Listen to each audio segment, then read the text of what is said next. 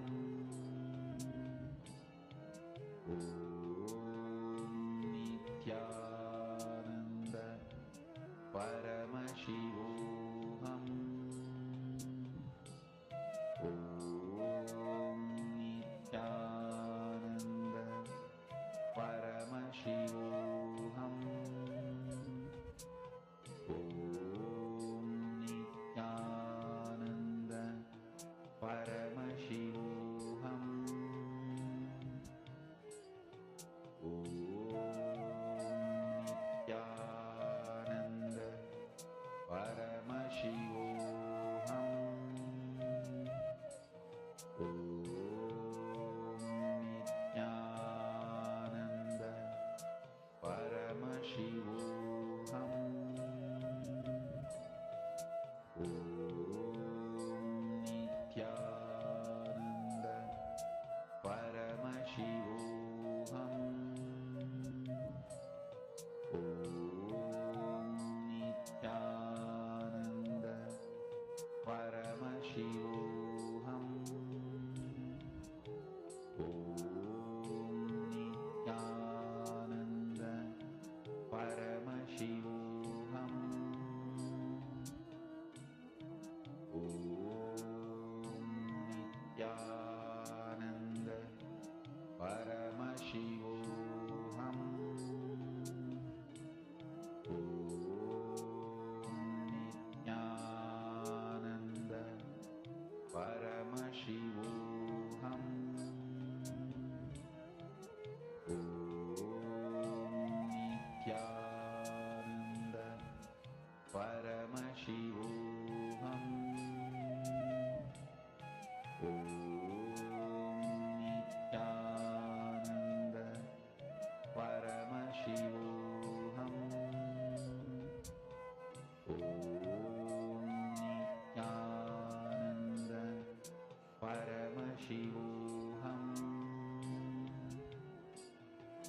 Om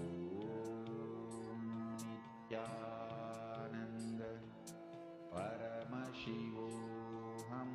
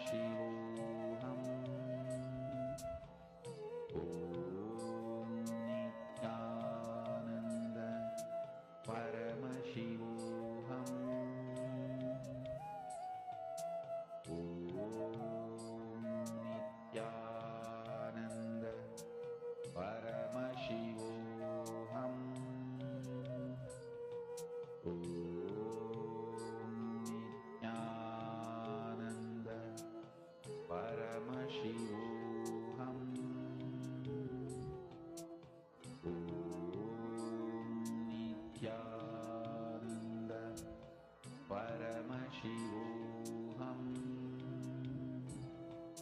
Om Nithyananda Paramashivoham Om Nithyananda Paramashivoham Om Nithyananda Paramashivoham Om Nithyananda Paramashivoham Mahamahavagya, spiritual lullaby for Samadhi, and Suprabhatam, wake up call, wake up song for Paramashiva. This Mahamahavagya is spiritual lullaby for you to fall into Samadhi. Suprabhatam, wake up song for Paramashiva to wake up in you. Just remember this one powerful cognition. This Mahamahavagya puts me in Samadhi. This is spiritual lullaby for Samadhi, and Suprabhatam, wake up song for Paramashiva in me, for Paramashiva to manifest. With this one spiritual powerful cognition, chant this Mahamahavagya.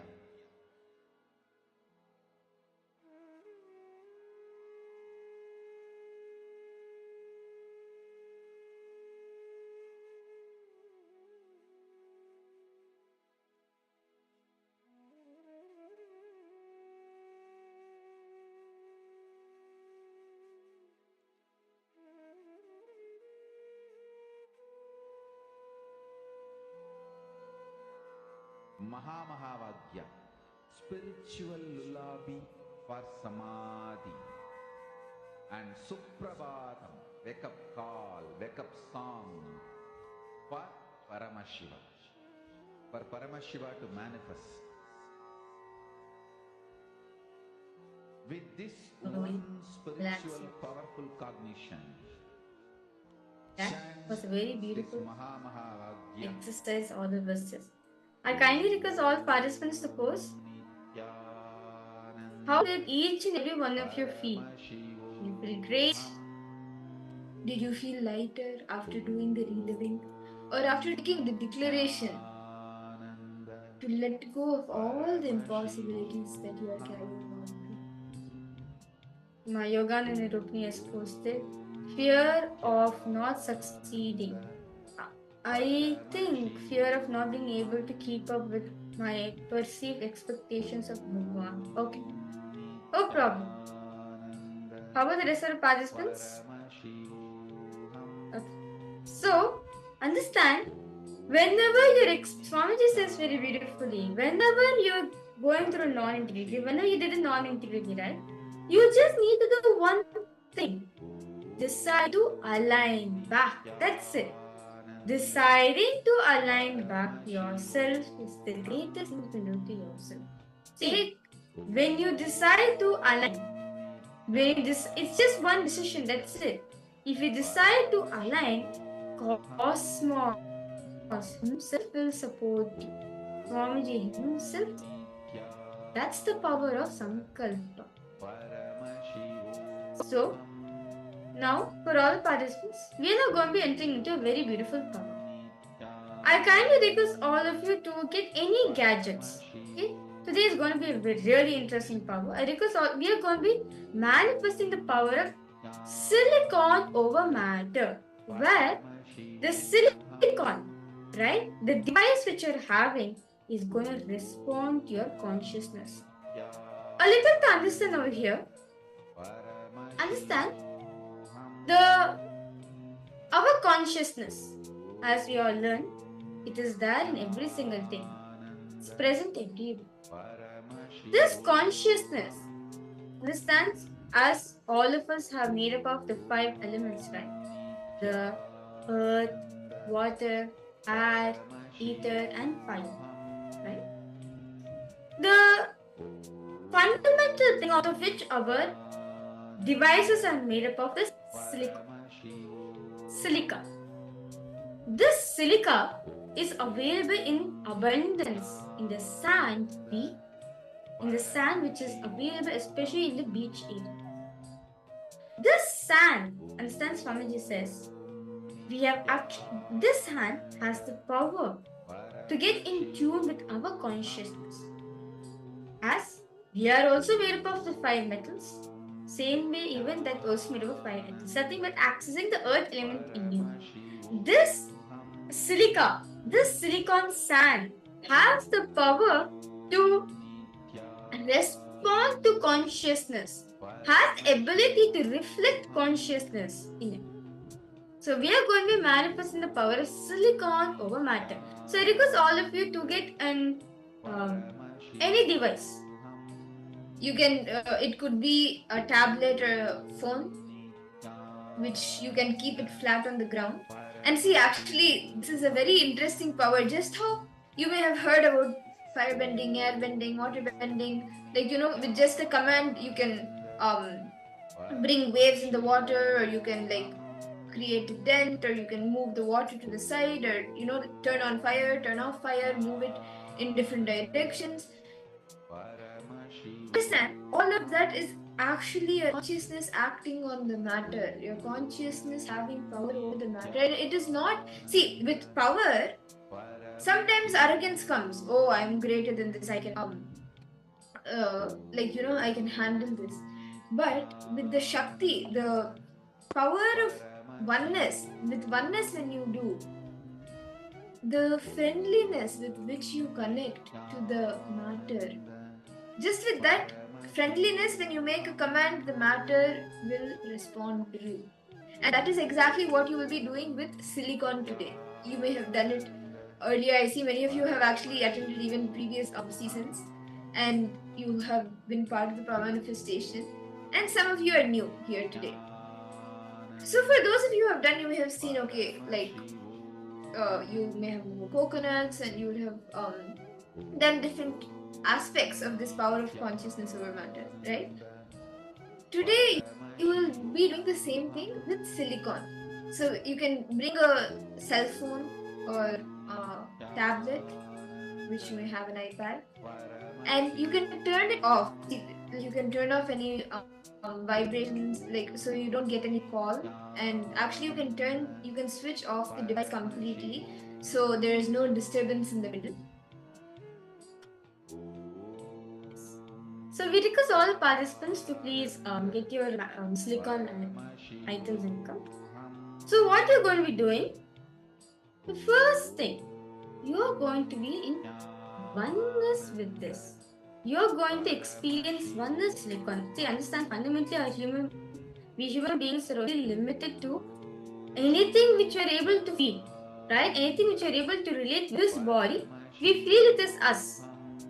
So I request all of you now, today you are going to be commanding the silicon to listen to. It's actually a very simple power. As Swamiji says, for this you do not need the third eye.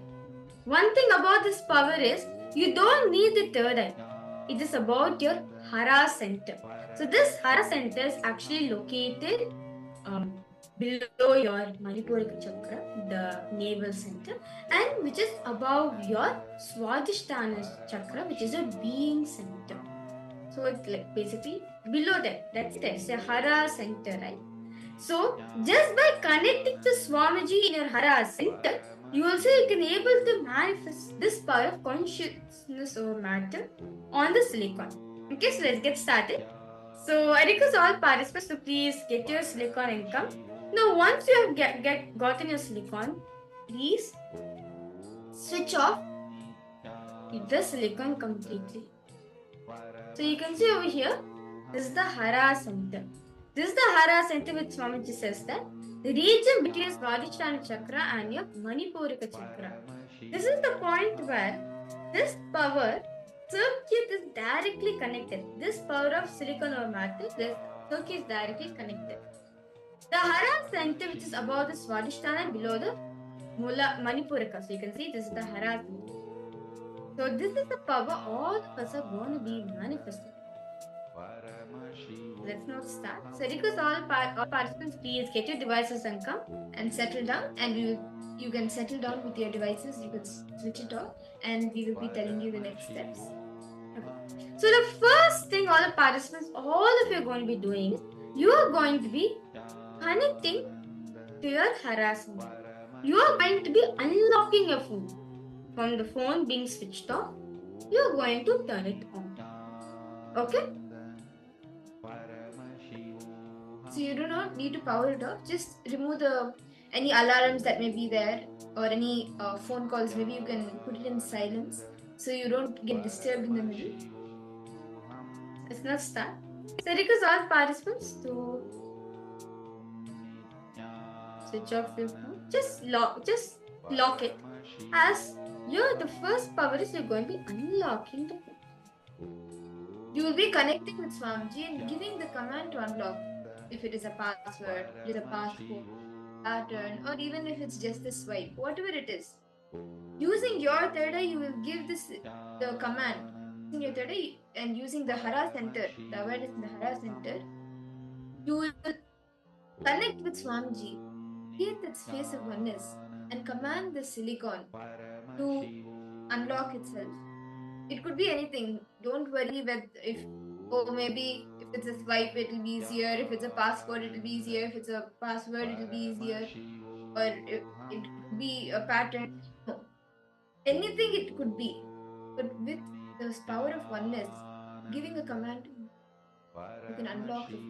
You can command it, okay. Now, for example, if the password is 4321, then you can command it to put the password to click 4321, and the phone will get unlocked. So let us all start now. Because all of you, please keep your devices in front of you.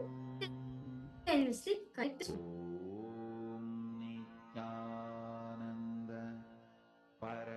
This intensely connect this Swamiji.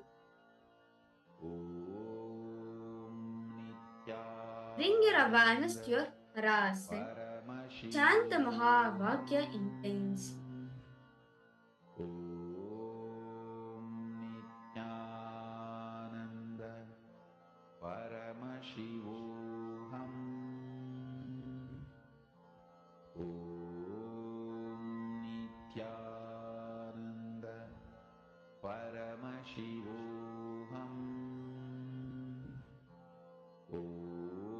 As you deeply connect with all your three eyes,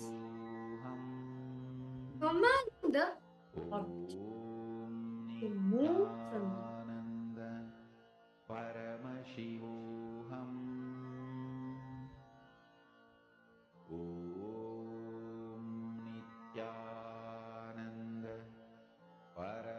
Out of your intense, your conscious will, command the silicon to unlock it.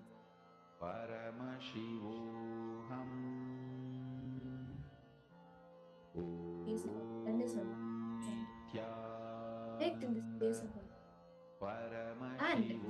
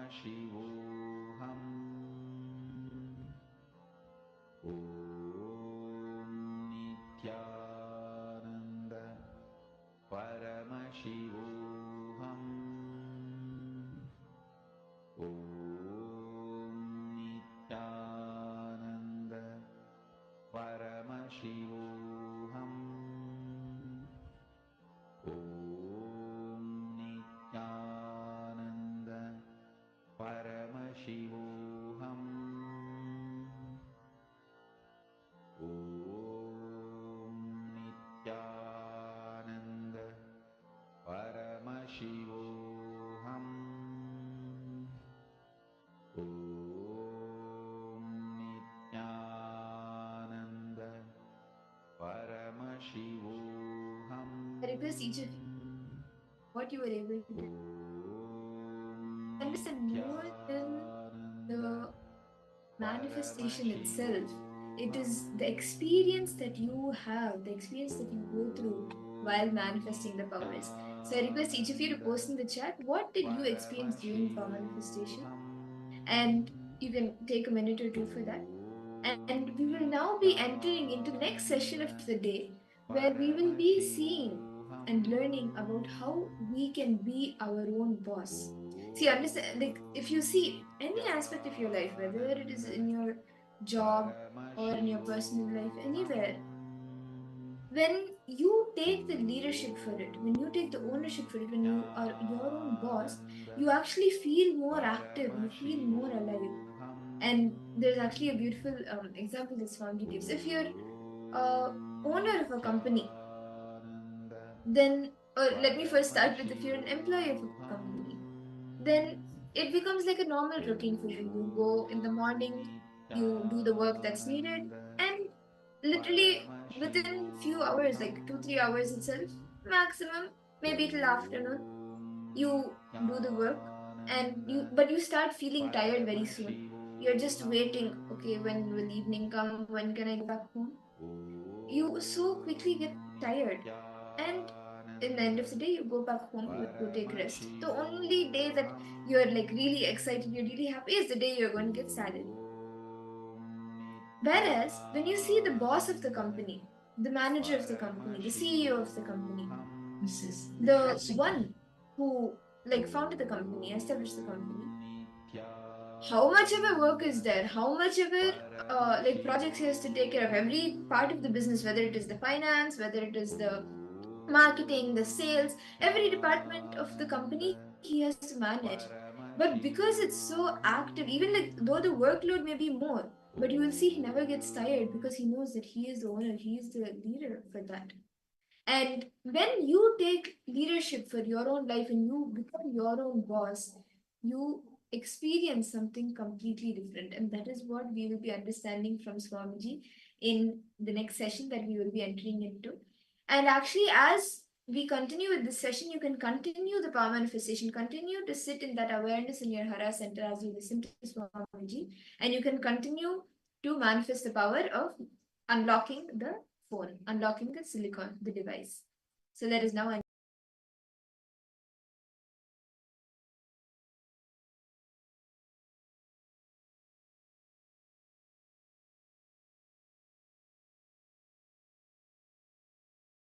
See, when I use the word be your own boss, most of us feel only economical freedom and economical independence. You think once you have your economical independence and economical freedom, you are your own boss. If you think it is all about economical freedom and economical independence, even if you get that, you will try to make others slave with the same stupid structure in which you were functioning, because now you have become mother-in-law. You torture your daughter-in-law the same way your mother-in-law tortured you, and you continue the tradition. Any continuity of the tradition, whether you are a daughter-in-law or mother-in-law, you are slave. You can't be your own boss. You may be poor man's version of rich man becoming reality, not the real rich man. You may be slave's version of boss becoming reality, not the real boss. Boys live as slaves, men live as slaves version of boss, legends live as real boss. Real boss means breaking from this whole chain of being slave or keeping somebody a slave using the same system through which you have been kept slave. So it is not just economical independence, that is a side effect. It is not just economical freedom. It is a lot more. I'll call it as cognitive freedom, freedom to cognize without the interference of the intellectual terrorists. Listen, ability to cognize independently, which immediately liberates you, is being your own boss. Whether it is about your headache or head itself. The idea, cognition you carry about your headache should liberate you from the headache immediately. If there's a pain, you don't have the right cognition. Don't blame, I have the cognition, but I don't know how to use it. I don't know how to apply it. Still I have a pain. No. If you have pain, you don't have cognition. If you have cognition, you don't have pain. Whether it is relationship issues, headache, stomach pain, or economical issues, or the suffering of ignorance. Understand, that is very important. Suffering of ignorance means not standing up for your integrity at some time in the past due to weakness and ignorance, and not correcting it even now, is what I call shrinking, withdrawing from life. At some times in the past, you did not stand up to your integrity. And again, when those situations repeat, again you are not standing up to your integrity. That is what I call suffering due to ignorance, where you can't forgive yourself. Where you can't forgive yourself. First principle is correcting the blueprint you carry inside you. Listen. Whatever you cherish in your heart, secret chambers of your heart, you attract that, you manifest that, you make that into your reality. So what you carry in your heart, in your secret chamber, in your being, in your depth, about being your own boss. Listen. The idea you carry, the idea you cherish, the idea you enjoy, being your own boss. What do you think as being your own boss? That need to be corrected, aligned. The first principle is correcting, aligning the blueprint. You are hardwired to manifest what you want. If you are manifesting difficulties, sufferings, and torture, that is what you want, be assured. Be informed that is what you want. I am not insensitive to you. I am sensible to you. I am not insensitive to you and your suffering. Understand? Your ideas about being your own boss needs acid wash. If you cognize yourself as bound by your boss, and you create a logical ideas and visualization, fantasy about being boss, suddenly, some way, you get the power. You will only be bossing around, you will never be boss. Understand? Bossing around is different, boss is different. Still in your cognition you are a slave, but you got the power, then you will be bossing around. The first principle, acid wash your blueprint with completion. Understand? Whether you want to manifest wealth, whether you want to manifest power, whether you want to be your own boss, starts with the first principle. What is being your own boss? You decide your health. You decide your whole day. You decide what you should do, you should not do. Above all, you decide your mood whole day, how you should be and how you should not be. Deciding not just your moves, deciding your moods. Understand? Not just deciding your moves, deciding your moods too. Be your own boss means not just deciding your moves, deciding your moods. most of you, I should say almost all of you, cognize poverty and create an idea, an ideology about richness. Cognize slaveness, but create theory and theology about freedom. Cognize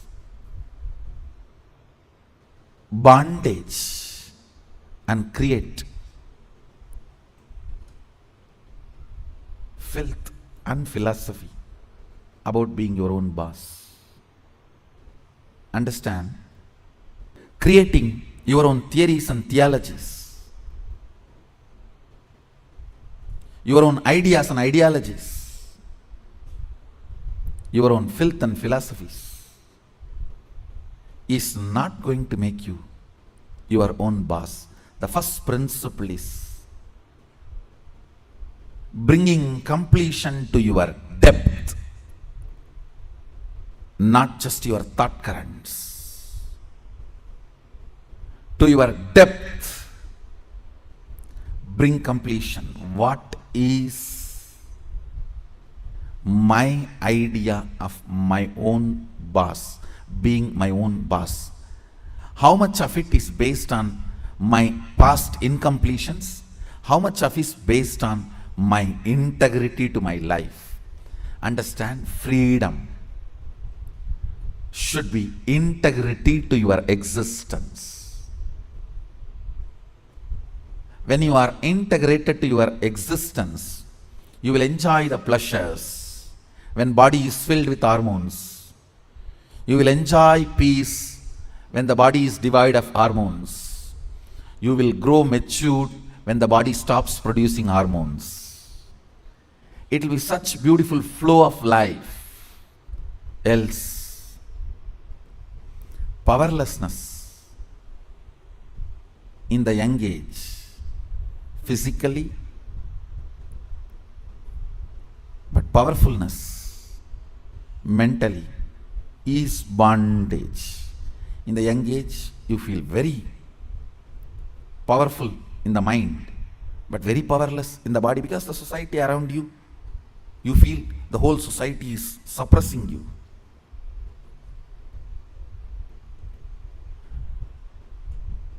When you are old, the whole society gives you freedom to do what you want, but you become powerless physically.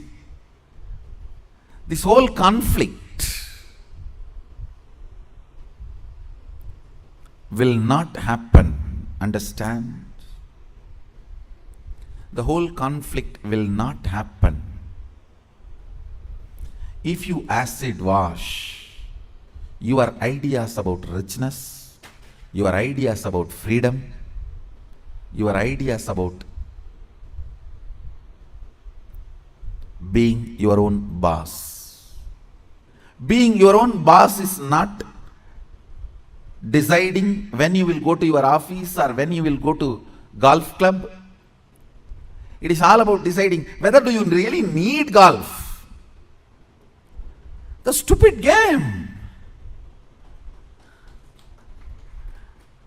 Because your boss was doing that and you are waiting for him to come back, your anger and vengeance against him towards this whole boss idea. When you become boss, you do the same. Making your staff to wait and you will be tuck, tuck, tuck. Fools. It is not about golfing. It is understanding, do you really need golfing? The first principle is acid wash your ideas of being your own boss. I have seen many of you become rich just to take revenge on your relative who was rich and did not help you when you were poor. No. Many of you acquire titles,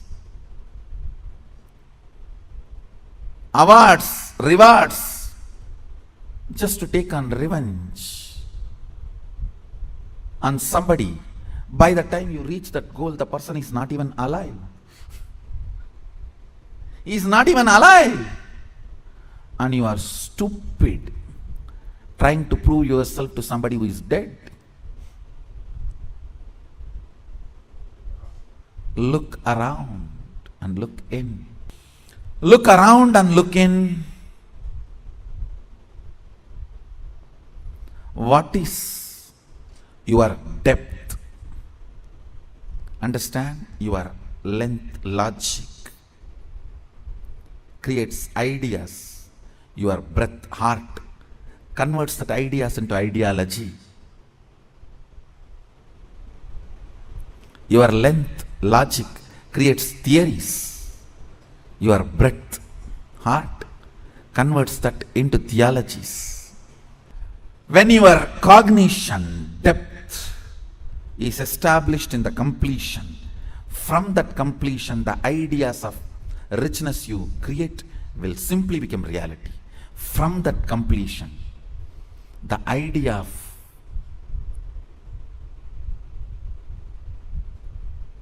power you create, you will simply manifest. From that completion, the idea of being your own boss you create, you will simply manifest it. Look into your ideas of richness. Look into your ideas of powerfulness. Look into your ideas of what is being your own boss.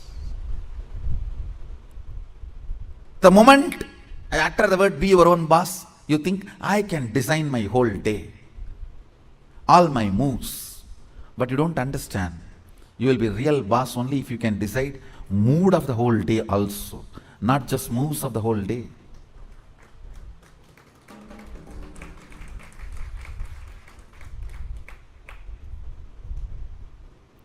I'll say mood and moves both should be in your freedom. If I have to choose, I'll choose the moods than the moves. I'll choose the moods than the moves.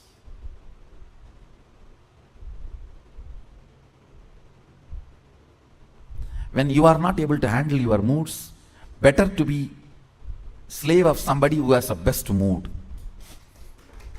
That is 1,000 times better than having only freedom to change your moves but not moods.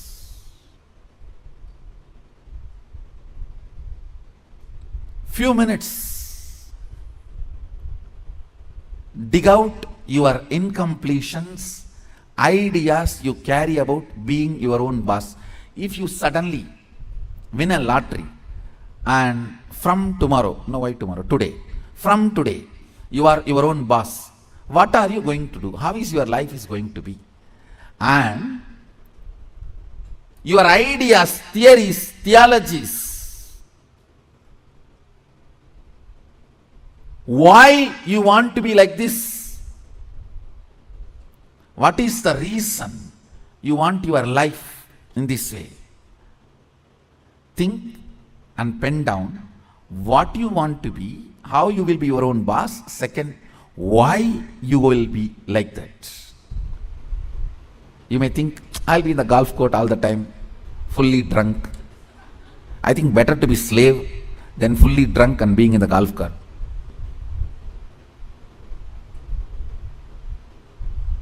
Why you want to be like that? Because that is what is your idea of being your own boss when you were a slave.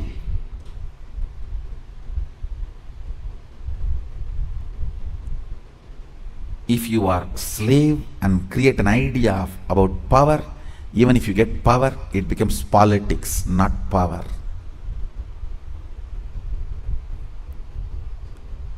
If you have an idea of poverty and you get wealth, you don't become wealthy. Wealth stinks around you. Look into your ideas of poverty, ideas of wealth, ideas of slavery and ideas of powerfulness, ideas of being a worker, ideas of being your own boss. Write first ideas. Second, ask why that idea got developed into your system. You will understand your incompletions. Incompletion means the past thoughts, emotions, patterns, hangovers, residues sitting in the present and suffocating you, not letting you live your future. Understand? Even if you live richest life as per your imagination which you developed when you were poor, you will not be living rich life. You will be living the rich life as you imagined when you were poor. It will only be the poor man's rich life. It will only be the worker's boss life. It will only be the slave's free life. More than richness, you need to understand what for you need rich life. More than power, you need to know what for you need power. More than being your own boss, you need to know why you want to be your own boss. The first principle is acid wash your incompletions. I'll lead you into the second principle after this. So take few minutes and pen down. Why you want to be your own boss? What do you mean by being your own boss? Pen down the answer for both the questions. What you think of being your own boss, your ideas, and why you want to be your own boss. Please pen down answers for both the questions. The second principle, understand? I'll repeat the first principle. First principle is acid washing your idea of be your own boss and why you want to be your own boss, what you want to be and why you want to be. Understand?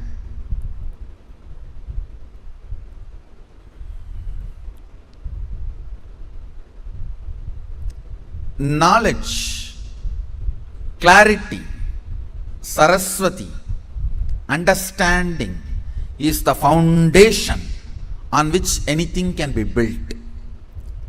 People always tend to say, oh, I don't understand all that, Swamiji. You just say what I have to do, I'll do. You will not do if I just say. Even if I make you understand, you won't do. It's different.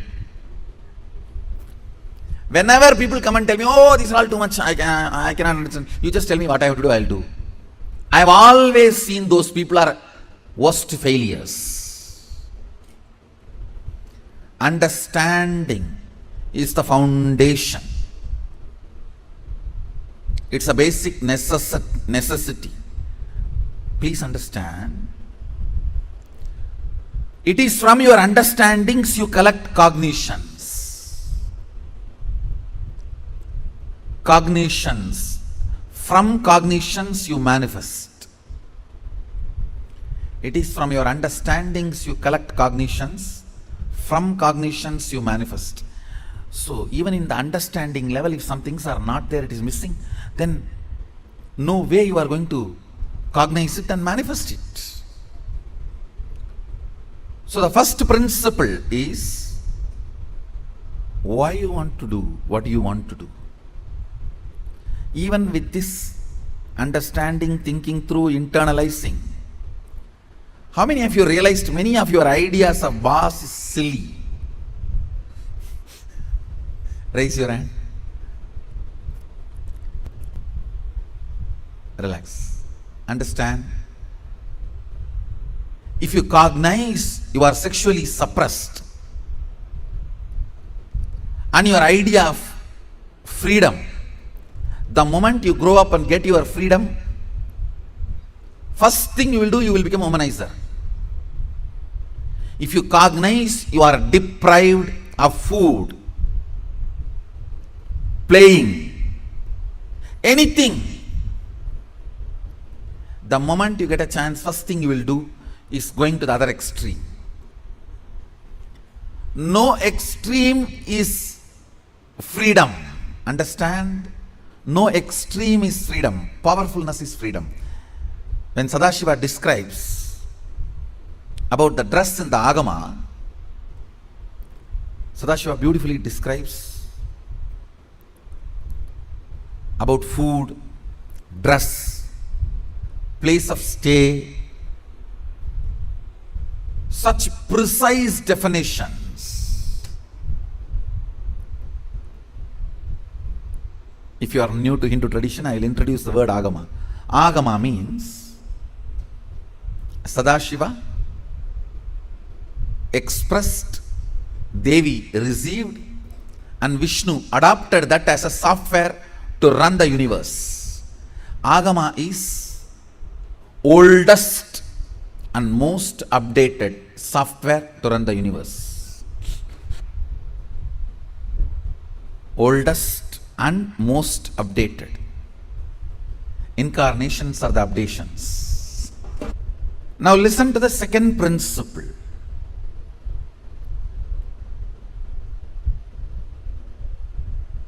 Neither your ideas about being your own boss is right, nor they are wrong. Listen carefully. Coming to the same understanding principle, neither your nudity nor your modesty is right or wrong. If you are feeling empowered by covering yourself, that is your dress code. If you are feeling empowered by exposing yourself, that is your dress code. What all the ideas about being your own boss empowers you? Listen, when I say empowering, making you feel powerful, joyful, ecstatic, I tell you, sometimes you do some politicking and jump into the seat of the boss. Then you know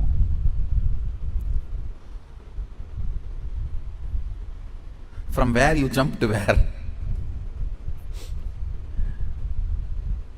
Potato felt the pot and the water in the pot is too hot and it jumped into the fire.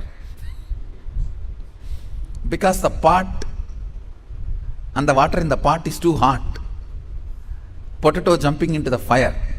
Precise stupidity you do because the seat of a worker seems to be too hot, you jump into the seat of the boss. Understand, feeling empowered matters. Feeling complete matters. You may say, no.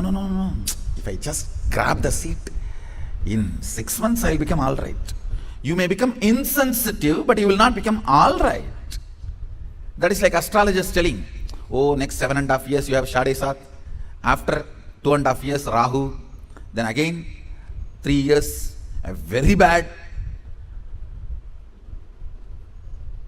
Grahas. Then if you ask, oh, after that I will become all right. No, you will be habituated. No, that is exactly. If you are consoling yourself, let me grab the seat by hook or crook. Then in 6 months, I'll become all right. No. You may become insensitive, but you will not become all right. And one more thing. Whenever you become insensitive to some parts of you, that develops as a blind spot and continues to torture you. Understand? Continues to torture you. Completion matters. Feeling empowered matters. To be your own boss. So second principle, listen. Second principle is completing your cognition of slavery, being a subordinate, being a staff, being worker, not being boss. Completion is the second principle. Of course, third principle, is responsibility. I call it responsibilism. Basic problem is you do not have confidence on you to be your own boss. I tell you, only fools work for others. Either you spend your time, life, energy to fulfill your dreams, or somebody else will hire you to fulfill theirs. Understand the basic truth about life. You may be giving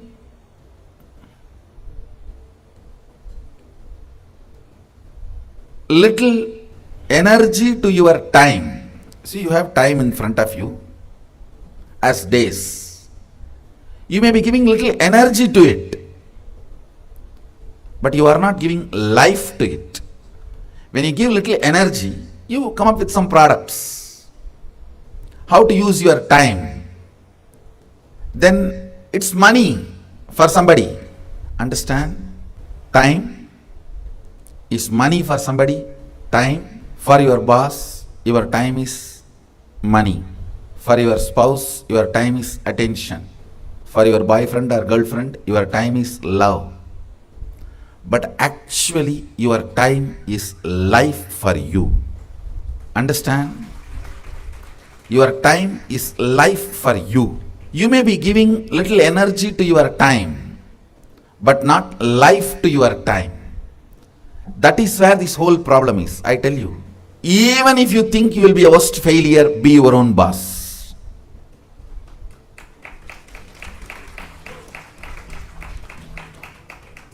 See, when you decide what should be done, how to make yourself a product, how to share with the world, when you have the complete freedom, you can't be in depression for a long period. You can't be in depression for a long period. You have to wake up. There are multiple reasons why you should wake up, but you will wake up. Sometimes greed will push you. Sometimes jealousy will push you. Sometimes inspiration will push you. Sometimes right things, sometimes wrong things, but you will be pushed. When you add life to your time, when I say adding life to your time, I mean, listen carefully. Ends of your actions result completely for you. You become responsible end to end. That is what I call adding life to your time. Listen, I'll repeat. Ends of your action, effects, side effects, everything affects you directly, completely. Naturally, this situation will make you responsible.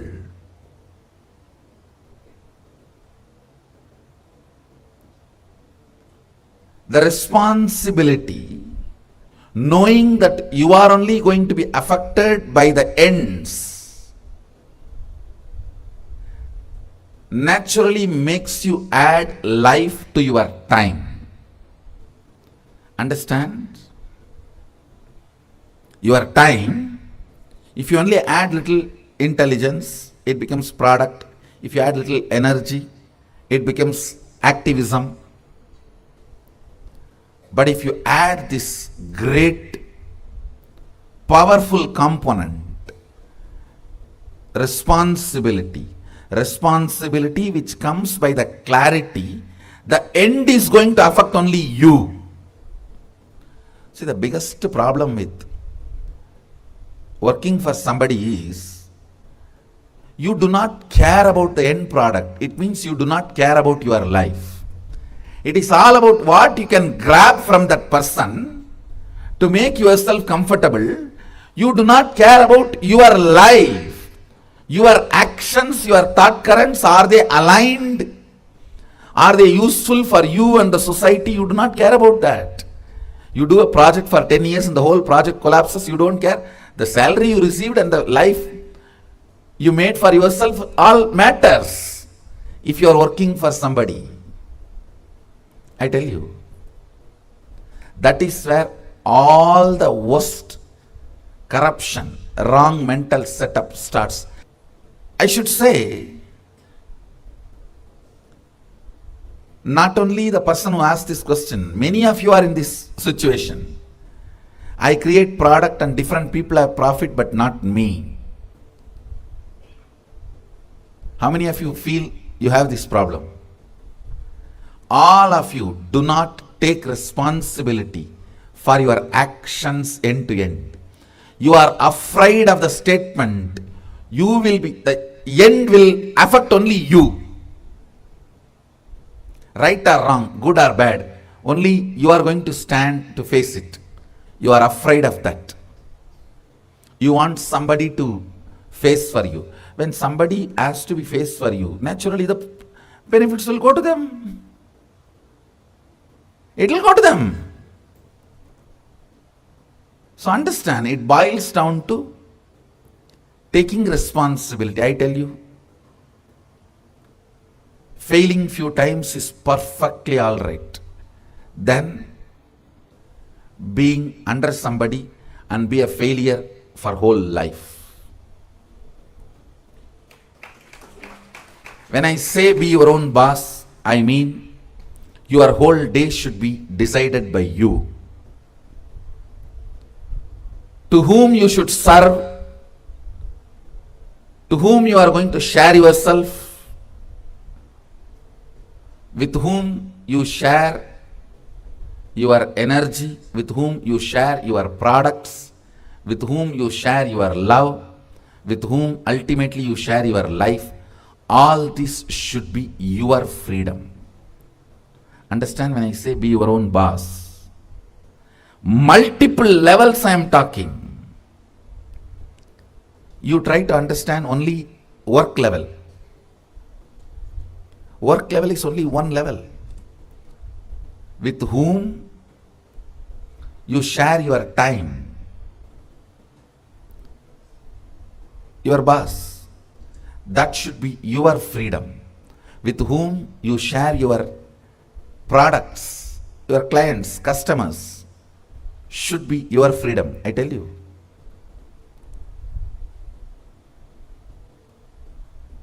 You are successful as long as your customers do not make you compromise on your integrity. Once you compromise on your integrity, they will be the first failures. Understand? Not you, they will be the first failures. Like pharmaceutical industries. The customers have made the company to compromise on integrity. Who suffers? Customers. Whenever your integrity is compromised for customers, clients, who receives your service or products, they will be the first persons to be affected. Listen to these few things. Same way, with whom you share your love, your life partner.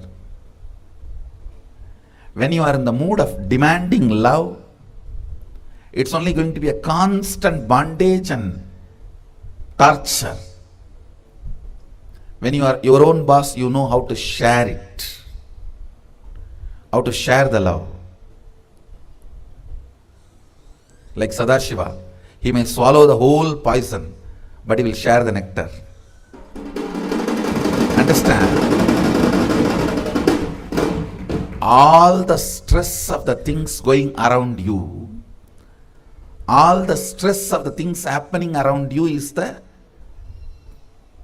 poison. The churning of the Milky Ocean, if you know the story, you can understand. The churning of the Milky Ocean is nothing but happenings around you. Sometimes the stress poison comes out of it. Incompletions comes out of it. Difficulties comes out of it. Problems comes out of it.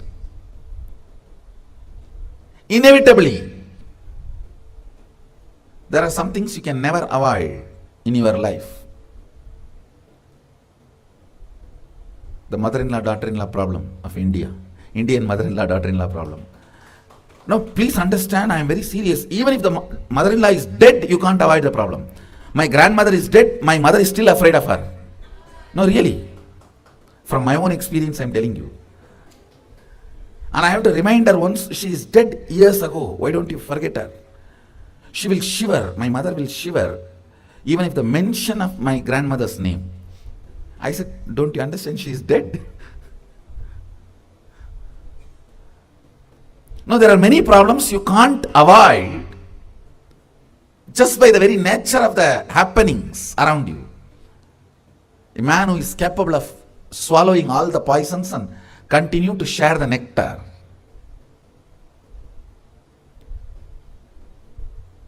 becomes leader.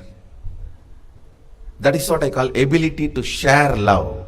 Understand?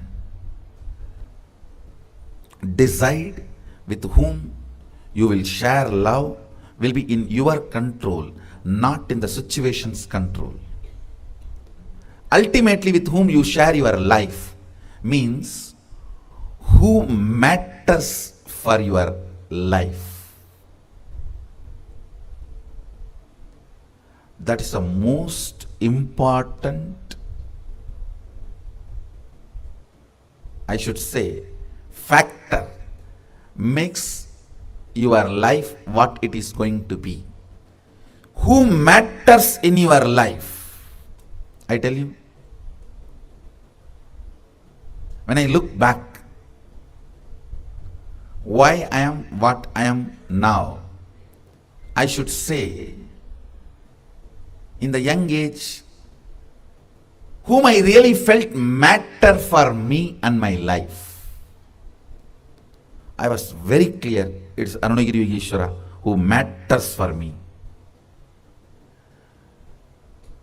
Whoever you feel matter for your life means material out of which your very life overflows.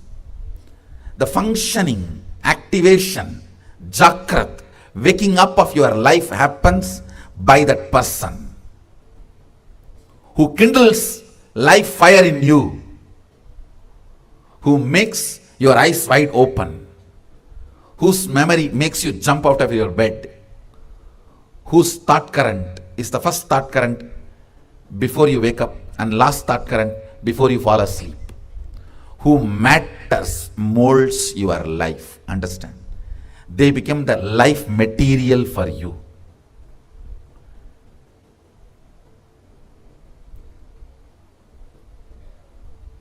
You really need to dig out who matters for you, because they are going to manifest through you in next few years.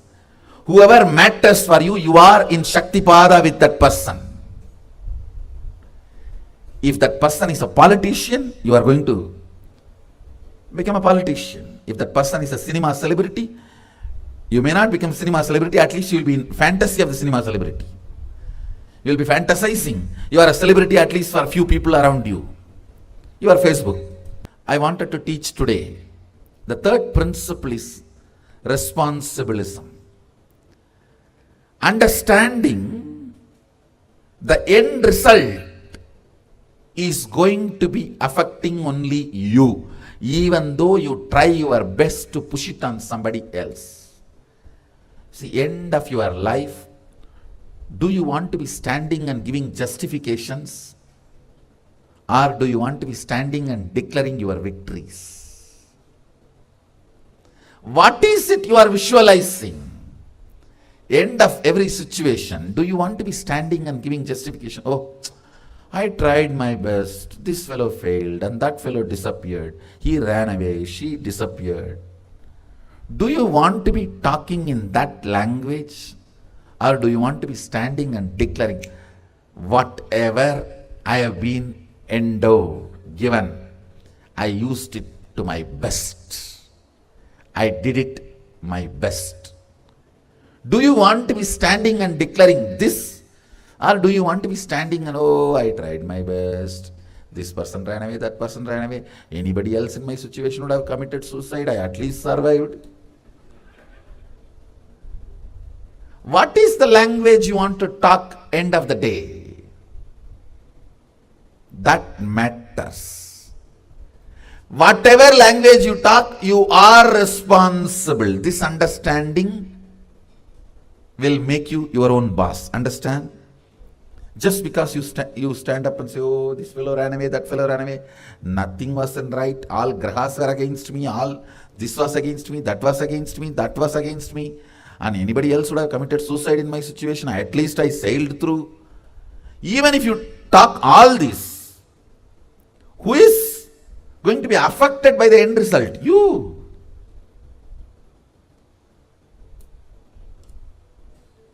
Understanding.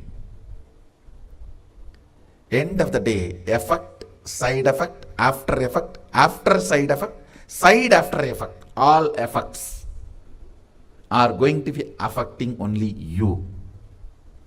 Is what I call responsibilism. Understanding this is responsibilism. Responsibilism is the third important principle to make yourself as your own boss.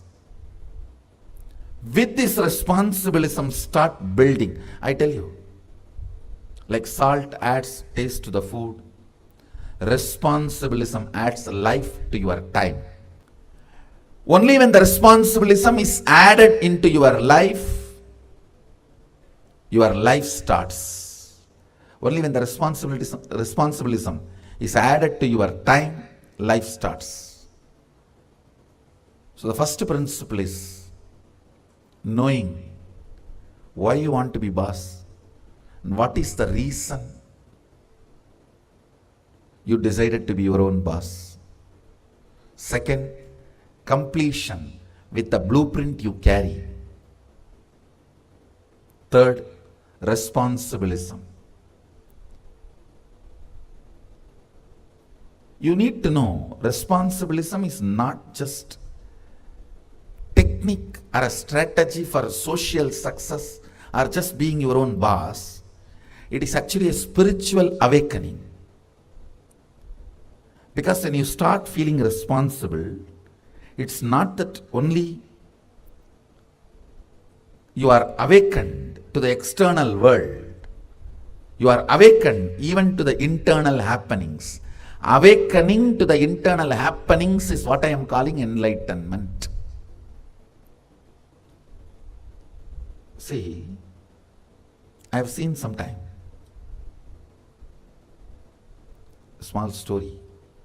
A guy opens his lunchbox in his office and cries, oh God, same brinjal. All his friends are feeling very bad. Next day again he opens his lunchbox, oh same brinjal.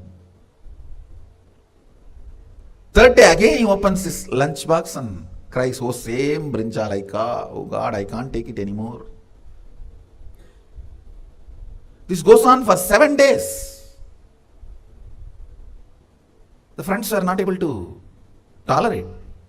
They asked him, why don't you tell your wife to cook something else? Why are you suffering? The fellow says, hey, I am not married, I cook for myself. No, this goes on in your life many times. Look,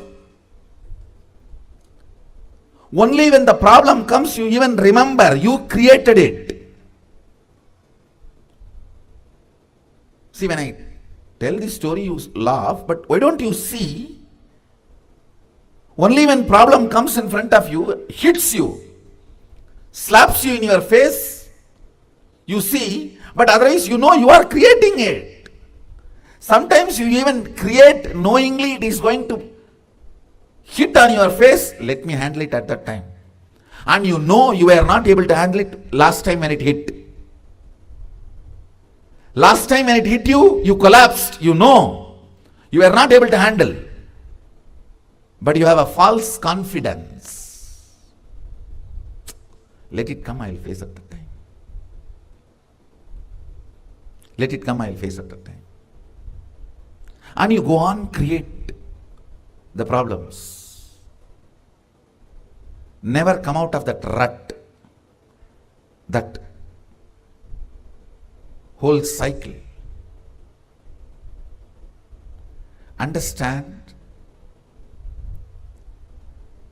when you become responsible, you just wake up and ferociously break these blind spots.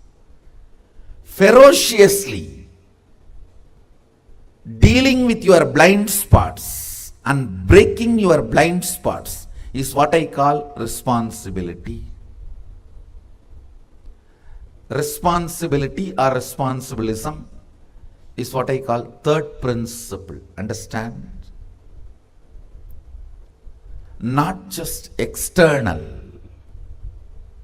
Whenever you become responsible, it's not that you attend only external.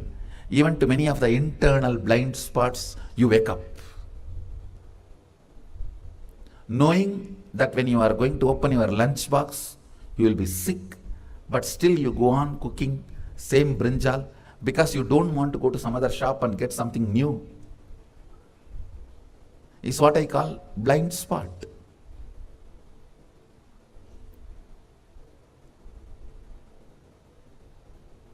I should say, knowing the problem is going to come and continue to create the problem is what I call third eye blind spot. Not just two eyes blind spot, it's a third eye blind spot. Responsibilism opens not only the external, even internal. You know, you will create the situations only which you can handle. Is responsibilism. You will create situations, enter into contracts, enter into the interactions, everything where you can handle your life on your own is what I call being your own boss. Understand? These words may look, going above my head. With the next few process, internalize. I tell you, if I am uttering 50 statements, even only 5 becomes your cognition, I'll feel I've done my job. I'm talking for everyone. Even if 5 cognitions enter into your system, I'll feel I've done my job. So each one of these truths I am sharing is cognitions, not instructions, cognitions. See, if I speak and you say, okay, he's telling something must be good for me, it is instruction. If I say something, he's right, yes, exactly, this is what I want to verbalize, I'm not able, yes, verbalized it, then it is cognition. Then it has become your cognition. Even for 5 statements, your eyes lit up. If you are being lit up, it has become your cognition. I'll feel I've done my job. So answer for this question in one line. Responsibilism. Because you have not taken it, somebody else is taking it. Responsibility is not work, it is power. It is not work, it is power.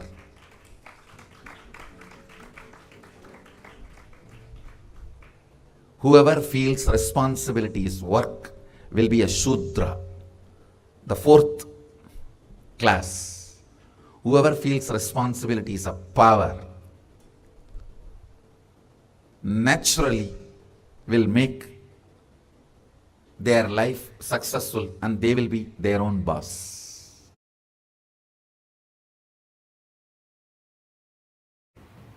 It is such a simple instruction, but actually can maintain your whole life. The thing is, now you need to know how to live that instruction. Same way, Such simple, straightforward instruction I am giving. Replace your cognitions with integrity. Any idea, thought current you cherish within you is a commitment you are giving to you. Put your whole being to fulfill it or drop it. Same thing with outside. Any word you are giving, put your whole being to fulfill it or drop it. Understand? Maybe looking too simple. When you start living, you will see your whole life will become different, because in every level your action, reaction, cognition, everything will be acid washed. You will start cherishing different thought currents. You will start cherishing different ideas, ideologies. Cognitive shift, keeping integrity, is the only cognition, is the simple, straight way to become your own boss. Understand? What I am talking is like a Vedic truths. When you apply, you will understand the authenticity and power of it. Authenticity and power of it. Being your own boss means being the master of your own cognitions, being the master of your own understandings, being your own source of joy. You can be your own source of joy when your cognitions are centered on you, on very you. Pen down everything you want to do and have to be your own boss, but it has not yet become reality. It can be physical level, mental level, psychological level, physiological level, social level, relationship level, economical level. Just pen down. I'll help you to develop the liberating cognition and develop and make yourself as your own boss. Not just your own boss, your own big boss.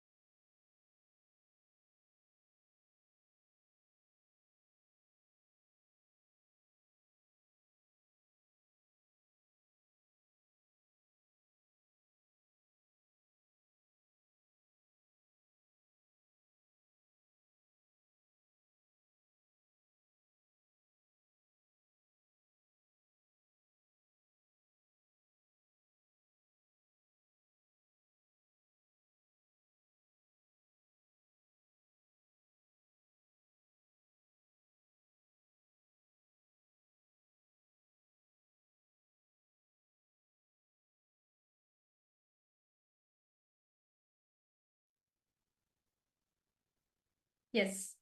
Nithyananda, to all the participants. That was very beautiful session. Swamiji spoke on being your own boss. This is actually a very important session all of us need to understand. As many times we feel like, what if I become my own boss? What if I become the manager of my own company? Right? How many of you are having this desire? You feel like, God, I just don't want to be under people. I just don't want to be under someone. I just want to express how I. You have this desire, whether it was in the past, whether it is now, somewhere you want to be like, it could be in your company also. You want to be the CEO, you want to be the manager. You have some desires where you want to be able to lead your own life, not like where you are the boss of your own life, not operating based on the societal conditioning, not based on the different rules the society pushes on you. See, understand? Okay, I request all participants to post what each and every one of you understand as being your own boss. Okay, my Bal Banu, Nithyananda Mihi, Karin Shivanarajan, Ma Jnana Vijnana Priya is Nithyanandam. So I request all participants to post what do each and every one of you understand as being your own boss. Yes, Ma Claire Nithyanandam. What each and every one of you understands being your own boss. What do you understand by it? Many times in life, we think as of like, oh, only if I have the right status only, I'll become my own boss. Only if I have the wealth, I can become my own boss. Only I have the right position, I can be my own boss. Many times we substantiate ourselves. Many times we relate to ourselves with the identity, with the external things which are out there, which makes you feel you're having the power, which makes you feel you have the authority. How if you're understanding this? Ma ishq. Yes, Nithyananda, ma ishq. Welcome. Being your own boss, very beautifully, Swamiji, as very beautifully we heard that leadership is a state. It is not a status, it is a state. Yes. Ma Fatima Dehastani Nithyananda, understand? Leadership is a state to be achieved. It is not a status which need to be achieved. See, understand? Your whole health, right? Your whole life. It is nothing but a reflection of the cognitions you can see. You decide your health. You decide your whole day. You decide what you should do, what you should not do. Above all, you decide your mood the whole day. How you should be, how you should not be. Deciding not just your moods, deciding including your moods. Understand? Every single thing happening in your life, any manifestation happening in your life is a manifestation of you. You have manifested that. You are deciding that for that to manifest. But unfortunately, many times in life we think, oh, God is putting it on me. Well, I was destined to experience it. But understand, life is nothing but a decision which you have taken. All the manifestation of life is the manifestation which you wanted, not just your moves, including your moods. How many of you are understanding this? Is the biggest point all of us need to understand. Being your own boss means you are the boss for your own self. So you can decide how the external situation is going to be. You can also decide how the internal, how your inner space is going to be.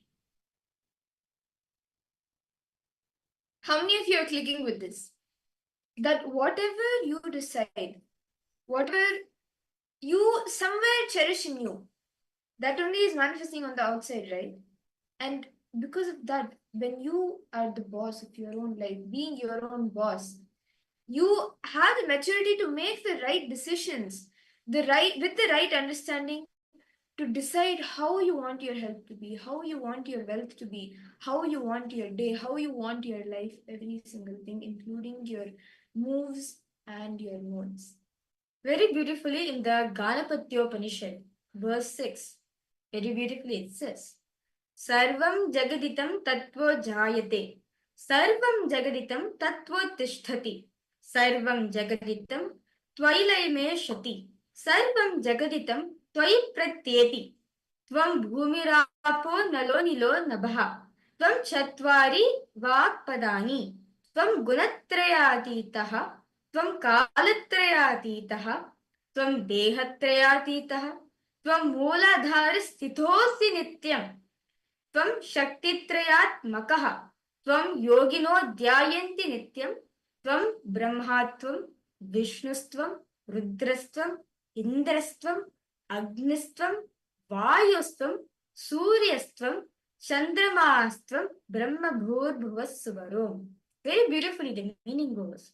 You create all this world. You maintain all this world. All this world is seen in you. You are the water. You are the earth. You are the air. You are the fire. You are the ether.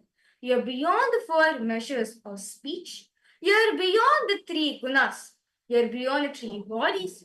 You are beyond the three times. You are always situated in the Mooladhara, the root center. You are the being of three Shaktis. You are always meditated on by yoginis. You are Brahman, you are Vishnu, you are Rudra, you are Agni, you are Vayu, you are Surya, you are Chandra, the moon, you are Brahma, Brahma Bhur Bhuva Swaha. Understand? You are everything. This is to understand that everything around you is a manifestation of you, is a manifestation which you wanted. It's a manifestation which you have created for it.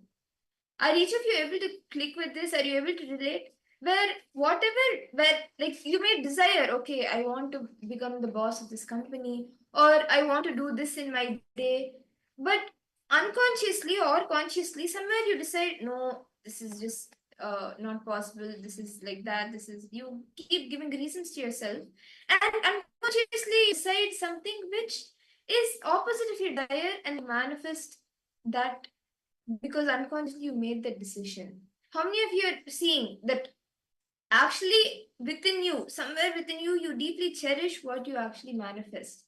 And because you may have the desire, yes, I want to be my own boss, I want to I want my day to be like this, I want everything, my moves to be like this, but then something else manifests.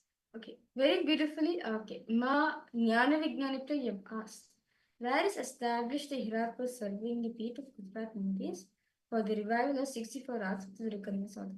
Actually, Ma, this Yogini serving a Peetham is getting revived all around the world. Like to name a few, the Switzerland Sangha, KAILASA Switzerland is one of it. For it, Swamiji officially has announced the KAILASA Switzerland will be open for training of the Rudrakanyas to Yogini Sampradaya. Yes. If you are interested in Jnana Vijnana Priya, yes, you can post in the chat, and yeah, the next step, our team will be prompting to you for the next step needs to be taken. So how many of you are able to relate with this? Ma Mihri, Ma Yogandarupini. Okay, I see so many participants logged in. I kindly request all of you to post whatever you're understanding. To understand, being your own boss means you are the manifestation for it. Understanding that you are the boss, not you are an employer or a clerk. You are the boss. As you understand, everything is a manifestation of you. You are manifested for your life. Everything is your manifestation. That is the meaning where Swamiji says, leadership is a state, not a state. This. Now, with that understanding of what is being a boss, what is being your own boss, let us do a small internalization exercise to understand this truth more deeper and to realize how we can actually become our own boss, the boss of our own life. So, can I request each of you to pick up your pen and paper? And you can start writing down now. See, the understand the first principle, the first thing that we all need to do is bringing completion to your depth, not just to your thought currents, to your inner depth. So, whatever is my ideas, what is my ideas of being my own boss? We should answer this question. Or how much of it is based on my past incompletions? How much of it is based on my integrity to my life? See, we all have some desires that I want to do this, I want to do that. And we wrote down some of it earlier as well. But now we need to do completion and bring completion to the depth. So first, I request each of you to write down what is your idea? What do you understand as being your own boss? What is your understanding of being the boss of your own life, being your own boss? And from all of those ideas that you are carrying on to, regarding all the ideas, the concepts, understandings that you have regarding being your own boss, you can pen down which of these ideas are based on past incompletions or which are based on your integrity to life. Means, for example, you feel that, okay, I want to become the boss of my company, I want to become the CEO of my company. This is for example. See how much this may be being the for you being the boss of your life, right? This one thing, is it integrated to your life, or do you want to take the decision because of a past incompletion that, okay, now my colleague has become somebody who is working right next to me as like colleague with me. She has today become the boss of such a big company, she has become the CEO. Now I have to like win the race against her and I should also become the CEO. That maybe due to a past incompletion or jealousy or whatever emotions are being triggered in you. Is it from the past incompletions, or is the decision to be your own boss coming from the integrity to your life, what you actually desire for from the space of completion? Can I request each of you to start writing down? And if any of you have any questions, you can post it in the chat. See, understand. First, let us fundamentally address the root pattern. What exactly do you understand? What are the ideas you carry being your own boss? Detailing, write it down. Okay, from there we'll go for. Write down what exactly your idea. What exactly do you mean by being your own boss? Meaning having like some of us may think that being an owner of a company, I'm having ability to go for vacation when I want. At the same time, I have a secretary who can take care of all my work and I can enjoy my life with my family members. Or you're having a separate big room in your office filled with AC and big table, all sorts of things. What is your idea of being your own boss? Or it could also be something like where, you know, if I make a decision, then you're clear that yes, this is what I want. I'm clear with this. And having that confidence that you are able to make the decision and actually fulfill. Like, just look at Swamiji. Any decision he makes, he is clear, yes, this is my vision. This is what I want to do, and it is going to happen like this. So I request all the participants to look and see what's the exact idea carrier being your own boss. Write it down.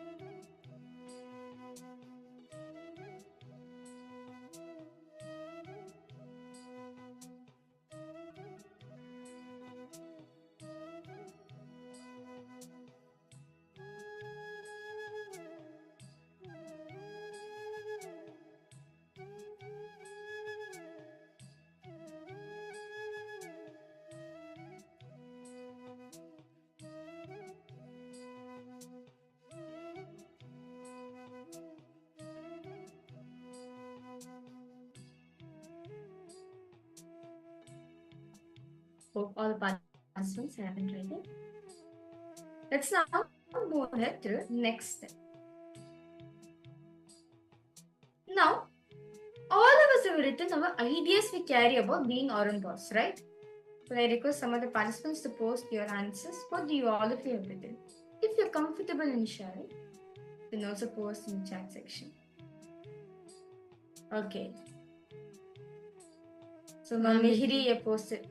I didn't do enough completion before I became my own boss. It ended up with now, even after I became my own boss and run my own business, I felt that I don't have the state of the wonder of company now I'm working on it. Understand? That's very true. Mom, what you said is completely true. If you do not have the right space, right, when you're becoming a leader, you may have it for a few days, but you'll not be able to sustain it long. That is why Swamiji says it is not about the status of being a leader, it is about the state of being a leader. See, if you have the status of a leader, people may see, okay, they may follow your instructions for doing it, or somewhere you will have that thing, okay, I'm the leader of this, I need to make it happen, and that in that way everything will happen, but still that fulfillment will not be there, because you will still somewhere feel that the things are not happening the way you want, even when something happens successfully, you will still feel something is missing. And when you have the state of a leader, you will actually be able to accommodate more and more people into your inner space. So now I request all participants to, yes, Ma Miri, this exercise is mainly for you. It's not too late, Ma. You can get it back. You will flourish. You can get a breakthrough. And we will see very clearly, Ma. It's just the space which you need to shift. If you shift your space to Ma, you will see immediately you'll have a breakthrough. You will become a servant Pitakarta. Ma Mihri, this exercise is for you. I hope you're listening to this, Ma. If you just do this exercise intensely, you must shift your space, you will immediately become serving Pitakarta. You'll experience a breakthrough. So now, the next step Swamiji is giving is, now once all of us have written our ideas, what we carry about being our own boss, right? Now, the ideas we carry, mark it based on, is it out of past incompletions or it is an integrity to your life. You can beautifully put into this table over here, which beautifully it's given. That put into this table format whether whatever the ideas you carry, is it aligned to my life purpose? Is it integrity to my life? Or is it out of incompletion? So all of us have figured this out. In the next few minutes, I request all participants, Mamihiri, kindly request you listening for this. Next few minutes, dig out your incompletion, ideas you carry about being your own boss. If suddenly you win a lot, what are you going to do with it? How is your life going to be? And your ideas, theories, theologies, why you want to be like that? What's the reason you want your life in this way? Think and pen down what you want to be, how you will be your own boss. For example, you won a lottery and you decide, okay, let me get a good house for me. So you want to own a house near to the beach side so that you can continuously have the view of the ocean or the sea. And let's say you want to take off work from 6 months and go on a world tour and then think about buying an island offshore and make earning by selling coconuts, whatever may be your ideas. Just think now, if you manifest that reality, if you become your own boss, how you want your life to be? Right? Now detail it as possible. How you want to manifest your life? I request each of you to add pen here, and you can make it in the table format as well.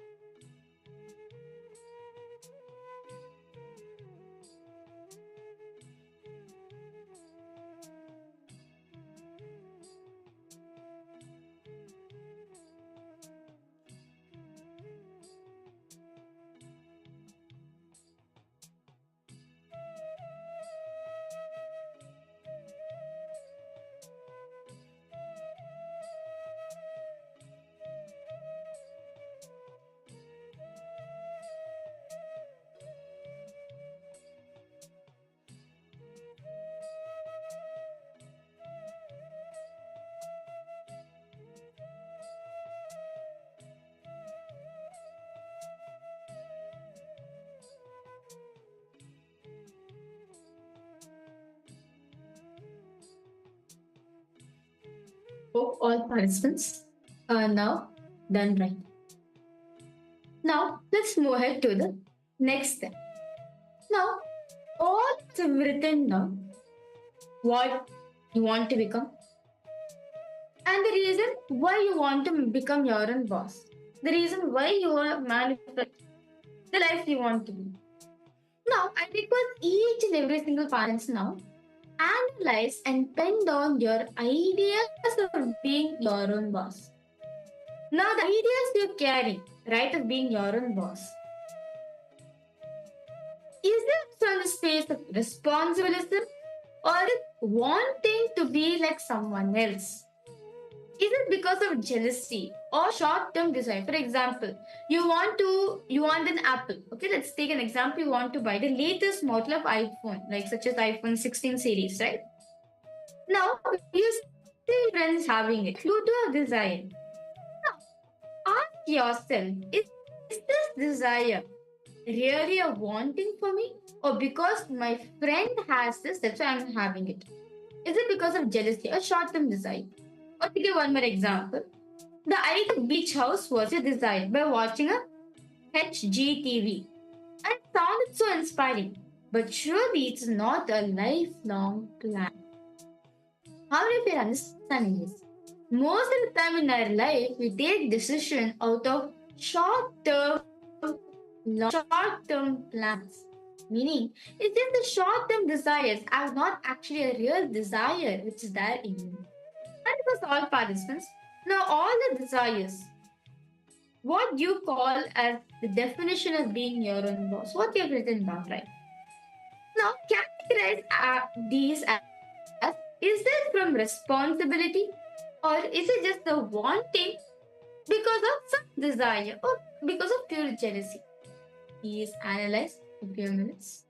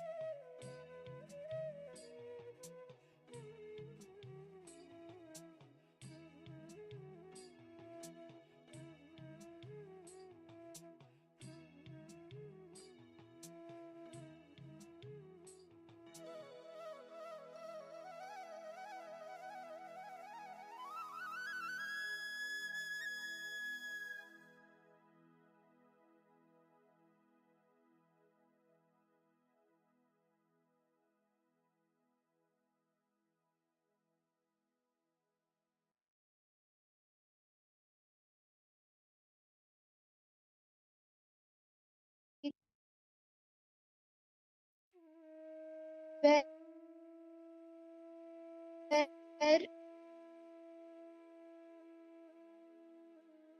the situation. All of these only where you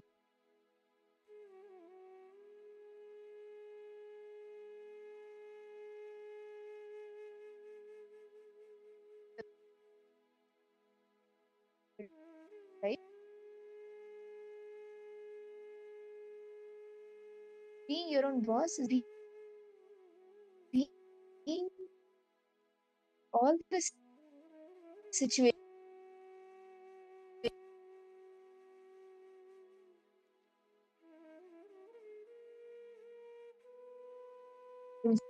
you, you want to live school.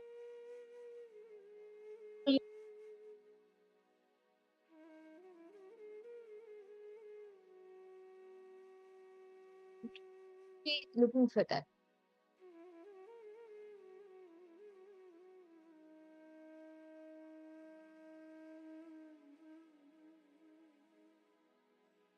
Okay, you want to just the way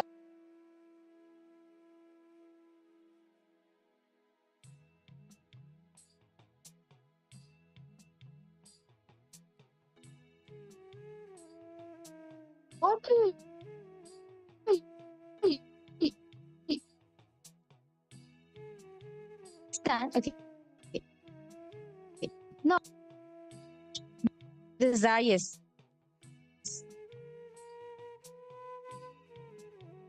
Short term desires.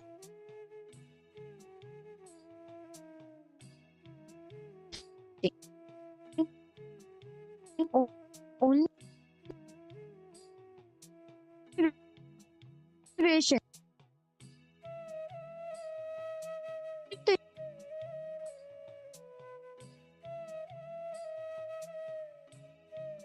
And, and, and, and, and this, oh my gosh. It is very fun and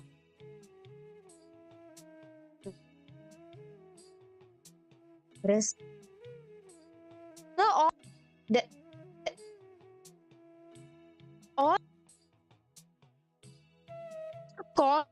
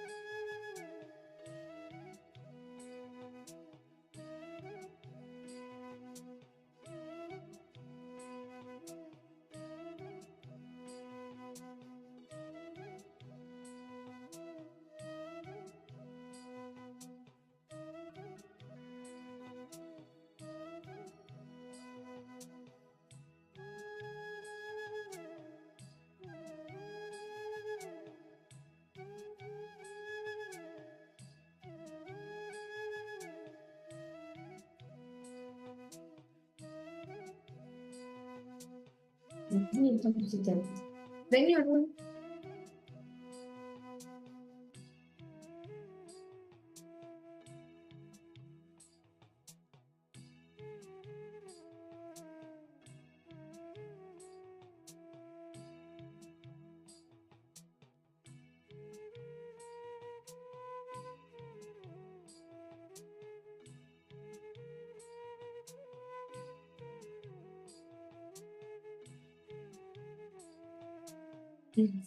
I hope each of you have been able to pen down and complete the exercise. Now, very beautifully, we have understood that those are the desires we have in our life, right? Or whatever we feel that we're not able to handle, what we feel that we're not able to handle them, that is actually a borrowed desire, where due to jealousy, you're manifesting the desire. But as Swamiji says, if you're able to handle anything in life, that means that is what is called as being your own boss. Ma'am, here are you understanding, ma'am? I request you to post. If you have any question and doubts you have, do feel free to post. See, you're saying that ma'am, you're not feeling successful in your business because you fundamentally feel that you're not able to handle. You're not able to handle the consequences. You're not able to handle conversation, the different types of responsibility which you need to take. The moment you decide I'm going to be responsible for everything happening, I'm going to respond for everything around me and in me, you will see, ma, that with being your own boss, you'll actually experience it. See, in all the aspects, Ma Mihri, in your business, in all the aspects where till now you felt unsuccessful, wherever you felt that unfulfilled, if you look deep in, somewhere there would have been a lack of being responsible for it. But now, bring responsibility in that, and you will see you feel that success, you feel the fulfillment in that, and you are able to even experience the state of leadership. And now, with that, we will be entering into another exciting round of power manifestation, where we will be manifesting another round of the power of silicon. Can I request each of you to bring your devices? Thus, today, all the participants very beautifully we were manifesting the power of silicon over matter. This is going to be a little interesting. Okay, in the previous round, we were unlocking the phone.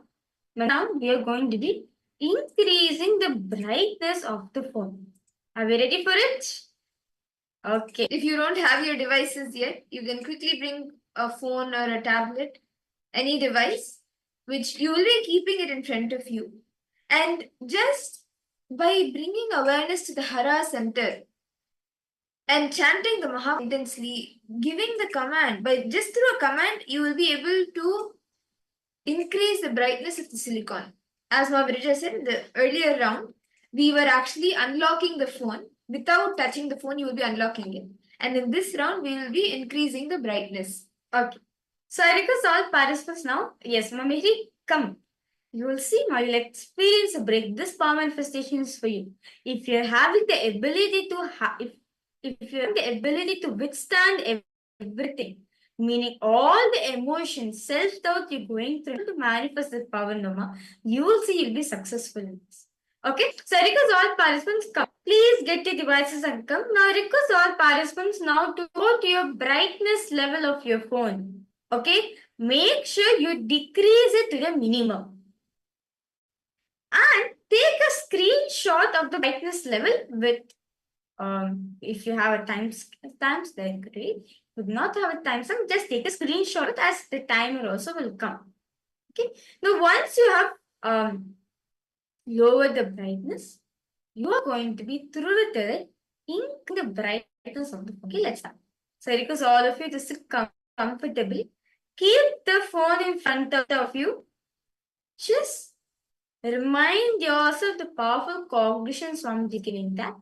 Leadership means being your own boss, means having the ability to withstand having the ability to handle anything and everything in my life.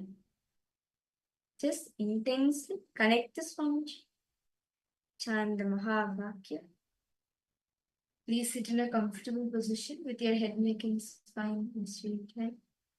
And make sure that the space you are sitting in is spacious, comfortable. Sit in the deep space, spine clutching with awareness in your Hara center, chant the Mahavakya. Remember Swamiji. And give the command to your silicon, to the phone, to the tablet, whichever device you have. Connect with Swamiji, connect with the device, and command for the brightness to increase. Start now.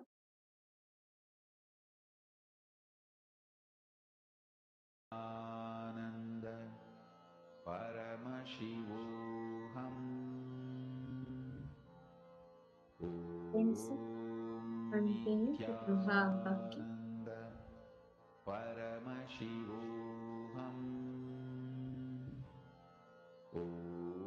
Paramashivoham Nithyananda Paramashivoham Nithyananda Paramashivoham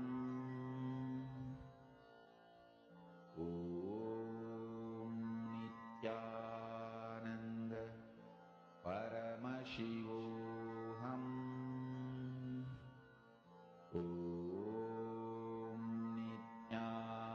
Nithyananda Paramashivoham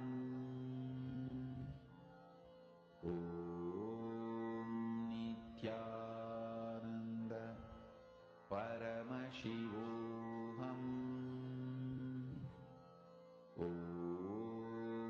Nithyananda Paramashivoham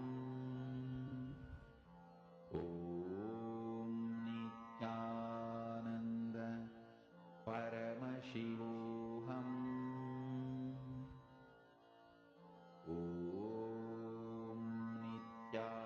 Nithyananda Paramashivoham Nithyananda Paramashivoham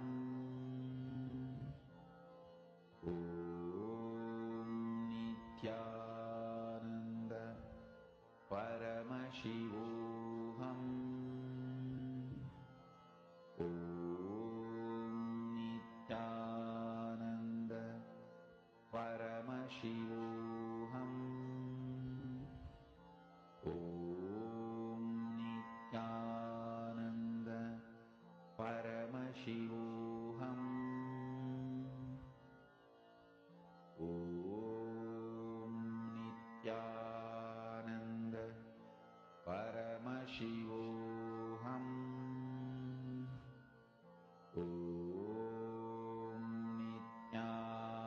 Nithyananda Paramashivoham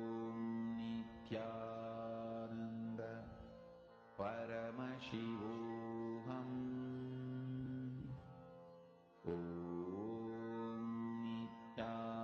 Nithyananda Paramashivoham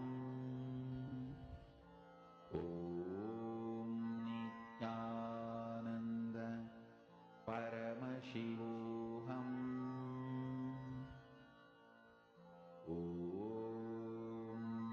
Nithyananda Paramashivoham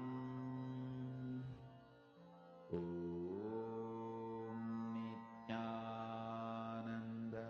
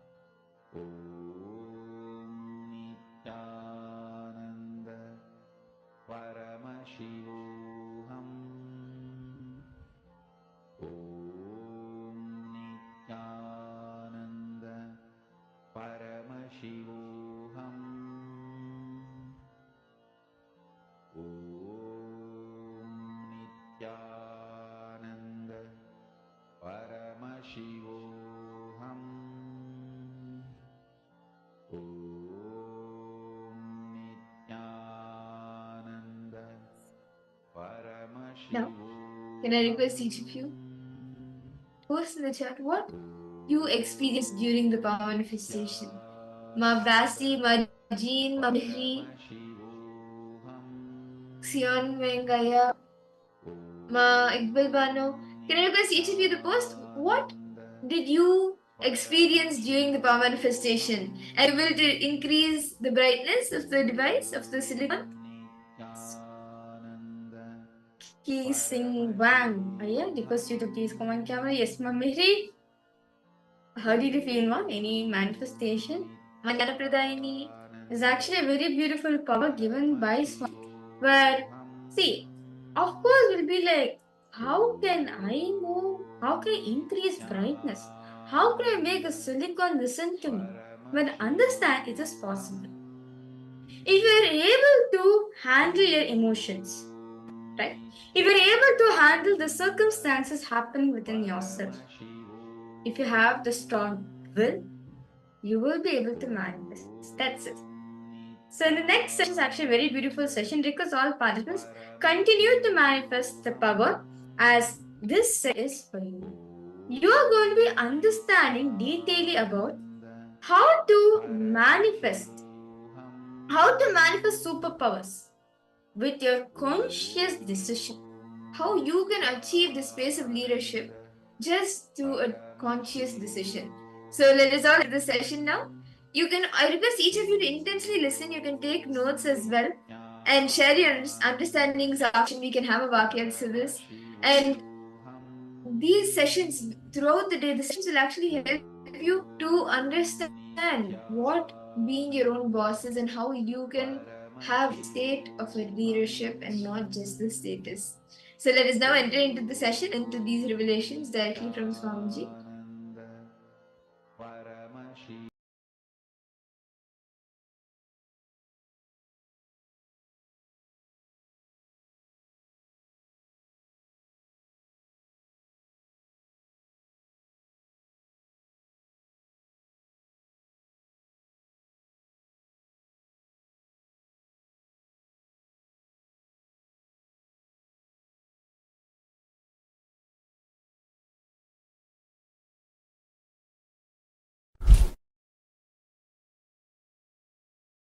Understand, I will reveal 3 important words and the truths.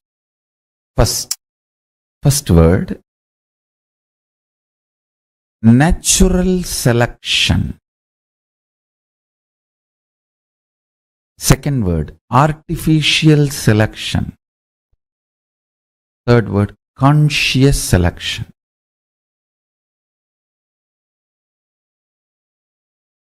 In evolution of life, fish becoming tortoise is an example for this conscious natural selection process. Second, conscious artificial selection. Example for this is human beings breeding various types of dogs, various breeds and varieties of dogs. First,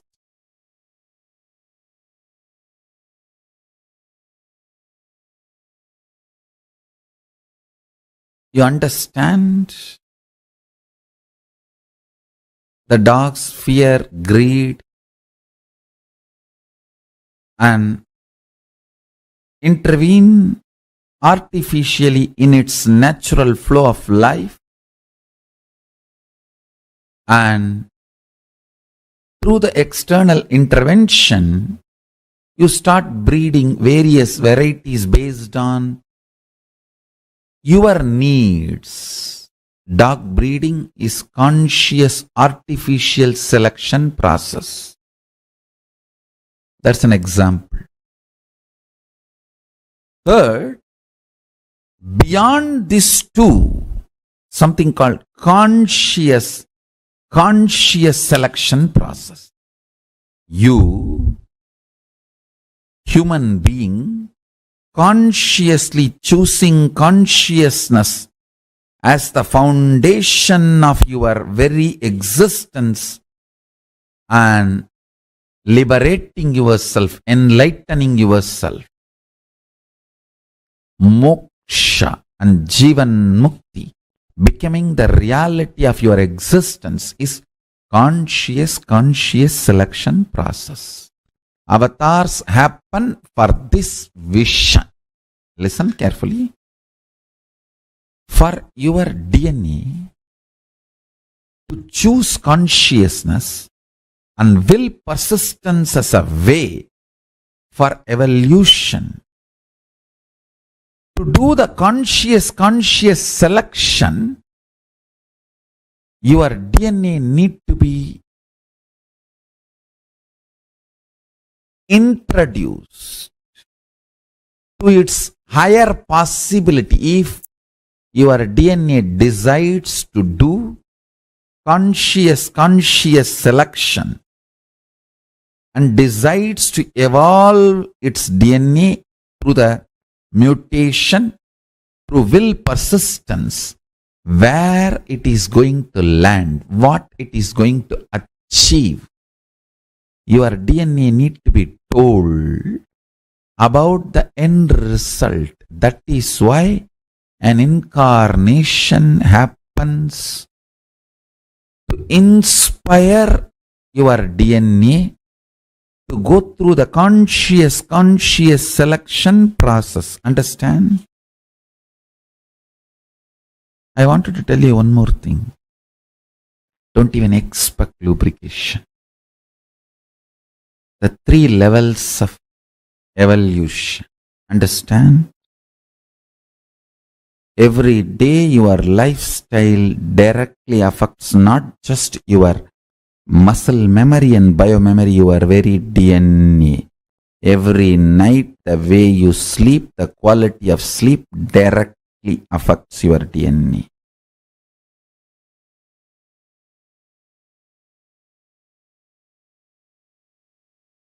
You need to understand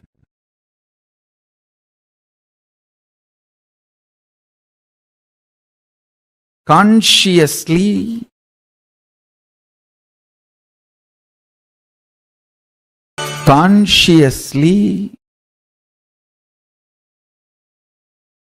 day in and day out choose to manifest Paramashiva. Understand? The lifestyle of Kailasa, Charya Pada of Paramashiva, which I am proposing, whether vegetarian food or brahmacharya life or yoga, is all for this purpose, I tell you. If you decide to have the conscious selection as your lifestyle, Kailasa is here to provide the ambience, support you completely with the right food, right way of lifestyle. Waking up in Brahma Muhurta helps you tremendously for your DNA to go through the conscious selection process. And I tell you, every time you decide to be brahmachari, celibate, not give time and attention and energy to your sexual orientations and lust desires, and decide consciously to be celibate, I tell you, every time you consciously choose, your DNA goes through a quantum jump, a superconscious breakthrough, gets ready for power manifestation.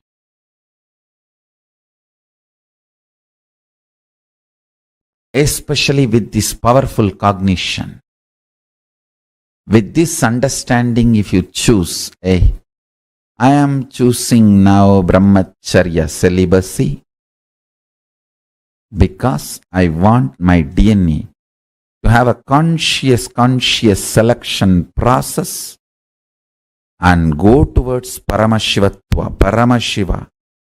With my will persistence, I am proceeding. Let my muscle memory, biomemory, very DNA have the superconscious breakthrough and manifest powers, state, space, powers, being, superconsciousness of Paramashiva. Understand? 3 ways of life. Evolution. 1. Natural selection. A fish becoming tortoise becoming pig, and that's natural selection. Then artificial selection. Human beings breeding dogs. Then conscious selection. Understand? Very few human beings choose the third kind of a lifestyle. If you choose the third lifestyle, which I am saying, conscious selection, then choose Kailasa. I am here for you. Choose Kailasa. In Kailasa, every instruction, every lifestyle you are expected to live. Waking up in Brahma Muhurta, brushing your teeth with a neem stick, or haritaki powder, or charcoal powder, or salt. From that to enema, jalabasti, or yoga, everything is for conscious selection with will persistence, altering the very way you exist and manifesting superconsciousness. Understand? That is why I am saying anyone struggling or enjoying, even if you live in Kailasa with your will persistence, you are moving towards superconscious being, superconscious breakthrough. Every Gurukul child is equivalent to billion, trillion dollar, because he is getting the best from the very young age. He is now entering into conscious choice selection of his DNA mutation with will persistence. He is not getting bred. He is not getting bred like dog breeding. No. Understand? Especially Brahmacharya. Why this Brahmacharya, Unless you decide with your conscious will persistence, you can never be successful in Brahmacharya. Brahmacharya proves whether you have decided with your will persistence.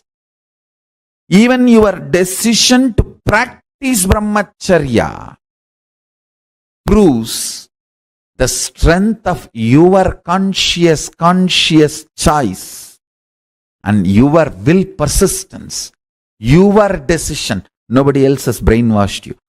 You can never practice Brahmacharya through brainwashing.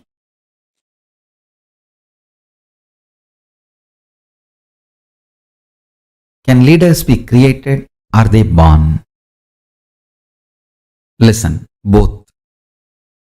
Let me define leader. Leader is a person who can manifest his conscious decision with the will persistence and manifest it as reality in the real life by giving a conscious breakthrough to his own DNA through quantum leap from the normal natural selection process and lead his life is a leader. Let me repeat. Your DNA goes through a natural selection process called growth. Leader is a person who can use his conscious decision power, will persistence, and give a breakthrough to the slow growth natural selection process, a quantum leap, manifest what he wants as a reality in his life. Is a leader. If your conscious decision, will persistence decides you are a leader, you want to be a leader, you are going to manifest. What do you want?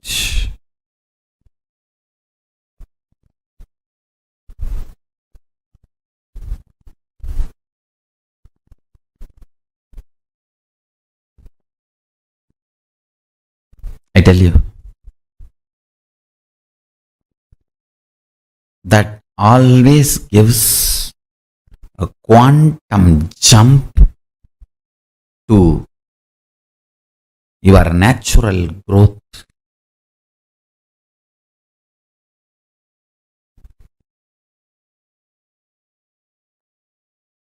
Natural selection process. I really want all of you to understand.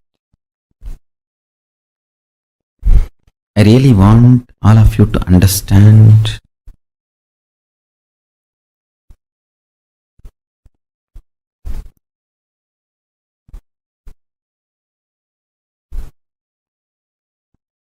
the natural selection process which your DNA goes through.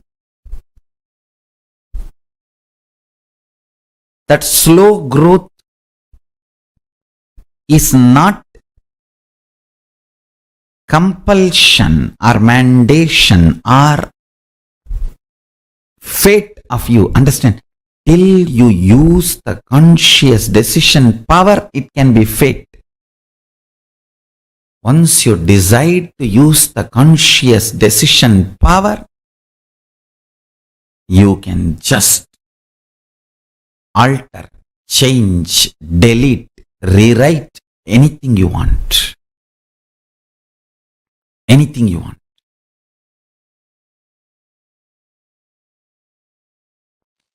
That's too much.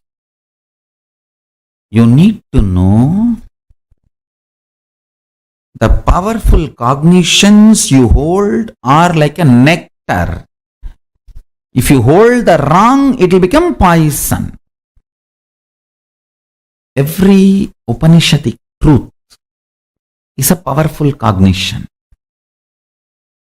If you hold the powerful cognition, you are Paramashiva, ultimate oneness space, where you are free from everything, completely unclutched.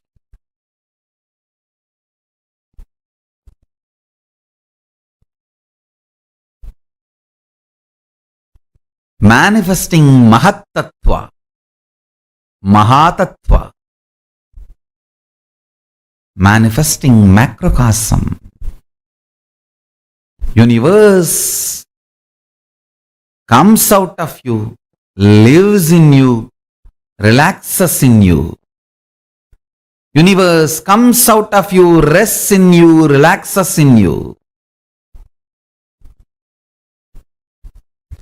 Hold the truth.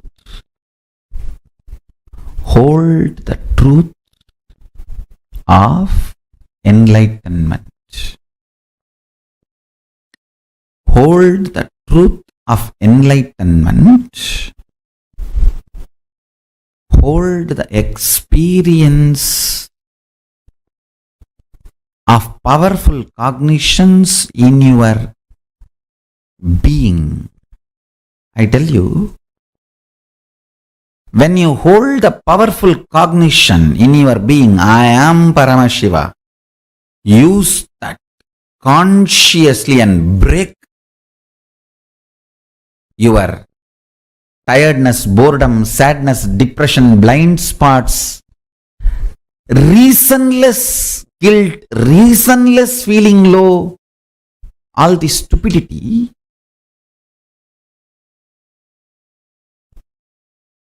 Leaders are born sometime, made many times.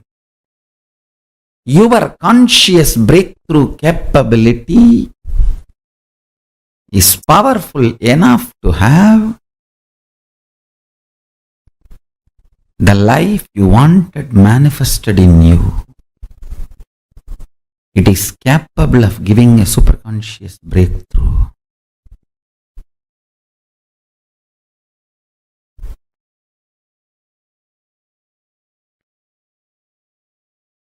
Understand our Vedas and Agamas, Dharmashastras. in every level they teach you how to hold the powerful cognition and manifest leadership consciousness in you. You should know Advaita is not something like a remote possibility you will practice later on. No. It is as simple as having a morning breakfast. You can get enlightened by holding the powerful cognition before your next breakfast. How the death is possible every minute, enlightenment is possible every minute.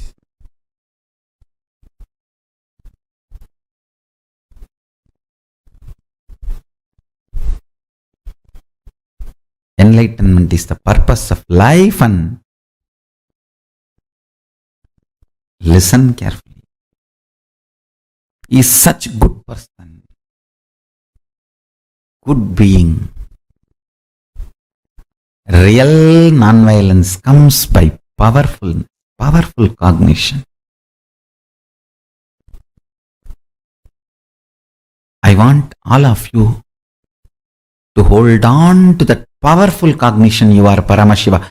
Even with you, behave as Paramashiva. Even when you are alone in your bedroom, talk to you as Paramashiva. Behave with yourself as Paramashiva. Demand yourself to be Paramashiva. You will be so integrated to his principles, his vibration. Cosmos will feel so good about you. You will feel so good about Cosmos. That is what I call leadership quality. Feeling so good about you and the world and life and everything is leadership.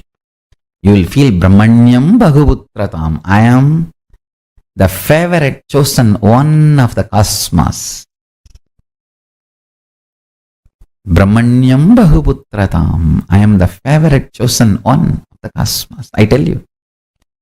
Feeling that is what I call leadership quality.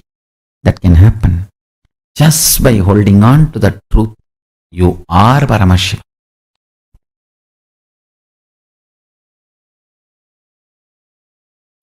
Actually, the way I was manifesting powers, we got little stuck. Why, most of you guys are already corrupted by the Western logic Vatavarana. So you just started translating all my initiations into a small utility value and started looking only into that and started focusing only into that instead of focusing into oneness. Understand? I am not alternative lifestyle for you. I am oneness for you.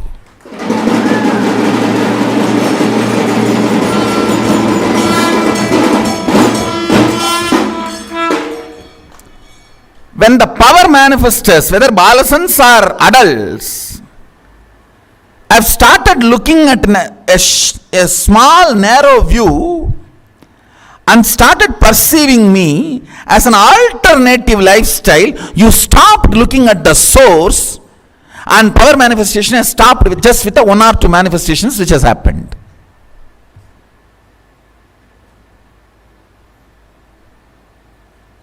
I don't know how many of you are understanding. A tree is beautifully coming. First the fruits are happening. The first flowers are happening. You eat few flowers. So tasty, and you pluck all the flowers. How will the fruit come? So when I initiate you into length, your ability to solve all the logic questions is one flower. But you are so glamored about the flower, entertained about the flower, engrossed into the flower. You forgot the root. When you forget the root and remove the flower from the source, how can fruit happen? Now my job is getting you back to the original length dimension, not just logic. Logic is one aspect of length. Chemistry, biology, geology, all are part of the length dimension. Through the length dimension power manifestation, you can tell how many drop water is in Ganges now. From Tapovan, where Ganga originates, until Ganga Sagar, where she merges into ocean, you can count and tell the drop. Understand? I am not telling you stories.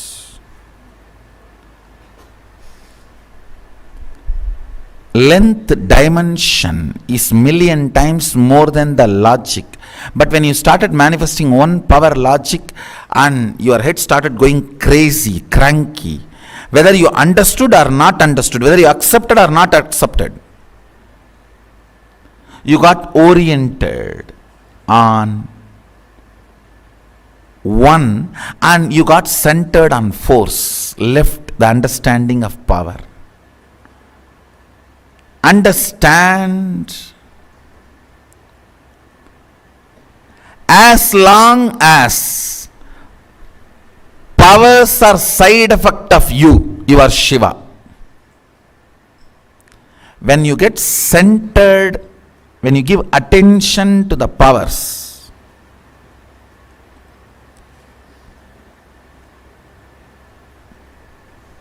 gone. Then they get converted into force. All struggle is when you put your focus on the force. I think power manifestors should know now. This is one of the important click. Whether you manifest or not, focus should be on the source.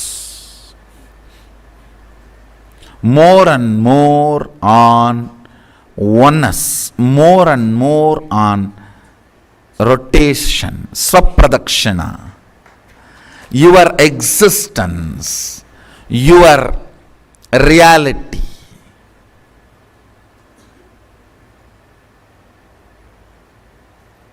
It should be on this, then this will automatically happen. If you have sincerely tried to manifest powers, you will know the problem about which I am talking. And you should crack this code today. You will see power manifestation happening. Anybody who thinks very strongly, power manifestation is not for me, means you are completely centered on force, logic. You don't know the logic of power.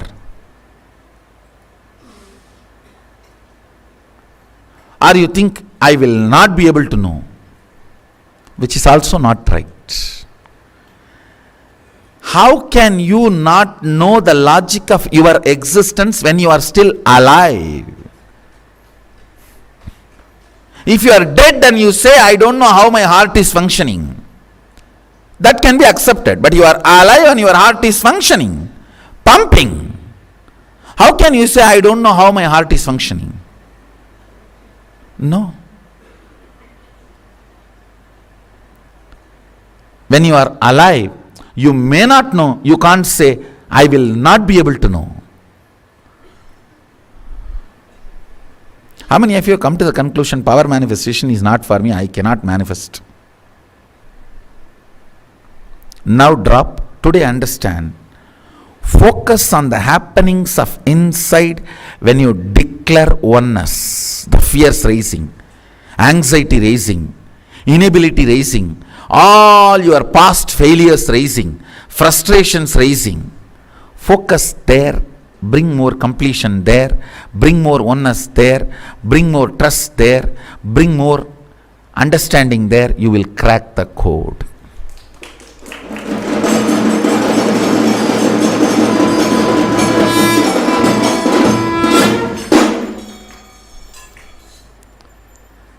crack the code.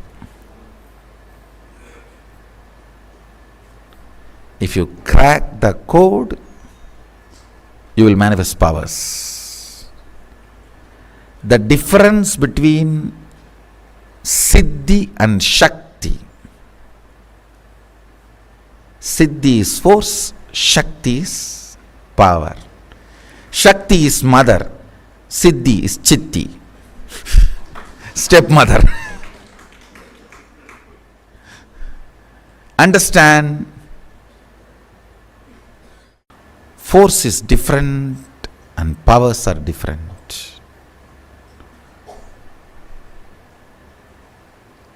I think with this click, with this understanding, see, declare oneness from your inner space.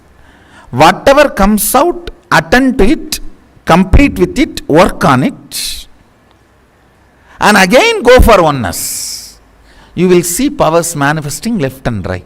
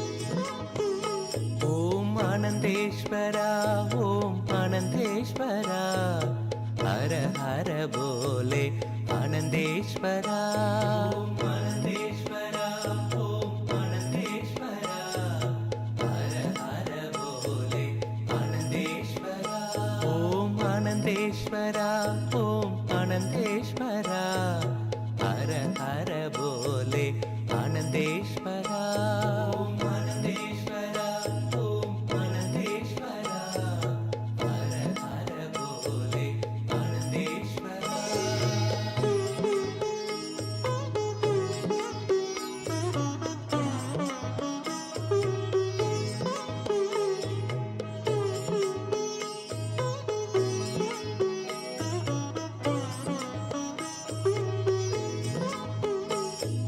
Rameshwara Nityananda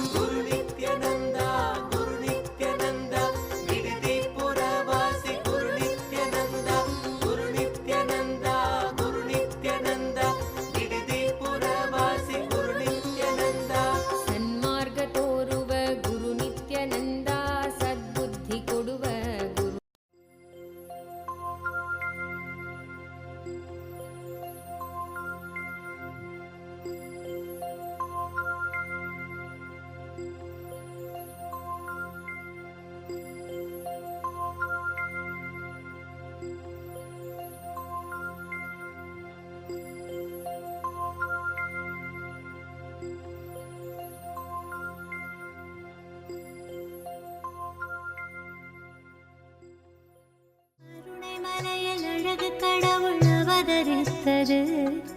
கருணை மிகுந்த அன்னை என்னும் வரமளித்தது. கருணை மலையில் அழகு கடவுள் அவதரித்தது.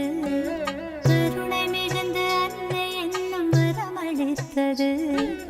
பரமஞான ஒளியில் குழந்தை ஜொலி ஜொலித்தது. பரமஹம்ச நித்யன் என்னும் பெயரும் பெற்றது. பரமஞான ஒளியில் குழந்தை ஜொலி ஜொலித்தது. பரமஹம்ச நித்யன் என்னும் பெயரும் பெற்றது.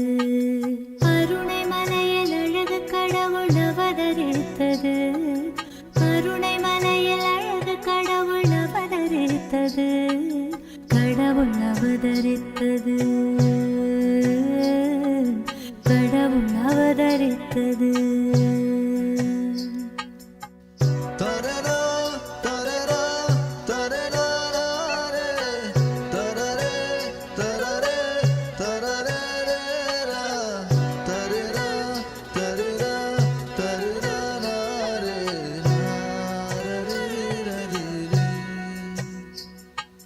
தவழும் அழகை கண்ட தாயின் மனம் களித்தது.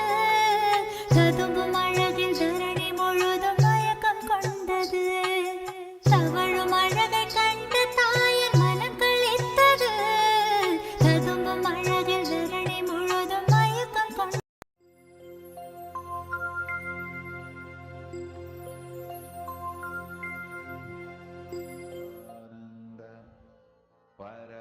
Paramashivoham Om Nithyananda Paramashivoham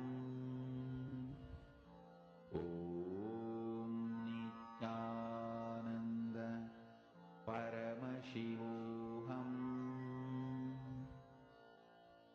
Om Nithyananda Paramashivoham Om Nithyananda Paramashivoham Om Nithyananda Paramashivoham Om Nithyananda Paramashivoham Om Nithyananda Paramashivoham Om Nithyananda Paramashivoham Om Nithyananda Paramashivoham. Yes. Nithyanandam to all participants. That was a very beautiful session. Reveal given by Swamiji on how to manifest. How to manifest whatever you want out of your super conscious, out of your conscious decision. Okay. Ma Mihiri. Wow. That's amazing, Mami, that you're able to manifest the power, and you can actually continue to play with the power as the sessions go as well. You can continue to play with the power, and we will be doing various other things as well to play with the power of silicon. Okay, I see several participants logged in. Nithyananda, Ma Jean, Ma Natalie, Ma Fatima Hisani. Yes, Ma Theresa, Nithyananda, to all of you. Yes, Ma Mihiri. It's really wonderful, Ma, how you did it. Ma Kella, Ma Basti, Ma Jean, yes. Okay, very beautifully in this session, Swamiji spoke about the power to manifest anything out of your conscious decision. See, what's the difference between normal decision we take in our life and a conscious decision? Let's just understand. Normal decision, right? Let's say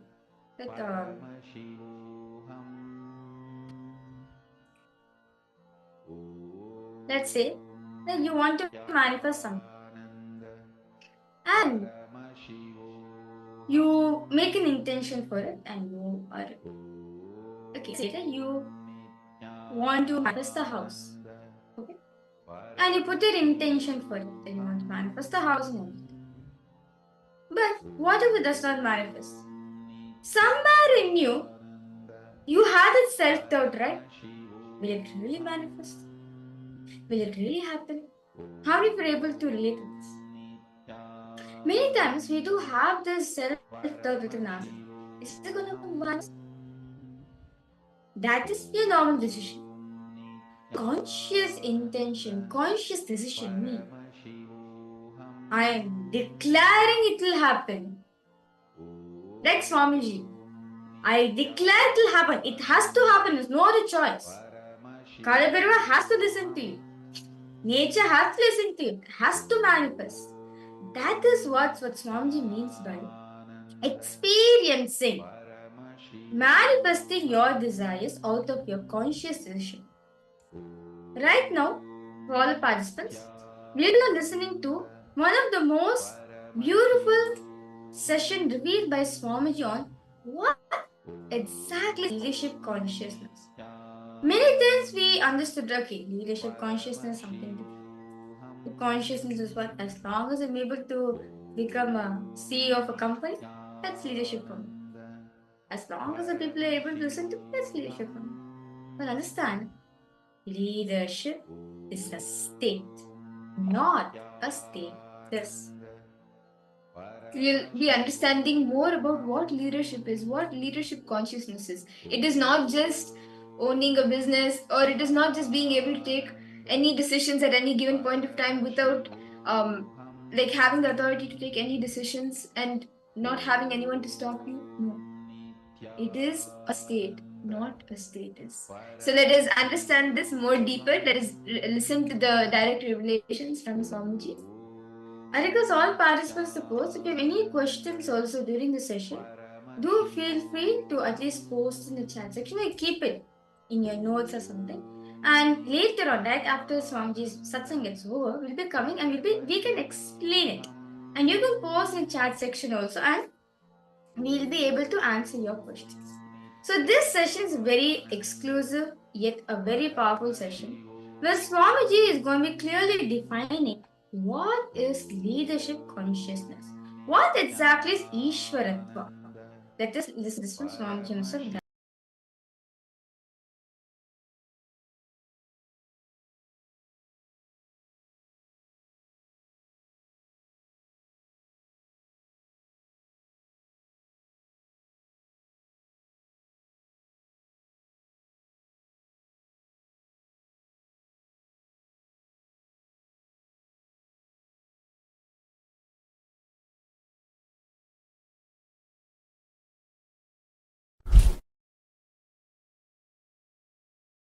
Understand, I will reveal three important words and the truths. First word, natural selection. Second word, artificial selection. Third word, conscious selection.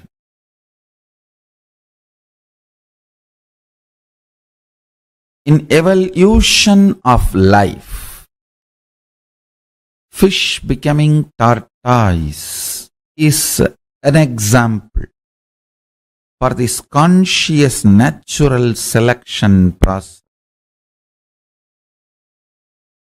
Second, conscious artificial selection. Example for this is human beings breeding various types of dogs, various breeds and varieties of dogs. First,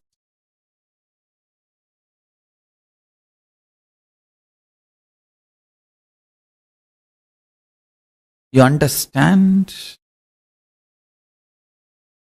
the dogs fear greed and intervene artificially in its natural flow of life, and through the external intervention You start breeding various varieties based on your needs. Dog breeding is conscious artificial selection process. That's an example. Third, beyond these two, something called conscious selection process. You, human being, consciously choosing consciousness as the foundation of your very existence and liberating yourself, enlightening yourself. Moksha and Jivan Mukti, becoming the reality of your existence, is conscious selection process. Avatars happen for this vision. Listen carefully. For your DNA to choose consciousness and will persistence as a way for evolution, to do the conscious selection, your DNA need to be introduced to its higher possibility. If your DNA decides to do conscious selection and decides to evolve its DNA through the mutation, through will persistence, where it is going to land, what it is going to achieve, your DNA need to be told about the end result. That is why an incarnation happens to inspire your DNA to go through the conscious selection process. Understand? I wanted to tell you one more thing. Don't even expect lubrication. The 3 levels of evolution. Understand? Every day your lifestyle directly affects not just your muscle memory and biomemory, your very DNA. Every night the way you sleep, the quality of sleep directly affects your DNA.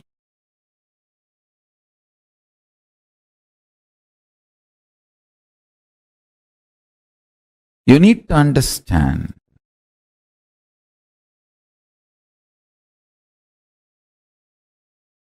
consciously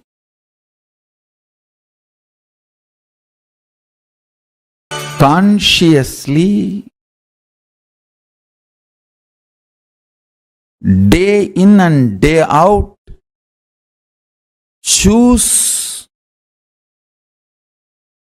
to manifest Paramashiva. Understand? The lifestyle of Kailasa, Charya Pada of Paramashiva, which I am proposing, whether vegetarian food or Brahmacharya life or yoga, is all for this purpose. I tell you, if you decide to have the conscious selection as your lifestyle,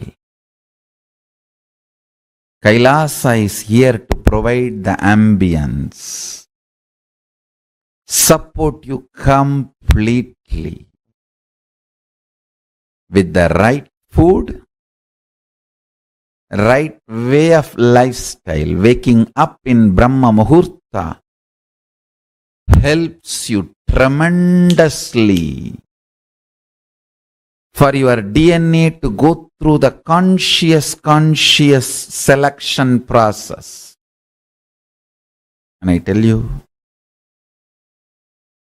every time you decide to be brahmachari, celibate, not give time and attention and energy to your sexual orientations and lust desires, and decide consciously to be celibate. I tell you, every time you consciously choose, your DNA goes through a quantum jump, a superconscious breakthrough, gets ready for power manifestation.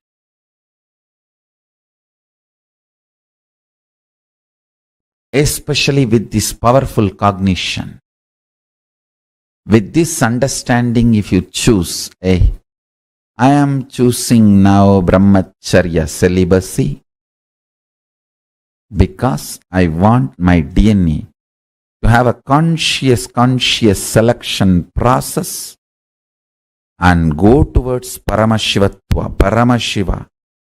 With my will persistence, I am proceeding. Let my muscle memory, biomemory, very DNA have the superconscious breakthrough and manifest powers, state, space, powers, being, superconsciousness of Paramashiva. Understand? 3 ways of life. Evolution. 1. Natural selection. A fish becoming tortoise becoming pig, and that natural selection. Then artificial selection. Human beings breeding dogs.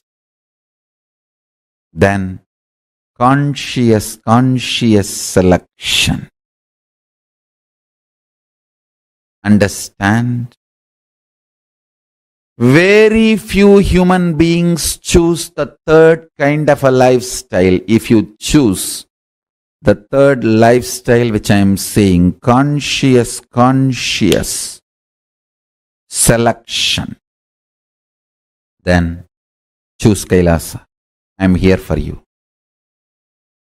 Choose Kailasa. In Kailasa, every instruction, every lifestyle you are expected to live. Waking up in Brahma Muhurta, brushing your teeth with a neem stick, or haritaki powder, or charcoal powder, or salt. From that to enema, jalabasti, or yoga, everything is for conscious selection. With will persistence, altering the very way you exist and manifesting superconsciousness. Understand? That is why I am saying, anyone struggling or enjoying, even if you live in Kailasa with your will persistence, you are moving towards superconscious being, superconscious breakthrough. Every Gurukul child is equivalent to $1 trillion because he is getting the best from the very young age. He is now entering into conscious choice selection of his DNA mutation with will persistence. He is not getting bred. He is not getting bred like dog breeding. No. Understand? Especially brahmacharya. Why this brahmacharya,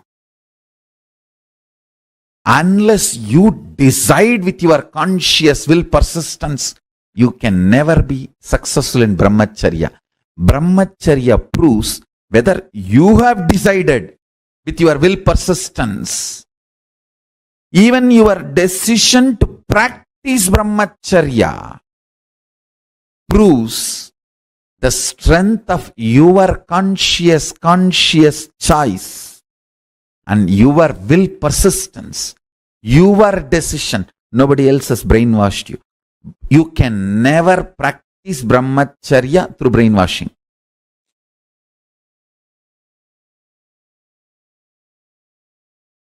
Can leaders be created? Are they born?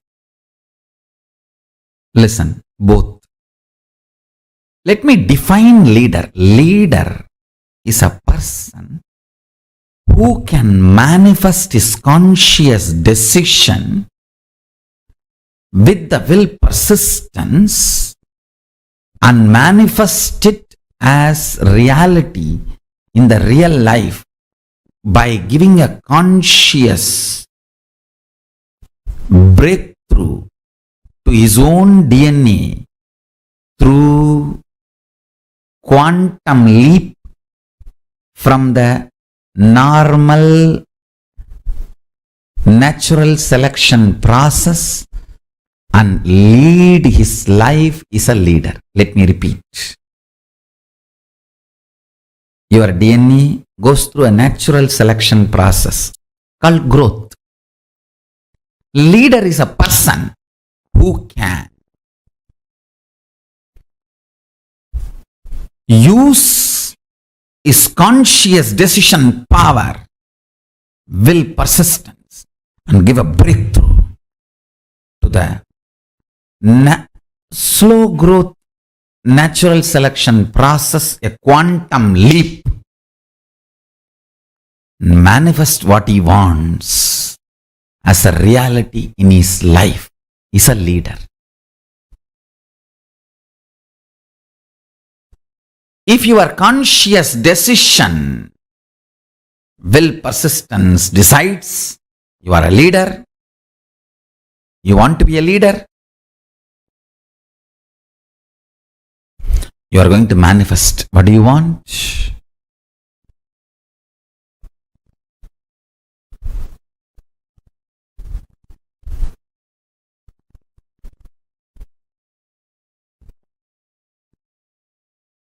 I tell you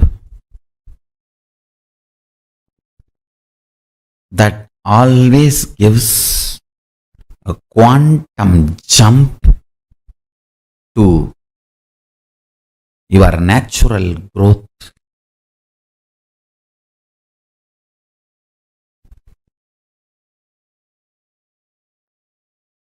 Natural selection process. I really want all of you to understand. I really want all of you to understand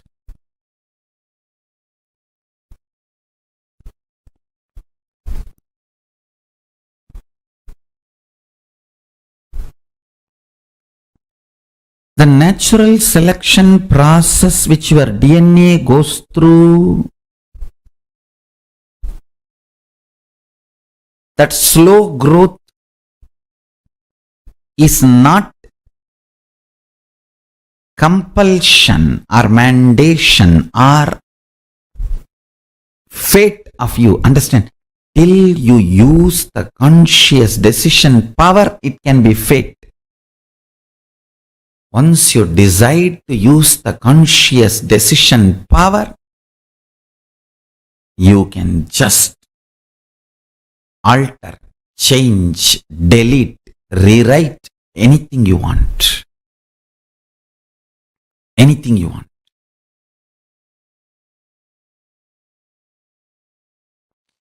That's too much. You need to know the powerful cognitions you hold are like a nectar.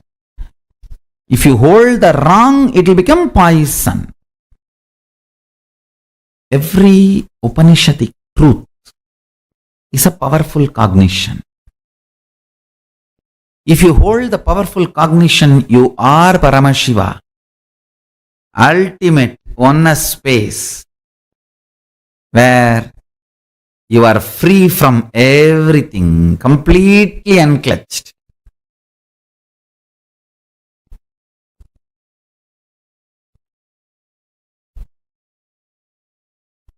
Manifesting Mahatattva, Mahatattva,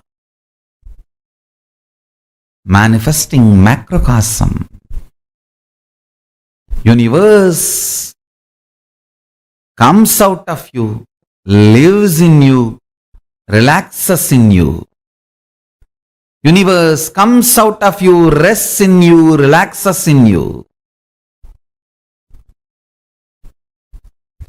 Hold the truth.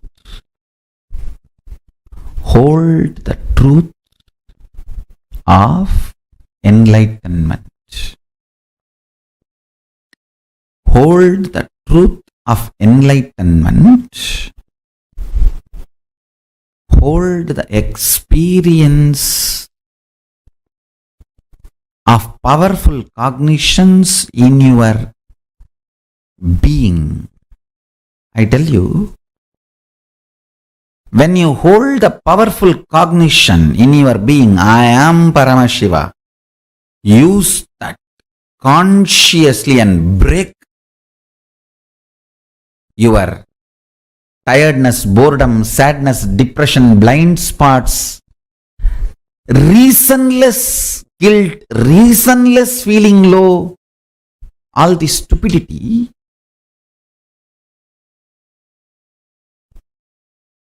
Leaders are born sometime, made many times. Your conscious breakthrough capability is powerful enough to have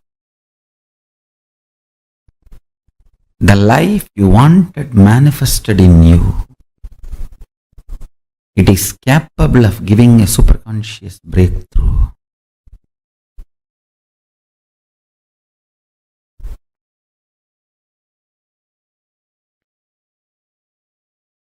Understand our Vedas and Agamas, Dharmashastras. In every level, they teach you how to hold the powerful cognition and manifest leadership consciousness in you. You should know Advaita is not something like a remote possibility you will practice later on. No. It is as simple as having a morning breakfast. You can get enlightened by holding the powerful cognition before your next breakfast. How the death is possible every minute, enlightenment is possible every minute.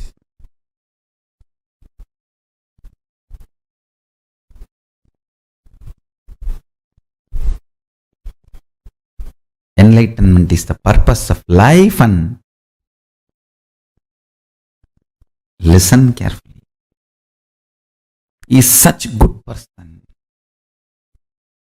good being. Real non-violence comes by powerful cognition. I want all of you to hold on to that powerful cognition. You are Paramashiva. Even with you, behave as Paramashiva. Even when you are alone in your bedroom, talk to you as Paramashiva. Behave with yourself as Paramashiva. Demand yourself to be Paramashiva. You will be so integrated to His principles, His vibration. Cosmos will feel so good about you. You will feel so good about Cosmos. That is what I call leadership quality. Feeling so good about you and the world and life and everything is leadership. You will feel Brahmanyam Bhaguputratam. I am the favorite chosen one of the cosmos. Brahmanyam Bahuputratam. I am the favorite chosen one of the cosmos. I tell you. Feeling that is what I call leadership quality. That can happen just by holding on to the truth. You are Paramashiva.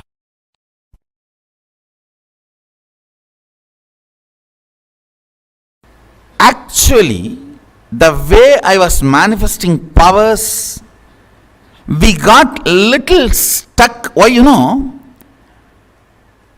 most of you guys are already corrupted by the Western logic Vatavarana.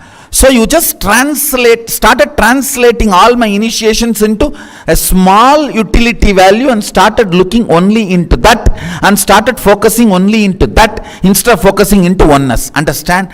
I am not alternative lifestyle for you. I am oneness for you.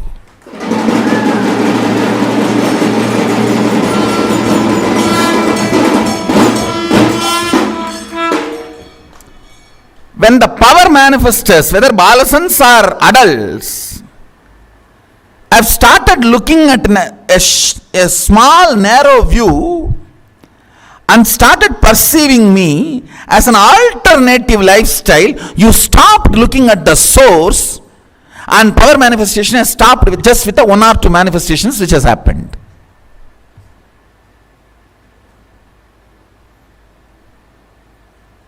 I don't know how many of you are understanding. A tree is beautifully coming. First the fruits are happening. The first flowers are happening. You eat few flowers, so tasty, and you pluck all the flowers. How will the fruit come? So when I initiate you into length, your ability to solve all the logic questions is one flower. But you are so glamored about the flower, entertained about the flower, engrossed into the flower. You forgot the root. When you forget the root and remove the flower from the source, how can fruit happen? Now my job is getting you back to the original length dimension, not just logic. Logic is one aspect of length. Chemistry, biology, geology, all are part of the length dimension. Through the length dimension power manifestation, you can tell how many drop water is in Ganges now. From Tapovan, where Ganga originates, until Ganga Sagar, where she merges into ocean, you can count and tell the drop. Understand? I am not telling you stories. Length dimension is million times more than the logic. But when you started manifesting one power logic and your head started going crazy, cranky, whether you understood or not understood, whether you accepted or not accepted, you got oriented on one and you got centered on force, left the understanding of power. Understand, as long as powers are side effect of you, you are Shiva.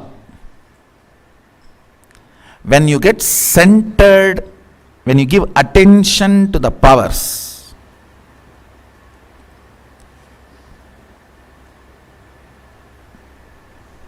gone. Then they get converted into force. All struggle is when you put your focus on the force. I think power manifestors should know now. This is one of the important click. Whether you manifest or not, focus should be on the source. More and more on oneness, more and more on rotation, swapradakshina, your existence, your reality.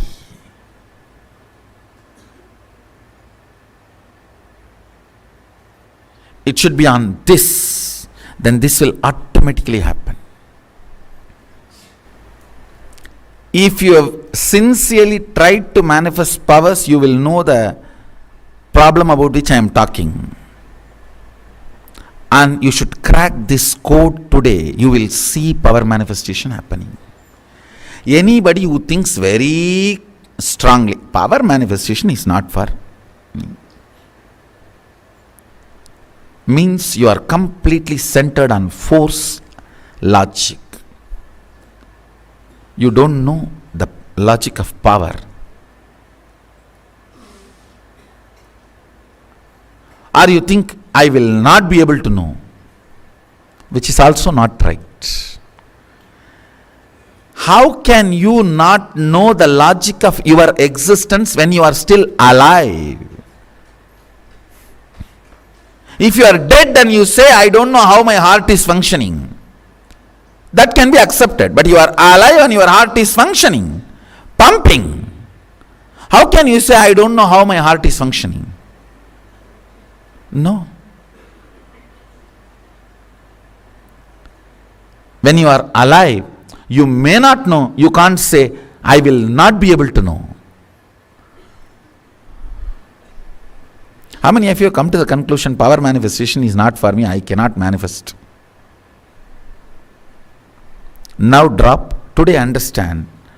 Focus on the happenings of inside when you declare oneness. The fears rising, anxiety rising, inability rising, all your past failures rising, frustrations rising. Focus there. Bring more completion there. Bring more oneness there. Bring more trust there. Bring more understanding there. You will crack the code.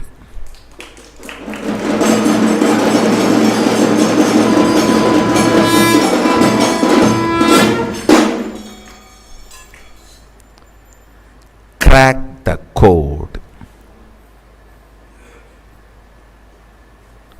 If you crack the code, you will manifest powers. The difference between Siddhi and Shakti. Siddhi is force, Shakti is power. Shakti is mother, Siddhi is Chitti, stepmother. Understand? Force is different and powers are different. I think with this click, with this understanding, see, declare oneness from your inner space. Whatever comes out, attend to it, complete with it, work on it, and again go for oneness. You will see powers manifesting left and right.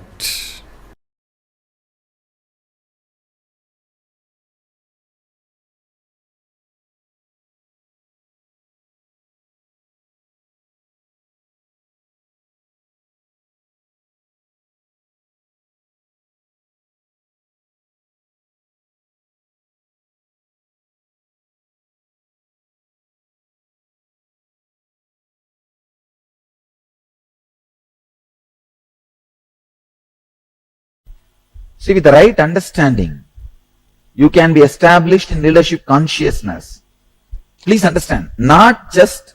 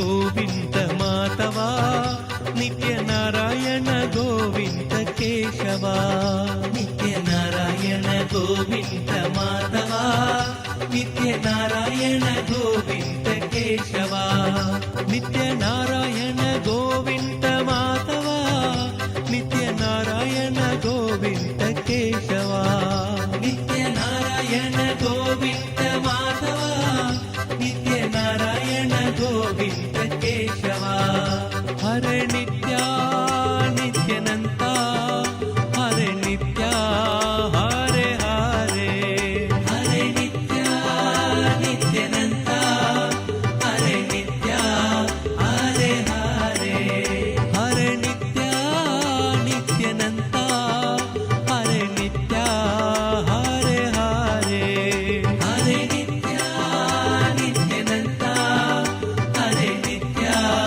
Hare Hare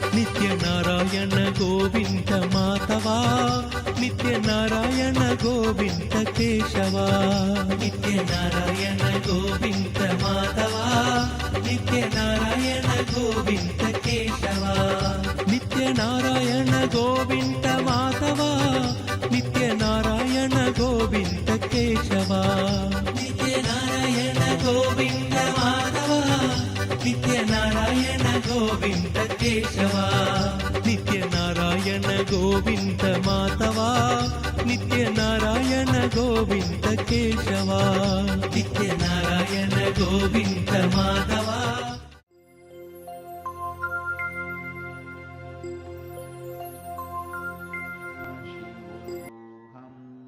Yes.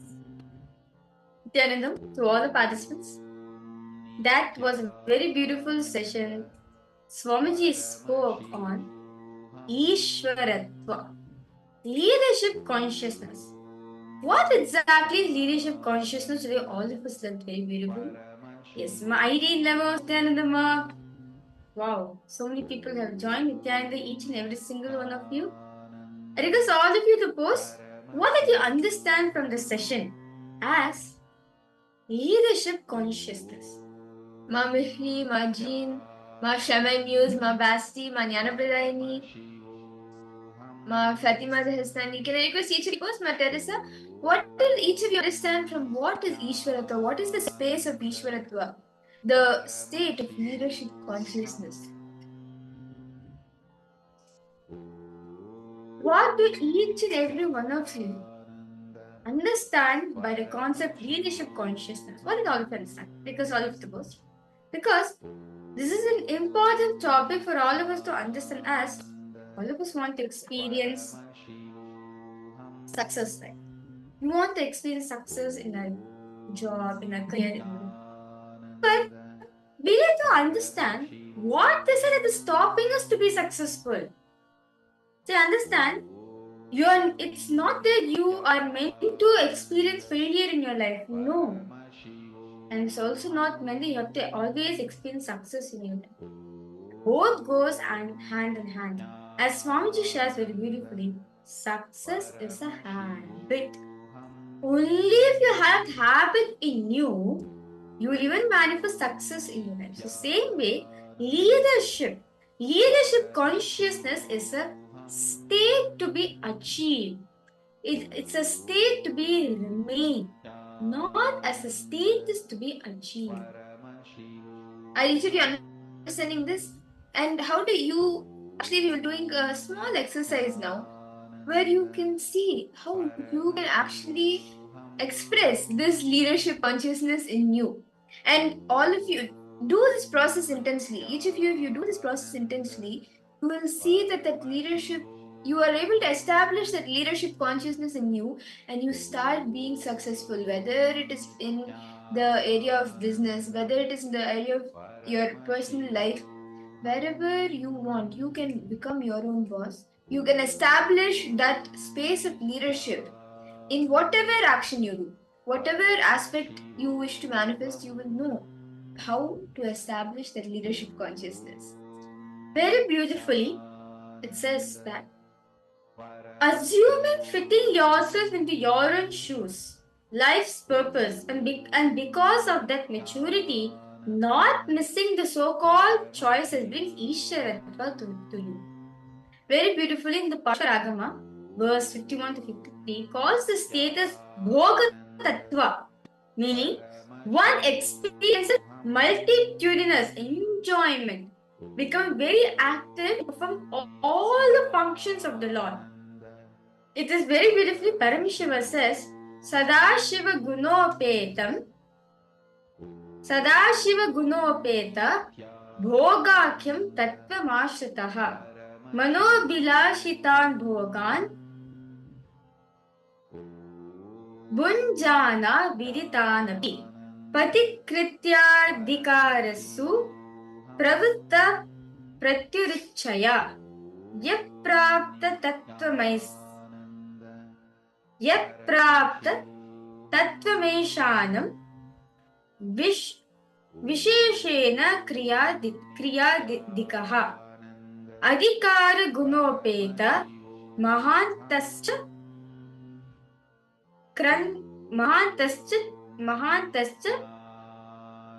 Mahantas Chakravartinaha. Sorry for that. So very beautifully, Paramashiva says that having the ability to experience the Bhoga Tattva in your system very beautifully in the Navatattva Satsang that the Swamiji said. The Bhoga Kala, the pleasures, the enjoyments of you, it is also your manifestation. So understand, having the maturity, understanding your life's purpose without missing your enjoyment brings Ishwaratva with you. How many of you are able to understand this? It's actually a very powerful verse Paramashiva was given. I request all participants suppose, what do each and every one of you understands? Till here, are each of you catching? Are you able to understand? How you can be established in the leadership consciousness and how Paramashiva reveals in the Paushkaragama this science? It's a very beautiful science Swami is given. Okay. Yes, Nithyananda. Okay, yes, Marva, Nithyananda ma. Welcome to the program. We see several participants logged in. I kindly request all of you to post what do each and every one of you understand as Ishwaratva, leadership consciousness. Can I request all participants? How many of you want to be your own boss?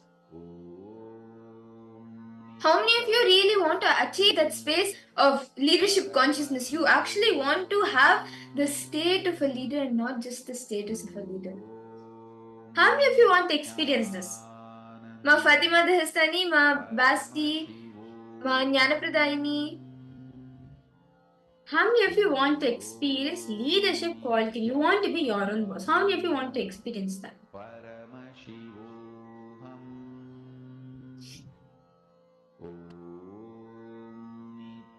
Yes? Okay. See, it's very simple.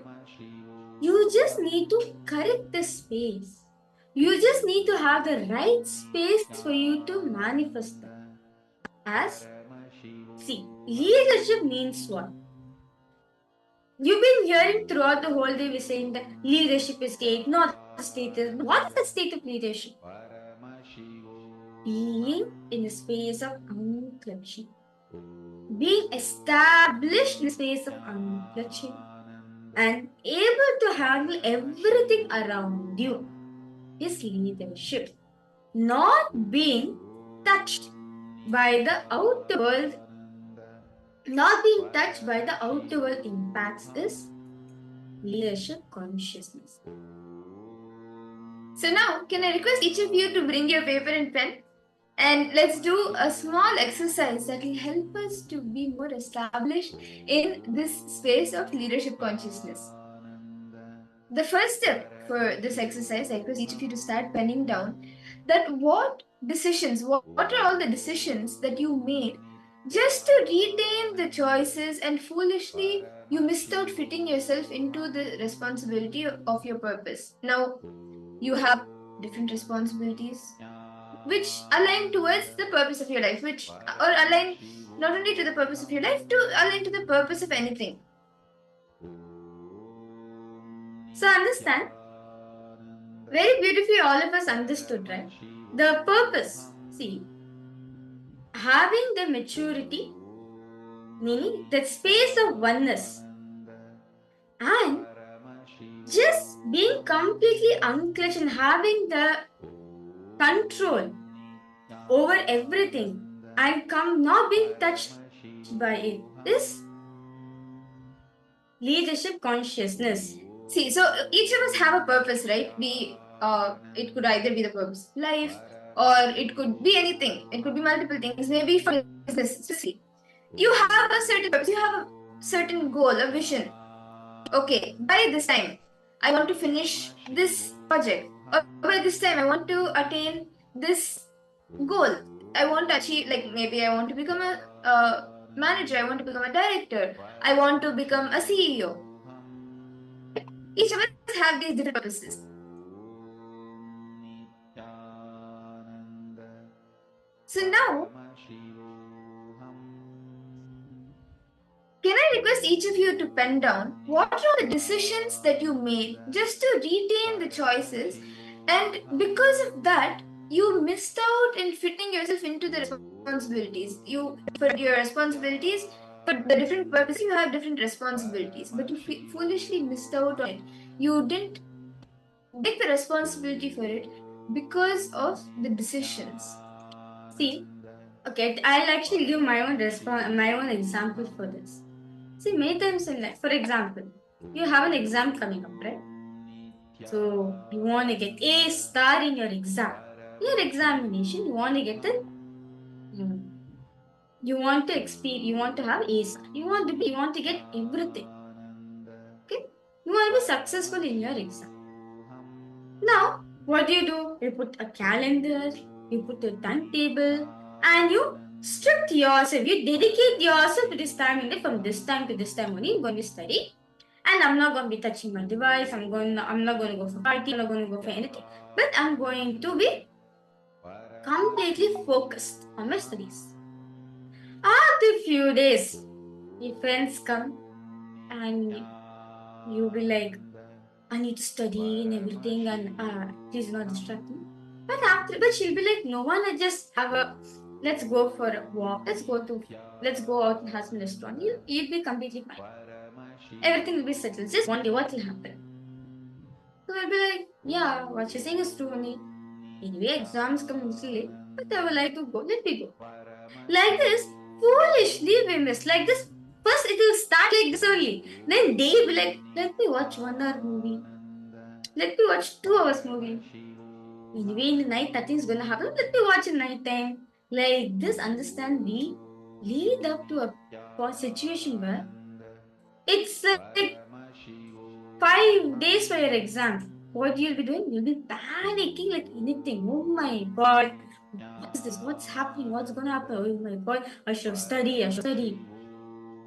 And last 5 days you'll be panicking. Oh my god, I am supposed to learn this. I'm supposed to completely fix myself. I'm supposed to be learning all this concept because I went with my friends, ate this thing, that thing, went for a restaurant, went for a movie, party, and everything. At the end of the day, you are missing yourself. End of the day, you're not being successful. So this was Swamiji is saying. Depend on what decisions you make just to retain the choices which you have decided, and foolishly you missed fitting yourself into that responsibility. Let's take a few minutes and write this down.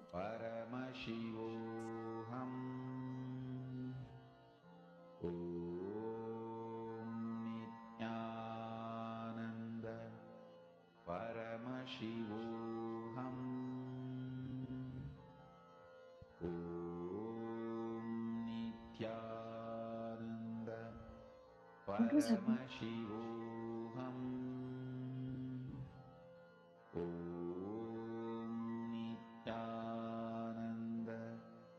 Paramashivoham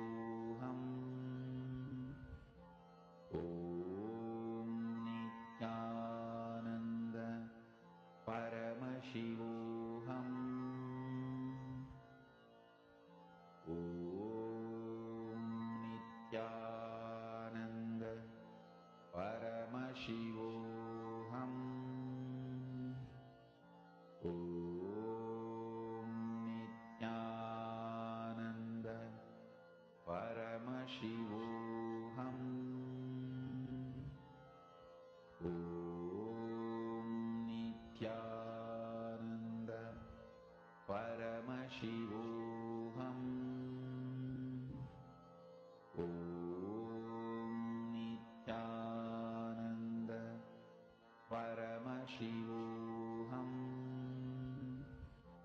Om Nithyananda.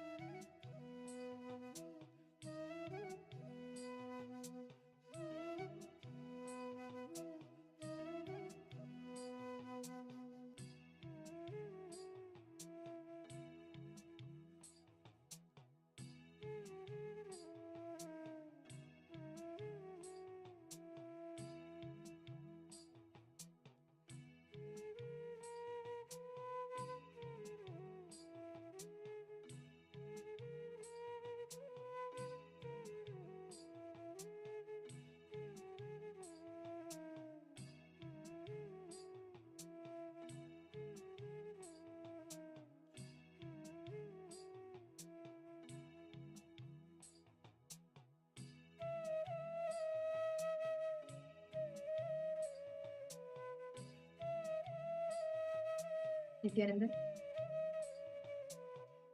I hope now each of you have been able to write this step and complete this step.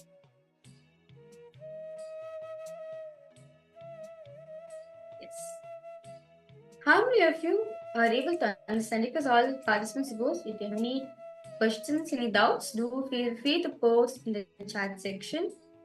Nithyananda, Matthew Eskaraya, yes, you're back. Okay. And Ma Fatima Hassan, I've seen you have posted your understanding of what you understand about leadership consciousness, that it is upgrading our space and get responsibility. Okay. Yes, Mandeshwari, Nithyananda Ma, nice to see you. Nithyananda Ma, Stephanie Daters, Nithyananda Ma. Okay. So for all the participants who wrote down the exercise, can I request all the participants to down what you were able to internalize during this exercise? Okay. Any questions all participants are having? Please feel free. Okay. So now we will go into the next step. Okay. In this session, so in the first exercise, all of us understood all the decisions we have taken in our life and what are the decisions which we have taken where we are not aligned to the purpose of what we wanted, the purpose of why we made the decision. For example, you want to be successful, but you've taken so many decisions in your life which led you to be unsuccessful. So request all now, this is actually a very important step. So kindly request all participants to kindly give you a listening. Now, I request all of you to look in and analyze what you have done. See, for example, you may carry ideas that work is boring, tiring. You need a break. You took responsibility to be a teacher only as a duty to earn, not as a life purpose. See, many times in life, we take responsibility as it's my duty, but not my life purpose. See, okay, now all of us go for jobs every day. Morning, 8 o'clock, 9 o'clock. We leave for office, we do the work, we come back in the evening, and that's the daily lifestyle, that's the daily routine. But this work, did you take it up only to earn for your living? Or is it aligned to the purpose of your life? What you actually desire to manifest in your life, your ultimate goal? Does it align to that? That is what we will be internalizing and completing. See now, maybe if you're a son, or if you're a daughter, or you're a wife, you're a daughter-in-law, many times the responsibilities that we have towards the family, or even the responsibilities that we have towards the society, all of that we do it like a duty. And that is why actually we start getting bored, we start getting tired, or we show inconsistency. All of this happens because we feel it is only a duty. We do not take the responsibility, the ownership, the leadership for these activities. And to understand this, we need to analyze it. We need to internalize it and see exactly where we are missing, where exactly are we not taking the responsibility for that action, for that responsibility that we have.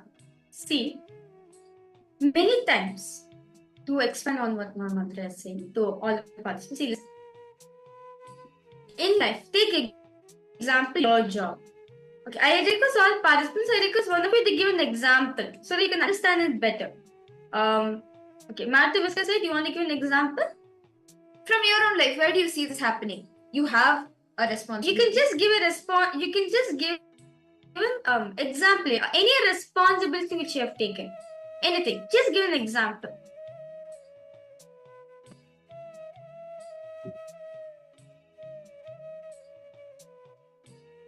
Ma Fatima, you can also post. Ma Shaman News, Ma Basti, even each of you, any of the participants, you can post one responsibility that you have in your life.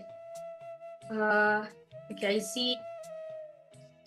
Okay, my Marva has posted. I had a very powerful clip today. The incomplete stops planning, ability to visualize. So naturally, no planning, no decision, and no conscious decision is failure. It's product of not using inner potential and intelligence and willpower. Okay, that's wonderful. I kindly request all participants, just give any of the participants, just give one responsibility, anything. Where you feel it's stuck, you feel like, oh my god, it's not moving for me. I want to just throw the responsibility. I say, let me dump the responsibility on someone else and go. Just give me one example. So you can understand what Swamiji is saying. Very beautiful. And Ma'am Marva, that's actually a very good click that you had. Now use this click to create that will, anything that you want to do, anything that you want to manifest. Use this click to create the will in you and just destroy any tiredness, any boredom that is coming in anything, and start working towards what you actually want to awaken that leadership. Take the leadership, take the ownership, the responsibility for all your actions. Just click for that. Anytime when you feel, oh my god, this responsibility is too much, this work is too much, it's overburdening me, all of that, use this click. Just remember this click. Maybe you can write it down in something, maybe a book that you open usually, or wherever you write your everyday notes, and or where you feel that, yes, if I write it here, or if I keep it here, I will remember it always. Okay. So Matt to Whisker you have posted, okay, my union work to be able to make the money I need to live and afford my family life. It sucks to work so hard. I rather be a seeker to God. Okay. Now Fatima, you have posted waking up at 4 o'clock morning, every morning doing yoga. Okay. Now I request Matt to Whisker can I just know, like, what exactly do you do? Like, what's the work do you do exactly? Like, what's the exact career you do? Just to understand more better.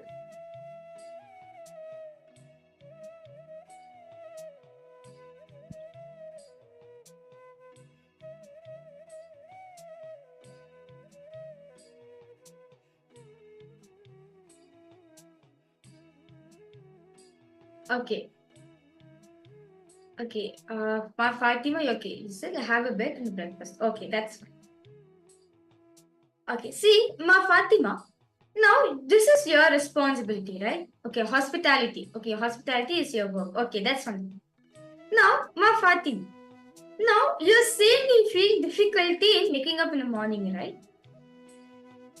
Okay, so now my request to Fatima, when you for morning yoga, when you wake up for morning yoga, why you want to wake up? Is it because you want to wake up for it? Is it because Swamiji wants us to wake us up for it? Or what exactly? Do you feel like, okay, everyone is following, the KAILASA is following, I am alone behaving like this, I also want to follow. What's the exact thing which makes you to do yoga? What's your context? Okay, Matthew, you've asked, I'm a Union Bridge welder for Schemic Activity Foundation. Okay, now this activity, Matthew is discussing.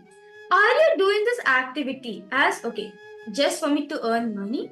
Or it is my career, it is truly my work? What's the context in which you do this work? See, the context and the ownership or the responsibility that we take for it really matters, because if the context is not right, or if the context is not aligned to your purpose, then consciously or unconsciously you do not take the ownership, you do not take the responsibility for that. Yes, outside you may be doing the duty, you may be doing the work actively, but within you, you will not feel that success, because you will feel somewhere, okay, that it will happen on its own, and let me just keep doing my duty, let me just keep doing it, but that fulfillment, that leadership will not be there. Okay. So yeah, okay, saying that I enjoy the craft but not the work. Okay. Aya, so why don't you see it? Okay, Aya, you have posted very beautifully. Okay,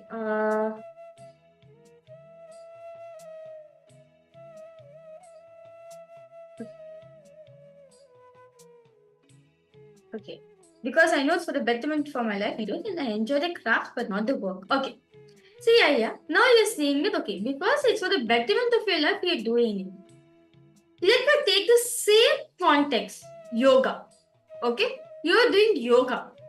You know for a fact, yoga is for the betterment for your life. Okay, you're saying, our sculptures with the wielding. Okay, that's wonderful. Okay. So now, okay, Matthew is let's take the same context as yoga. You want to do yoga for the betterment of your life, right? So no matter what happens, you will not miss yoga, right? Or let's take even darshan. Okay.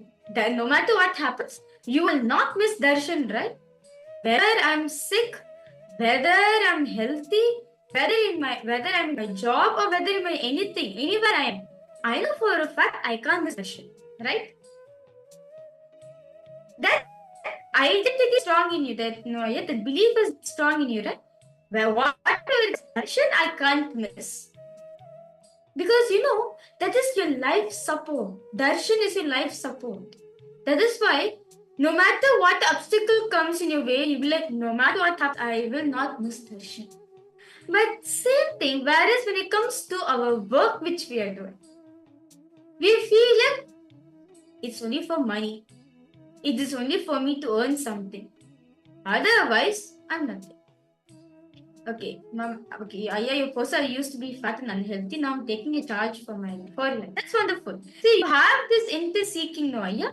That is why the moment you have taken this charge, you met Swamiji, you came here for Paramashivoham, and life is manifesting for you. Because you've taken that as a decision. Because you've taken it as your very life itself. But whereas, take example of your career, the work in which you're doing. Do you really feel it's your life mission? No, right? As long as I'm getting some money, as long as I'm earning something, I'm okay with it. But it's not. Yes, you're also saying no. Okay, that's wonderful. No, you don't feel this life mission at all. See, that's the problem that all of us are facing. This is what Swamiji says, making your vision as a mission. Most of the time in our life, we don't see our vision manifest as our mission. Take this example as Swamiji. Swamiji, from a young age, he took this as a mission. He saw vision very clear. I have to build KAILASA. That is why, no matter what happens in his life, even though the amount of persecution Swamiji went through, Swamiji was successful in it because he knows for a fact his vision he carries, it is his life. He'll give his life for it. That is why Swamiji is able to establish KAILASA. So whereas for us, as long as I'm getting money, I'll work. If it's not giving me money, I'm not going to work. We don't carry that passion in us. That's why. Okay, making others rich when I'm so creative on my own. That's fine. I see. You have the creativity. So you feel that you want to express your creativity. If you make your creativity as your life mission, you will see, you'll find a best job for yourself. You'll find a good career for yourself. See, Aya, you posted, right? Like, you enjoy the art, but not the work. That is because right now, the art, you are doing it with the context, oh my God, this is my work and I need to earn, I need to do this. But the same art, if you do it from the context of actually doing the art itself, you will see that the idea of work will not come into it, and instead the art will become more beautiful. You will be able to express more of it, and as a side effect, the work will become enjoyable and it will not be a burden on you. But because somewhere you feel, okay, I need to do the work to earn, and to make the work happen, I need to do the art. Because of that, you feel the art itself somewhere, like you're not feeling that fulfillment or that success, that leadership. But when you take responsibility for the work, when you take responsibility for every aspect of like the entire circle, whether it is earning the money, whether it is the work, or whether it is your art, when you take responsibility for the full thing, you will see everything becomes such a beautiful flow that with doing nothing, you will feel burdened. You will not have any powerlessness about doing the art, whether it is for yourself, whether it is for others. The art will be happening through you, but the burden or the powerlessness that is there in the work will not affect it. And the work as a side effect will actually become more enjoyable. Okay, of course, not enough work to be financially free. So now I'm a slave begging. See, Aya, because you carry this powerlessness in you, you're manifesting that. See, understand all the participants. The space in which you're carrying matters a lot. See, matters because it's just an example which I'm giving.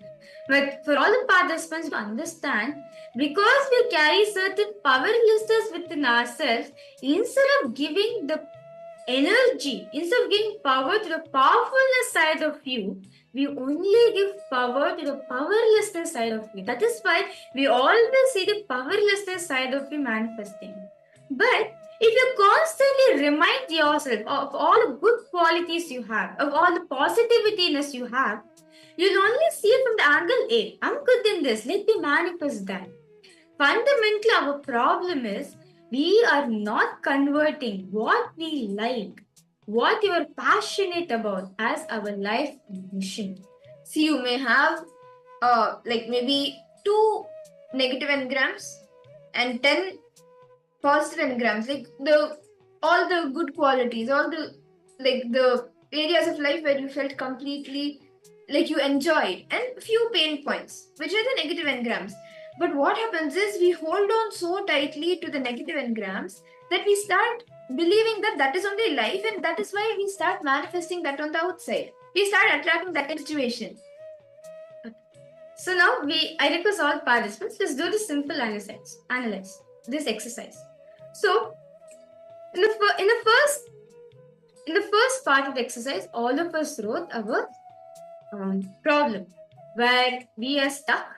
What are the decisions we have taken in our life, and what are the decisions which have taken to distract us of our life mission. So now I request all of you to look in and analyze and complete. What is the exact thing you carry? For example, you may carry the idea that work is boring, tiring, you need a break, and you took responsibility to be a teacher only as a duty to earn, but not as your life purpose. Now look at all the decisions, all the purpose, and all the activities which you've done in your life, and see from which context you are doing that work. Please write detail.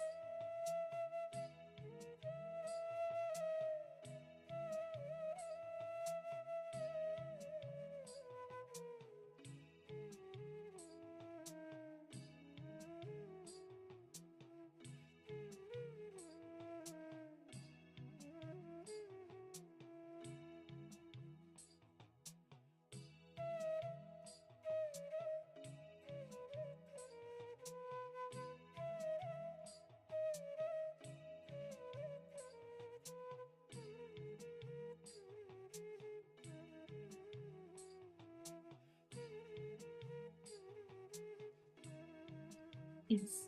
I hope each of you have been able to internalize, analyze, and write down and complete all of the decisions and all the times where you felt that you are taking the responsibility, but you do not feel that responsibilism towards it. Let's now move ahead through next step. Now, all of us have figured out the context from which you are working, the context in which you're taking the responsibility of your life.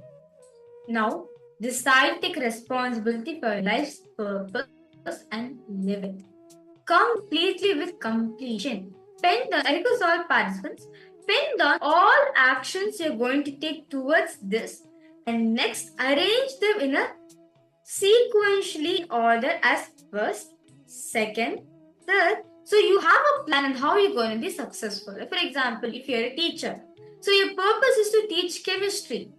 So actions are what's the latest in chemistry. So what's the industry needs, where are the students struggling, what textbooks are available, what's a good workbook, how can you contribute to that field so that the child can become best in that field. So okay, yes. So now Matthew Viscus Aya and Fatima Dehastani. So yes, for Ma Fatima, so I request you. So now you're saying you feel that you're not able to wake up early in the morning, right? So now I request you, Ma. Now write down the action points. What are the actions you're going to take as a responsibility for you to align to the morning routine you have? Okay. Same thing for you, Matthew Viscus. You'll see, Aya, when you understand your true purpose, see, when you understand what exactly you being wants, you'll be clearly be able to see this is what my being wants. What I'm doing right now is not aligned to what I really want to manifest. See, you're saying, Aya, that you're very interested in art, but you are not interested in the work which you're doing right now. Now, take responsibility for the actions. Take responsibility for what you're interested in, your life's purpose. Take it as your mission and write down the various steps various actions that you're going to be taking to manifest that as a reality. And Matthew's really posted that you're analyzing and like you're trying to internalize, but sometimes you feel very bad about it, and so you shut yourself down. See, Aya, when actually this reliving process, right? The reliving and reliving process, when you look in and when you relive it, you're actually reliving it so it gets relieved. All the pain, all the patterns that we have, all the cognitions that we developed from a young age. As years go by, we make it so deep in us, it gets deeper and deeper and deeper into the 7 layers of the body. We actually have 7 layers of the body, which we will also go into more details later. But the patterns, the incompletions, they get so deep into these 7 layers and causes more and more suffering. That is why when you relive, it is actually coming out these layers so you can get relieved. It can come out of you and you can complete with it and you can be free. So it may take some time. Let it happen. Let completion happen, and after that you will see you have a breakthrough. Now can I request each of the participants to do this step? Write down all the actions that you are going to take in all the responsibilities for which you want to take the leadership for. Write down the action points, the plan that you have to achieve that. Please take a few.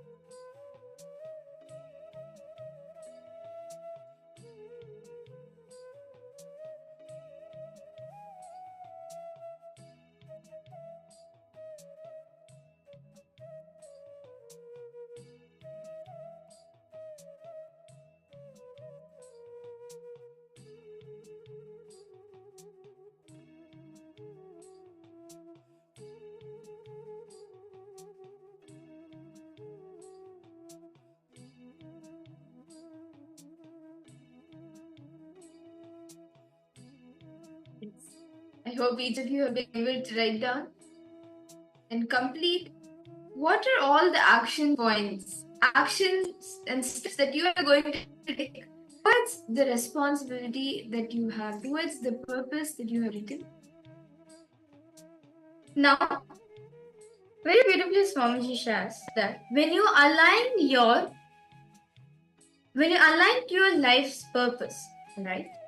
When you put your life vision as your mission, mean when you take your life purpose as your only thing in your life, Swamiji shares that you will build a very beautiful ecosystem around. Just like a magnet. When you keep a magnet, how it attracts the iron filings, right? It attracts everything, right? Same way, you become a magnet to attract positivity around you. You become a magnet to attract all the best qualities, basically constantly reminding of your possibility. This is what Sanjay means by collective integrity. Collective integrity means what? It is not about, Swamiji says, individual integrity does not matter. It is the collective integrity matters a lot. Because collectively all of us are evolving.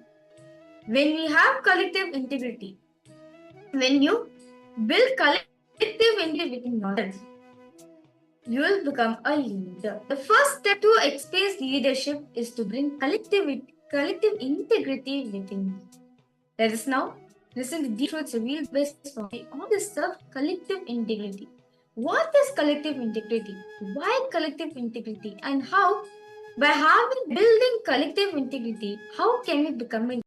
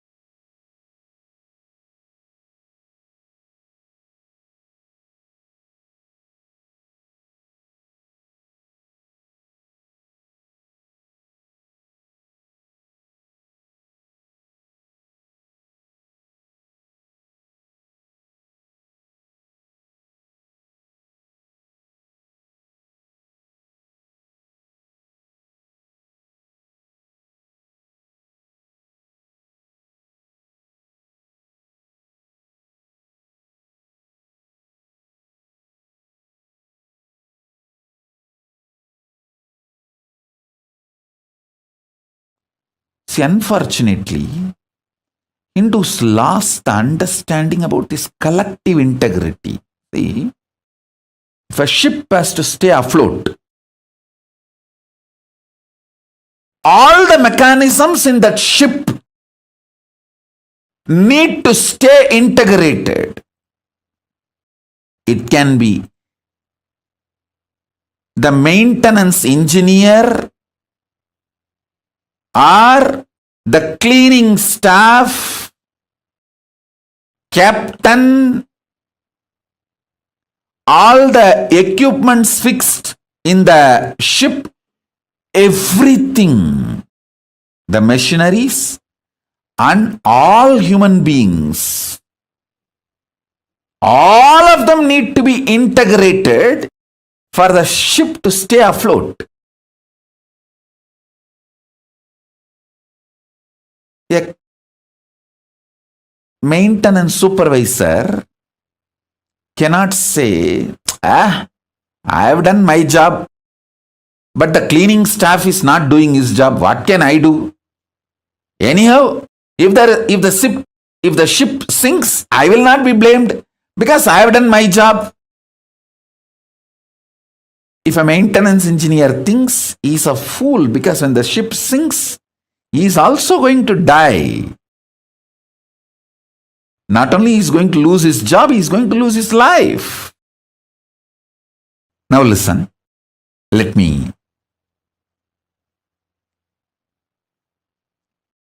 tell you.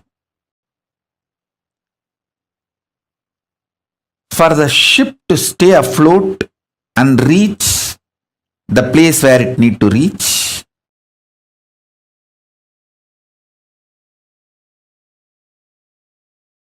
everyone in the ship need to be integrated. It's called collective integrity. A maintenance engineer cannot think, oh, I have done my job, but the fuel manager is not doing his job, or the cleaning person is not doing his job. So if the ship sinks, I will not be blamed. I will not be questioned. I am safe. Let whatever happens to others, or whatever others do or don't do, what is there for me? That level of integrity will not work for the ship to stay afloat. This is exactly done by the Hindus. In the modern day, everyone says, oh, I have tried my best. I have done my best.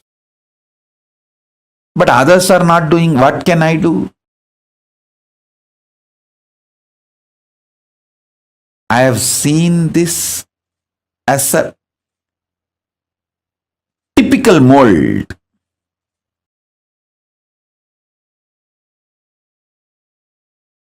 All my Sangha, the KAILASA, all over the world, listen, each one of you, even if you work with a small number of people, if you build collective integrity, you become a leader, you manifest Paramashiva, you become part of the KAILASA. Not just individual integrity, it is all about collective integrity.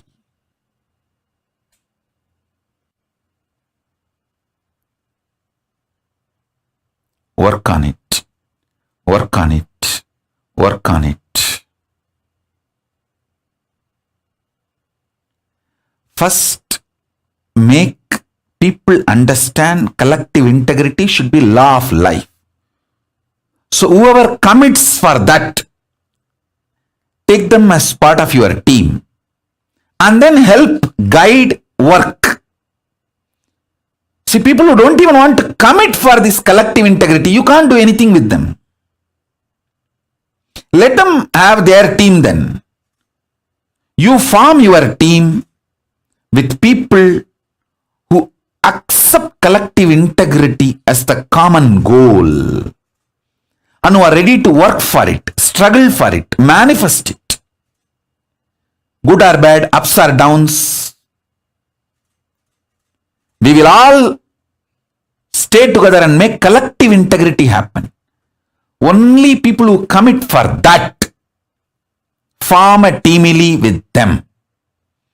This becomes your family and team, both teamily, and start manifesting collective integrity.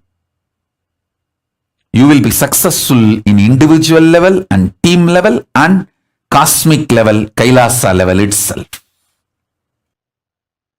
Your heart, which is convinced about integrity,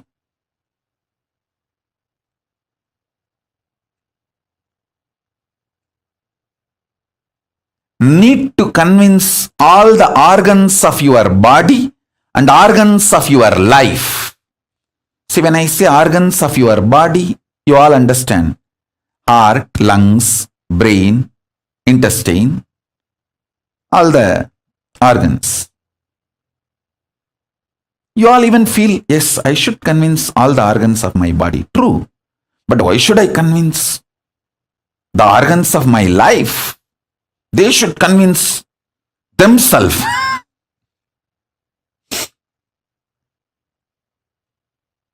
Actually, convincing all your organs and convincing the organs of your life is one and the same.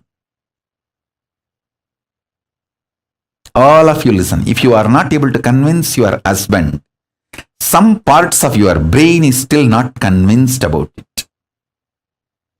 If you are not able to convince your wife, some parts of your emotions are still not convinced about it. So each organ actually holds the key for each relationship you have in your life. Convincing the organs of your body, convincing the organs of your life is one and the same. That is why I insist on collective integrity. I insist on collective integrity.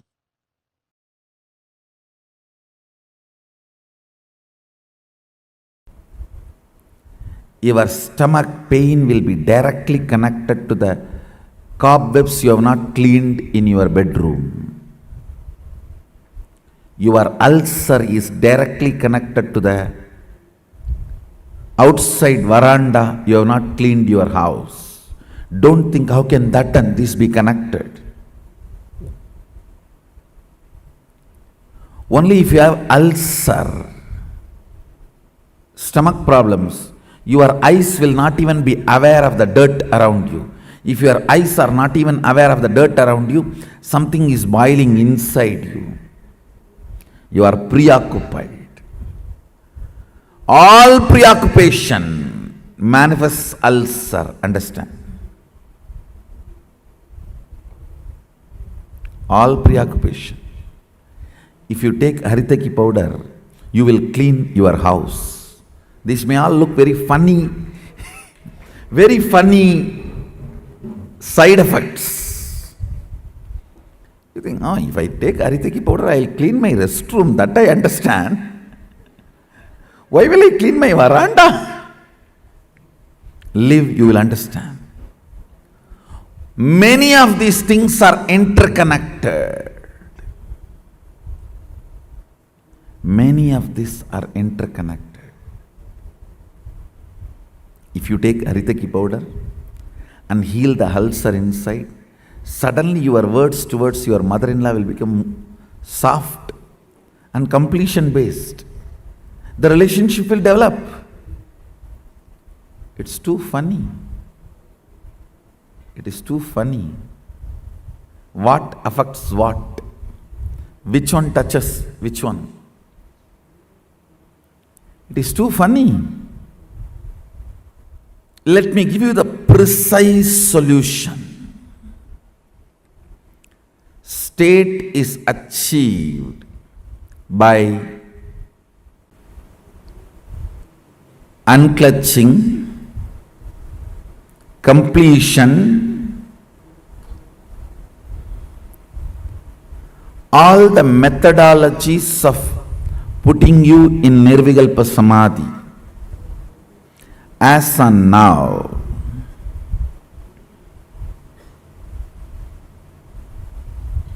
understand, I don't see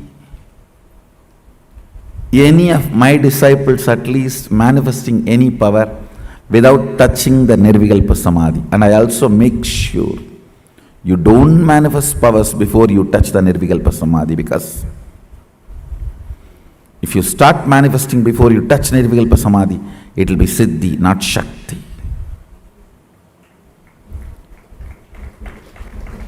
Nirvikalpa Samadhi is too important. Nirvikalpa Samadhi is too important.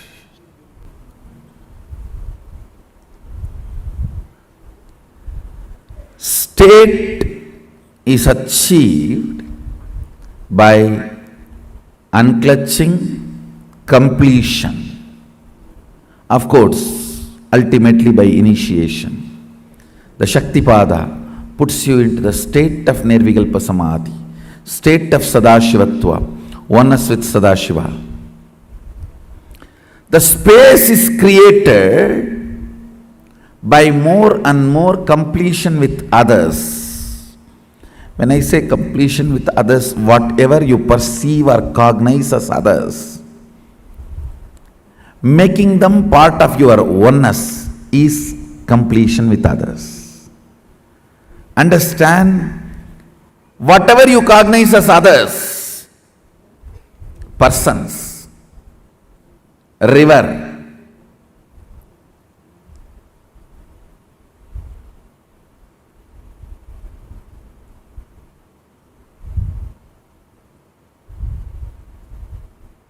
hill, whatever you may cognize as others, imbibing them as part of you, getting them as part of you, making them feel as you,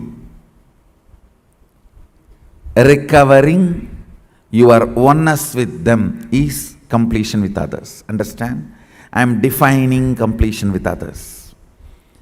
Anything, anybody you cognize as others, bringing the original cognition back that they are one with you, waking up to the oneness with them or at or it, realizing the oneness again is completion with others. Completion with others is not apologizing to others, understanding others. Others are as complicated as you. Understanding others are as complicated as you brings completion with others. You are not a bad person, you are a complicated person. All your dimensions are very strong. What others consider as good part of you, what others consider as bad part of you, all are very strong.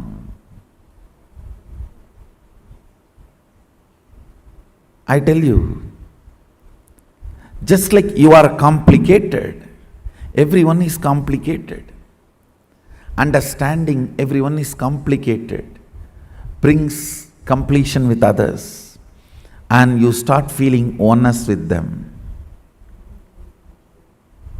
You start feeling oneness with them. Identifying yourself with others, putting yourself not in their shoes but in their crown. Why should always that word, putting yourself in their shoes? No. We Hindus, we put ourselves in their crown.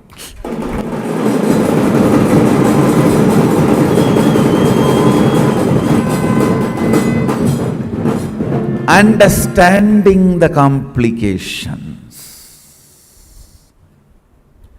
and realizing the oneness is completion with others. Taking responsibility and enriching. Understand completion with others, taking responsibility for others and yourself, and enriching yourself and others. This is what is creating space. Put more and more energy in that. All your patterns, obsessive, compulsive, reactionary patterns, are not worthy. Life, Paramashiva's powers are only worthy to manifest, celebrate, enjoy. Listen carefully. Listen intensely.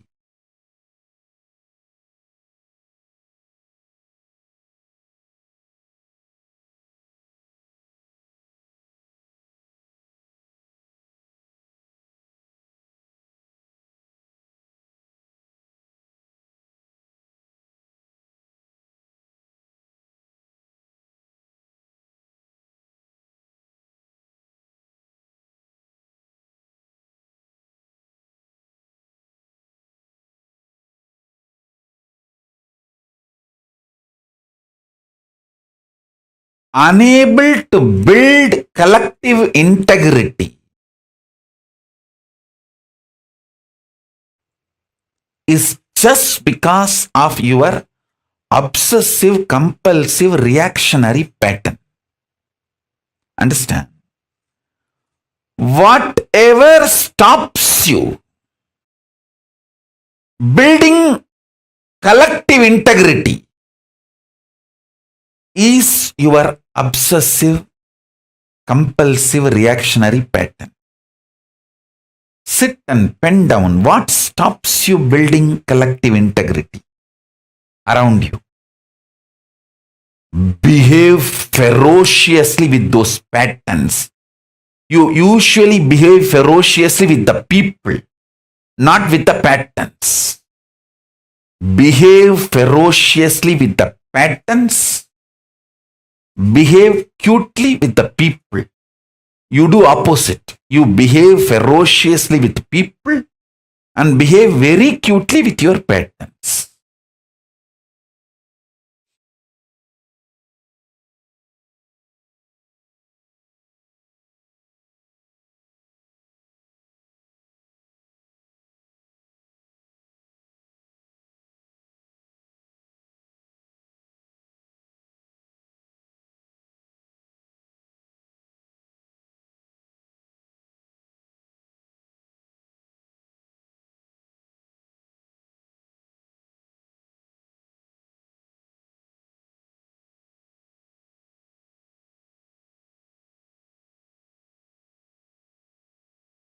Every time you behave ferociously with your patterns and break, you manifest at least one power of Paramashiva.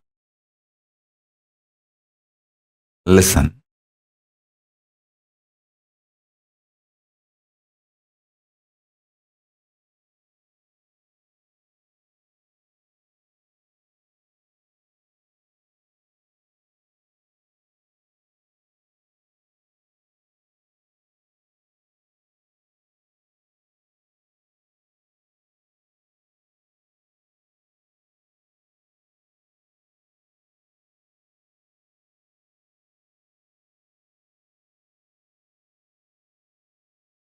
To behave ferociously with your pattern, you don't need anything other than feeling connection or trust on me, because the trust you have on me will naturally manifest as the courage to execute my words.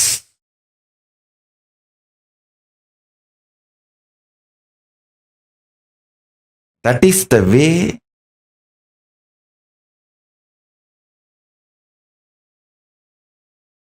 I manifested Paramashiva. Intense activism, involvement, and deciding to make it happen. Nothing else is useful. Nothing else is required. The stamina, energy in the guts to make it happen. Will, persistence.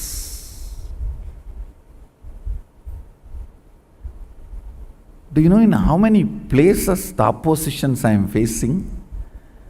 But I don't think even once, I don't feel cognized even once, nobody is supporting me.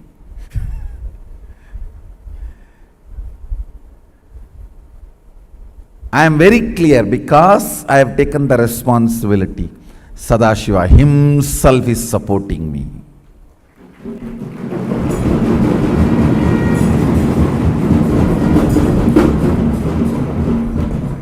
He himself is manifesting. He himself is doing everything.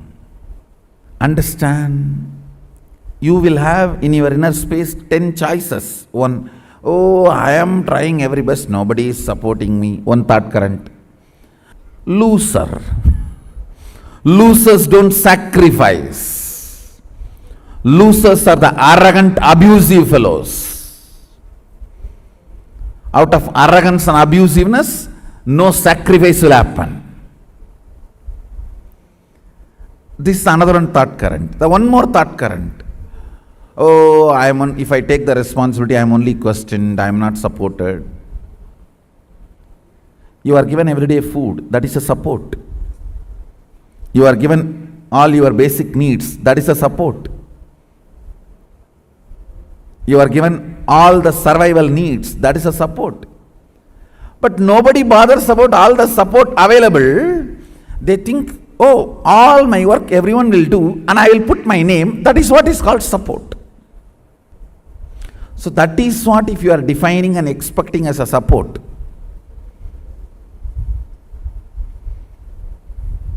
You will have Bodhaganas taking care of you.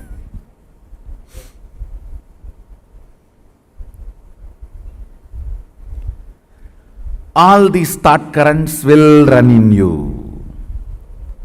It is you who need to decide to which thought current you are going to give life. To which thought current you are going to give life. You are an adult. Decide to which thought current you are going to give life. Your life is going to be like that. That's all. To which thought current you are going to give life, your life is going to be like that. That's all. Understand? Somebody decided to have a Ganga Snan and started his journey from Rameswaram. Today he may not have Ganga. He may have only the streams in the roadside to take bath. But only if he does not dilute his vision, goal, at least after 1 year he will reach Ganga and have Ganga Snana. Today you may not be as you really expect you to be or as I really want you to be. You may not be. But only if you keep my vision for you alive and moving towards it, at least in next 1 or 2 years, you will be settled and radiating, manifesting that vision.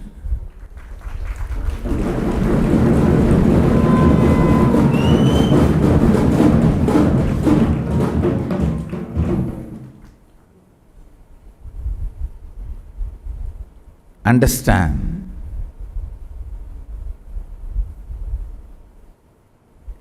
life happens to you when you decide to make it happen. If you are sitting, let things automatically come. Automatically only one thing will come, that is problems.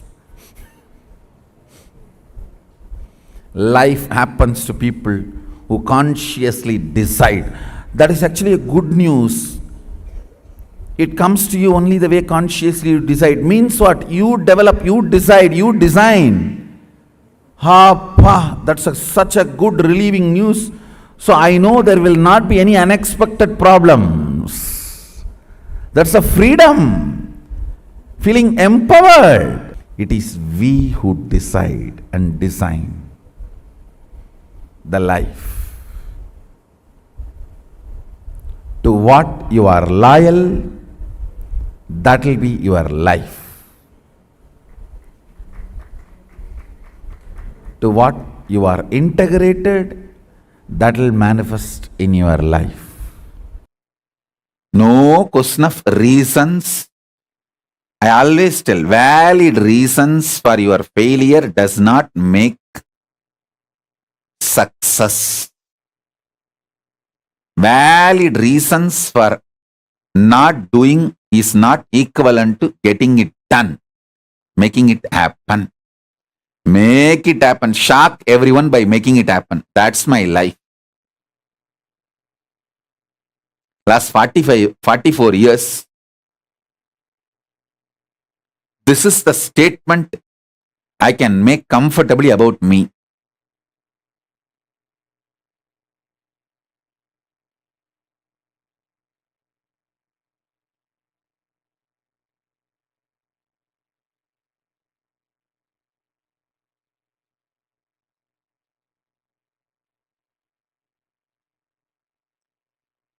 Shock everyone, surprise everyone by making it happen. Surprise the people who love you. Shock the people who hate you. But both by making it happen.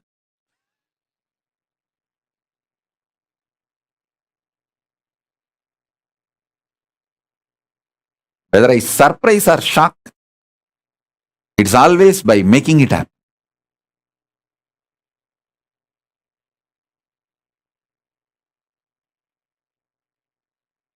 If I start 10 projects and only one is successful, I will start 1,000 so that at least 100 will be successful.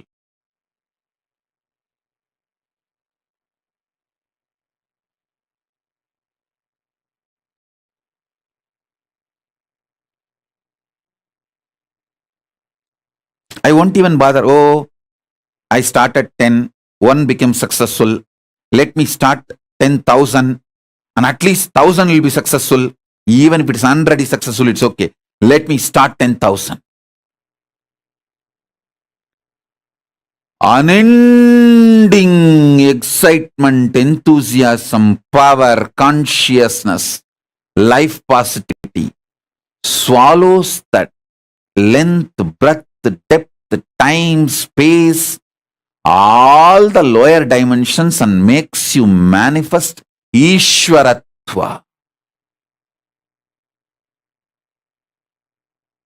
Manifest Ishwaratva. In every level, Hindu ecosystem has the highest utility value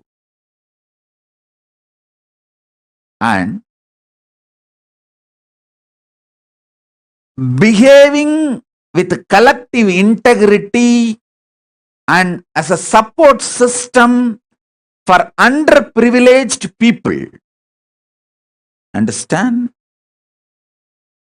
Behaving with collective integrity and being a support system for underprivileged people, not just doing charity, not just helping during the crisis, even in the regular life, supporting and raising the quality of life of the underprivileged people is the highest rate among the Hindus. Whether you see the Tamils in Canada or Patels in United States of America or the Sikhs in Canada, you can see the ecosystem of supporting the underprivileged people to evolve in their life is something fundamental. Empowering is fundamental in Hindu ecosystem. Each one of you is literally my extension. The life which is in all of you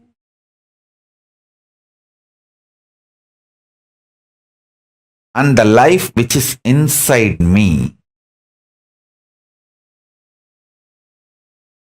all of us are extension of the same source, Paramashiva. with the tremendous love from the oneness. It's like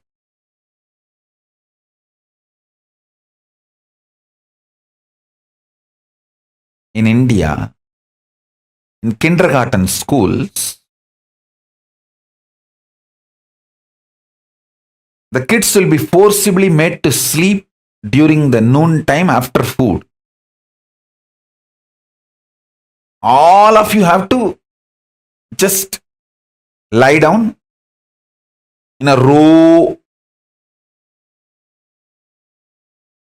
and naturally kids, when they have so many friends, they don't want to sleep, they want to play.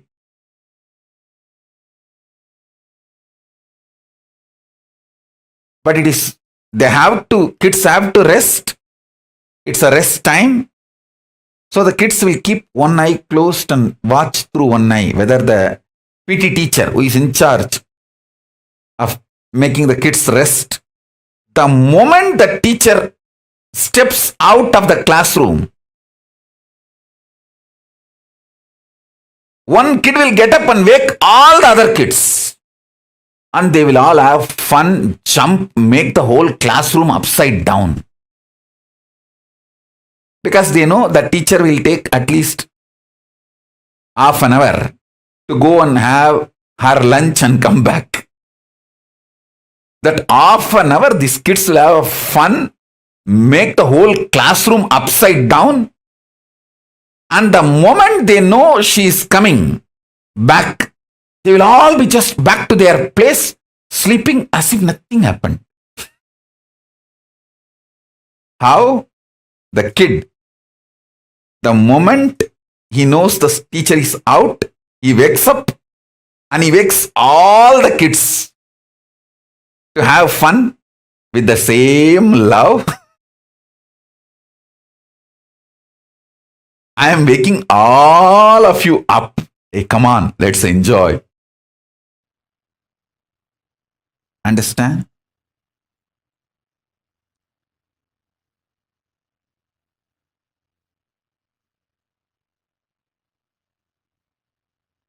Especially when it comes to guru-disciple relationship, the option to drop does not exist because it is janma vrata, bandha. It's a relationship of janmas and janmas, births after births. Only due to the tapas of so many births, you even feel connected.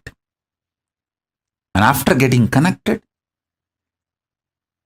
you only have to grow more and more in collective integrity. Kailasa is all about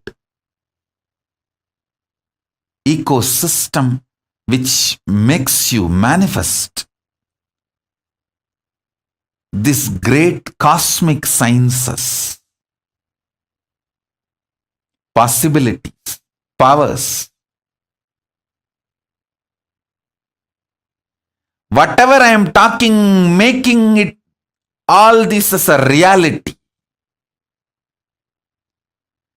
Making an ecosystem where all this is life, really life. I realized we need a political sovereignty to make all this into reality.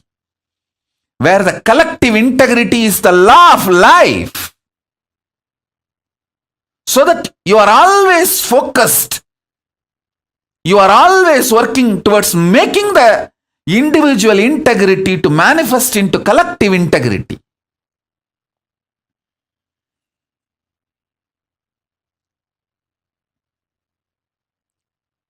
The cosmic law for an individual being is, let you be always focused, making your individual integrity to collective integrity. If you are always in the mood of breaking the collective integrity, you will lose even individual integrity. You should always be in the mood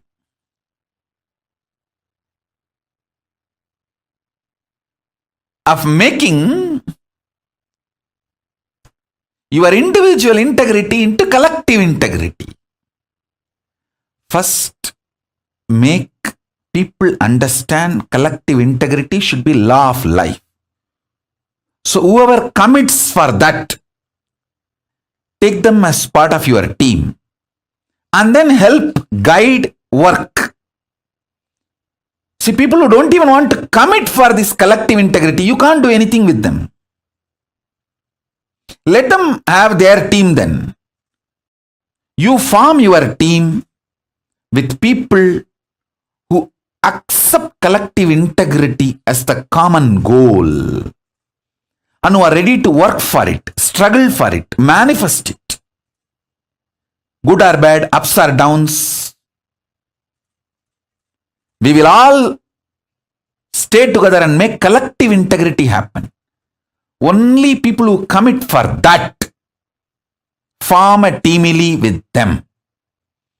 This becomes your family and team, both teamily, and start manifesting collective integrity.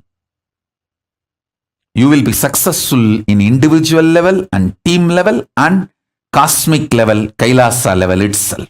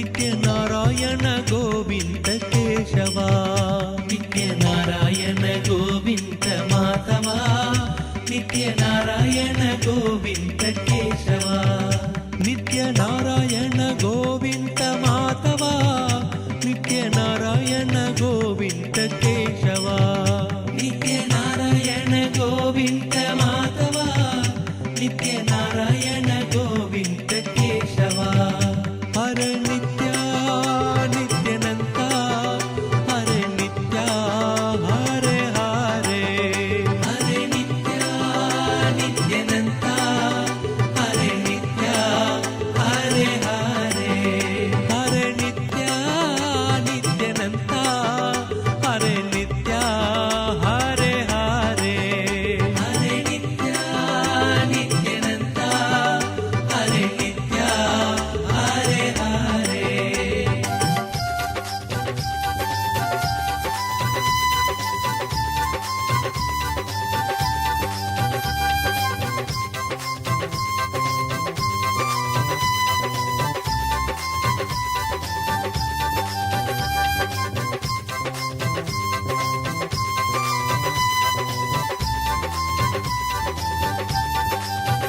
नित्य नारायण गोविंद माधवा नित्य नारायण गोविंद केशवा नित्य नारायण गोविंद माधवा नित्य नारायण गोविंद केशवा नित्य नारायण गोविंद माधवा नित्य नारायण गोविंद केशवा नित्य नारायण गोविंद माधवा नित्य नारायण गोविंद केशवा हरे नित्या नित्यानंता हरे नित्या हरे हरे हरे नित्या नित्यानंता हरे नित्या हरे हरे हरे नित्या नित्यानंता हरे नित्या हरे हरे हरे नित्या नित्यानंता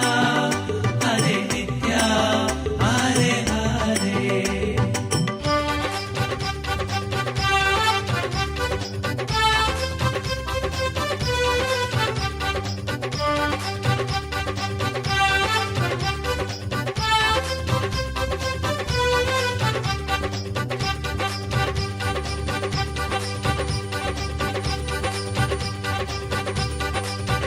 नित्य नारायण गोविंद माधवा नित्य नारायण गोविंद केशवा नित्य नारायण गोविंद माधवा नित्य नारायण गोविंद केशवा नित्य नारायण गोविंद माधवा नित्य नारायण गोविंद केशवा नित्य नारायण गोविंद माधवा नित्य नारायण गोविंद केशवा नित्य नारायण गोविंद माधवा नित्य नारायण गोविंद केशवा नित्य नारायण गोविंद माधवा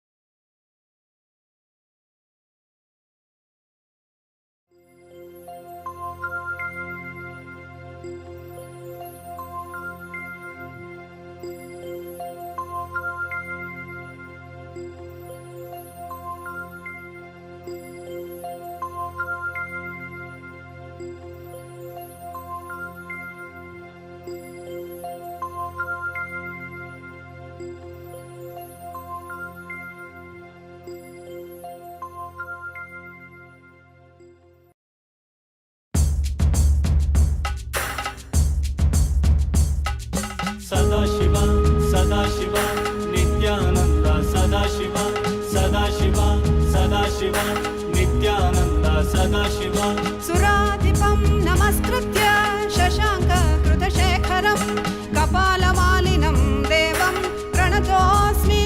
सदाशिवं प्रणतोऽस्मि सदाशिवं सदाशिव सदाशिव नित्यानन्द सदाशिव सदाशिव सदाशिव नित्यानन्द सदाशिव कालेश्वर महाकालं कालाञ्जननिवासिनं कालकृत्कालवेत्तारं प्रणतोऽस्मि सदाशिवं प्रणतोऽस्मि सदाशिवं सदाशिव सदाशिव नित्यानन्द सदाशिव सदाशिव सदाशिव नित्यानन्द सदाशिव सर्वकृत् सर्ववेत्तारं सर्वज्ञम् अपराजितं सर्वभूतात्मभूतस्थं प्रणतोऽस्मि सदाशिवं प्रणतोऽस्मि सदाशिवं सदाशिव सदाशिव नित्यानन्द सदाशिव सदाशिव सदाशिव नित्यानन्द सदाशिव यो सृजत् सर्वभूतानि ब्रह्मान्द्याश्च सुरासुरा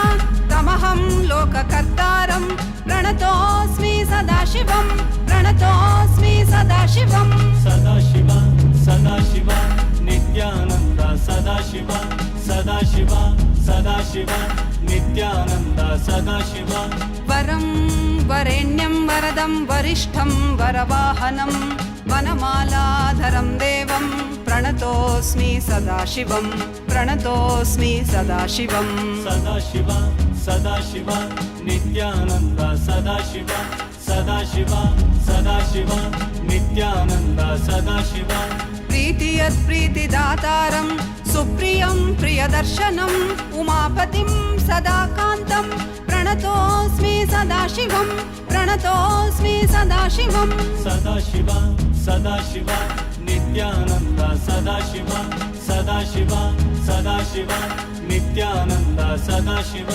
धर्माधर्ममयं देवं सुखदुःखफलोदयं बन्धमोक्षप्रणीतारं प्रणतोऽस्मि सदाशिवं प्रणतोऽस्मि सदाशिवं सदाशिव सदाशिव नित्यानन्द सदाशिव सदाशिव सदाशिव नित्यानन्द सदाशिव मनोबुद्धिरहङ्कार तन्मात्रेन्द्रियगोचरं प्रधानपुरुषेशानं प्रणतोऽस्मि सदाशिवं प्रणतोऽस्मि सदाशिवं सदाशिव सदाशिव नित्यानन्द सदाशिव सदाशिव सदाशिव नित्यानन्द सदाशिव यं ध्यायन्ति महात्मानो मुनयः संश्रितव्रताः तं ओङ्कारपरं सूक्ष्मं प्रणतोऽस्मि सदाशिवं प्रणतोऽस्मि सदाशिवं सदाशिव सदाशिव नित्यानन्द सदाशिव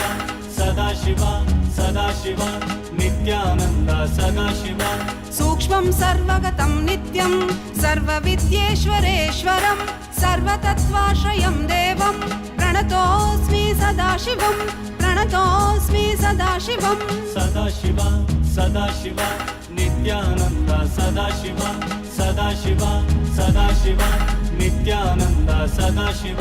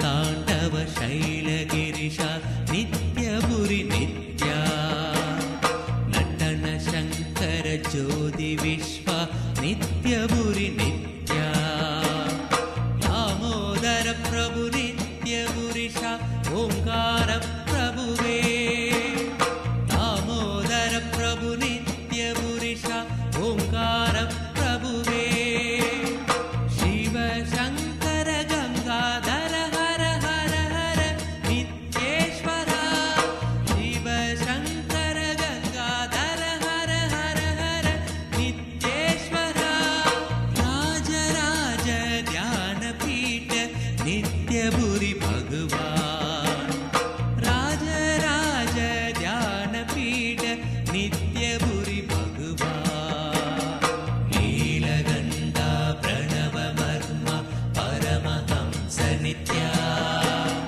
ராஜராஜ தியான பீட நித்யபுரி பகவான் நீலகண்டா பிரணவ மர்ம பரமஹம்ச நித்யா ராஜராஜ தியான பீட நித்யபுரி பகவான்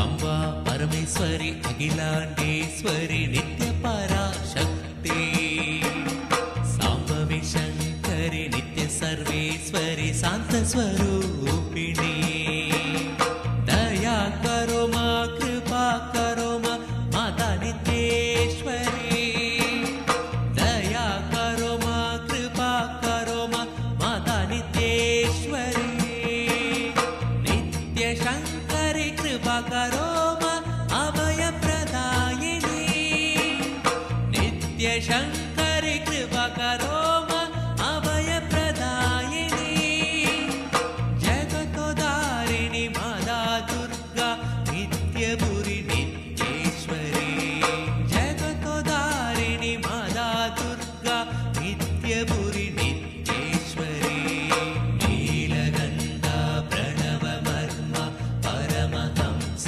नित्या राजराज ध्यान पीठ नित्यपुरी भगवान नीलगंधा प्रणव मर्म परमहंस नित्या राजराज ध्यान पीठ नित्यपुरी भगवान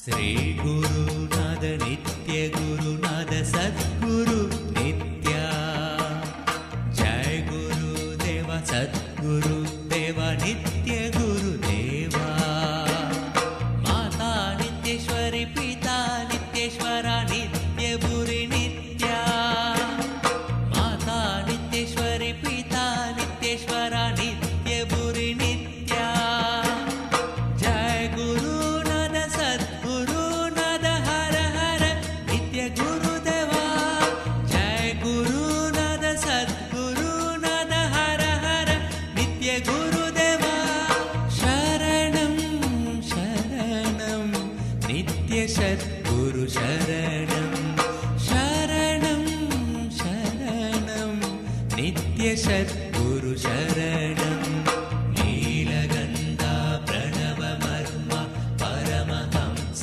नित्या राजराज ध्यान पीठ नित्यपुरी भगवान नीलगंधा प्रणव मर्म परमहंस नित्या राजराज ध्यान पीठ नित्यपुरी भगवान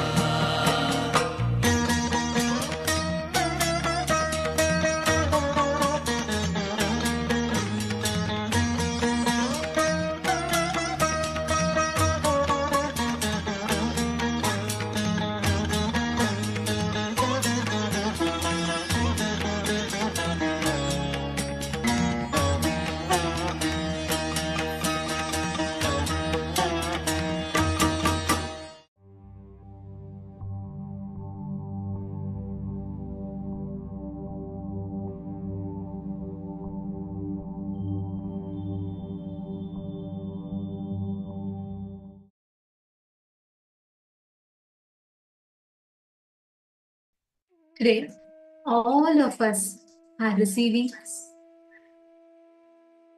the darshan of Bhagavan Tripurantaka form of Paramashiva, literally manifesting the ultimate leadership consciousness.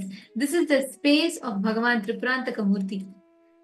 All the participants, every one of you that are gathered here with us, today we are all going to be receiving the live darshan of Bhagavan Tripurantaka Murti with manifesting through Swamiji. Today we are all going to be having the live darshan, and I request all the participants, every one of you, to please come and settle down. Please be seated in front of the camera. Yes, the moment I told live, I can already see all the cameras, all of you starting to smile. Can I request everyone to please take a moment, inform your teamily, inform your friends, family members, and welcome them for the live darshan. Nithyanandam, Vishwanathanaya, Nithyanandam. Vishwanathanaya, have you started having breakthroughs?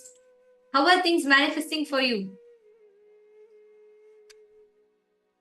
Ma Ananda Parameshwari, Ma Aidin Lemos, Ma Jnana Vijnana Priya, Ma Teresa, Ma Yogananda Rupini. I request everyone to come on camera and settle down.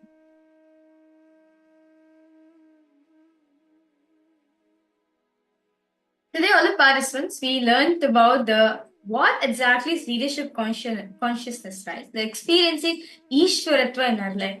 Very beautifully, all of us understood how to be your own boss. How, as very beautifully Swamiji says, leadership is a state, not a status which needs to be gained.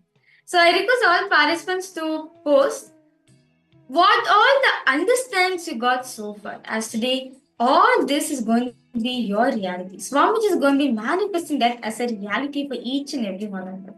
So I request all the participants to post. What did all of you understand today? So much you have learned on how to become a leader. So request all of you to post anything, whatever you clicked with, whatever powerful cognition you clicked with, please post in the chat section.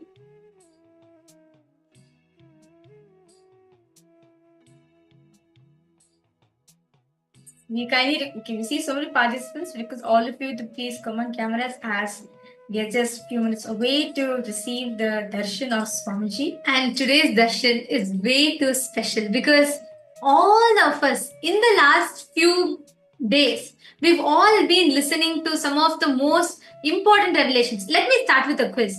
Who can post what did Swamiji reveal in the last satsang? Just in the last live satsang that we all had. What did Swamiji reveal about? Actually, a very beautiful revelation Swamiji has given. Can I request all of you to post? Swamiji revealed something very particular about something in the last satsang. Can I request everyone to post? Come on, let's see. Ma Lizzie Wong, Nithyanandam, Ma Margarita Vasconcelos, Nithyanandam, Ma Maluhya Mauna, Nithyanandam, everyone. Yes, can I request all the participants to go ahead and post? What did Swamiji reveal in the latest live satsang that we had? And to give you all a hint, it was about something to do with how your desires, how your wealth, both should be spent. Good, that's right, Vishwanathanaya. That's correct, about Dharma, Artha, Kama and Moksha. But what exactly did Swamiji tell in particular? Come on. Sri Parama Yogananda Aya, Keegsenweng, Ma Sumati Shanmuganathan, Nithyanandam, Matthew Eskaraya. Come on, I request all of you to post. Let's see. I request all the participants to go ahead and post. Swamiji revealed something very specific. It was about Dharma, Artha, Kama and Moksha, that's correct. But even in that, Swamiji revealed something very particular. Moksha-centric lifestyle. Yes. That's correct. That's right. You remember the exact powerful cognition. Swamiji said how all the aspects of your life, whether it is dharma, artha, kama, moksha, everything has to be moksha centric. Your artha and your kama should be moksha centric.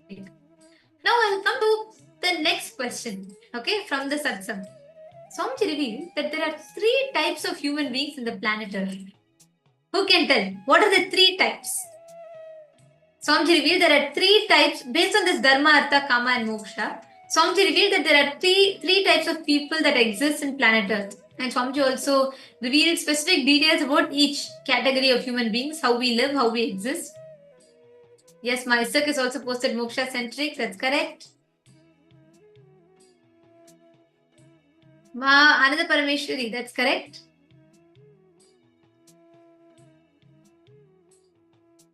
Come on, Eric, is all participants to post? What's the 3 types of human beings? Swamiji said 3 types of people are there. Okay, Sattva, Rajas, Tamas. Okay. Swamiji revealed some categories like rarest of the rare, and I'll also give you all a hint. Swamiji said one category is like salt of the planet Earth, like rarest of the rare. And then Swamiji said one more is like 99% of. Yes. Another Parameshwari remembered correctly. Yes. Swamiji said cattle, the human cattle are 90% of people. Actually, Swamiji said very easy.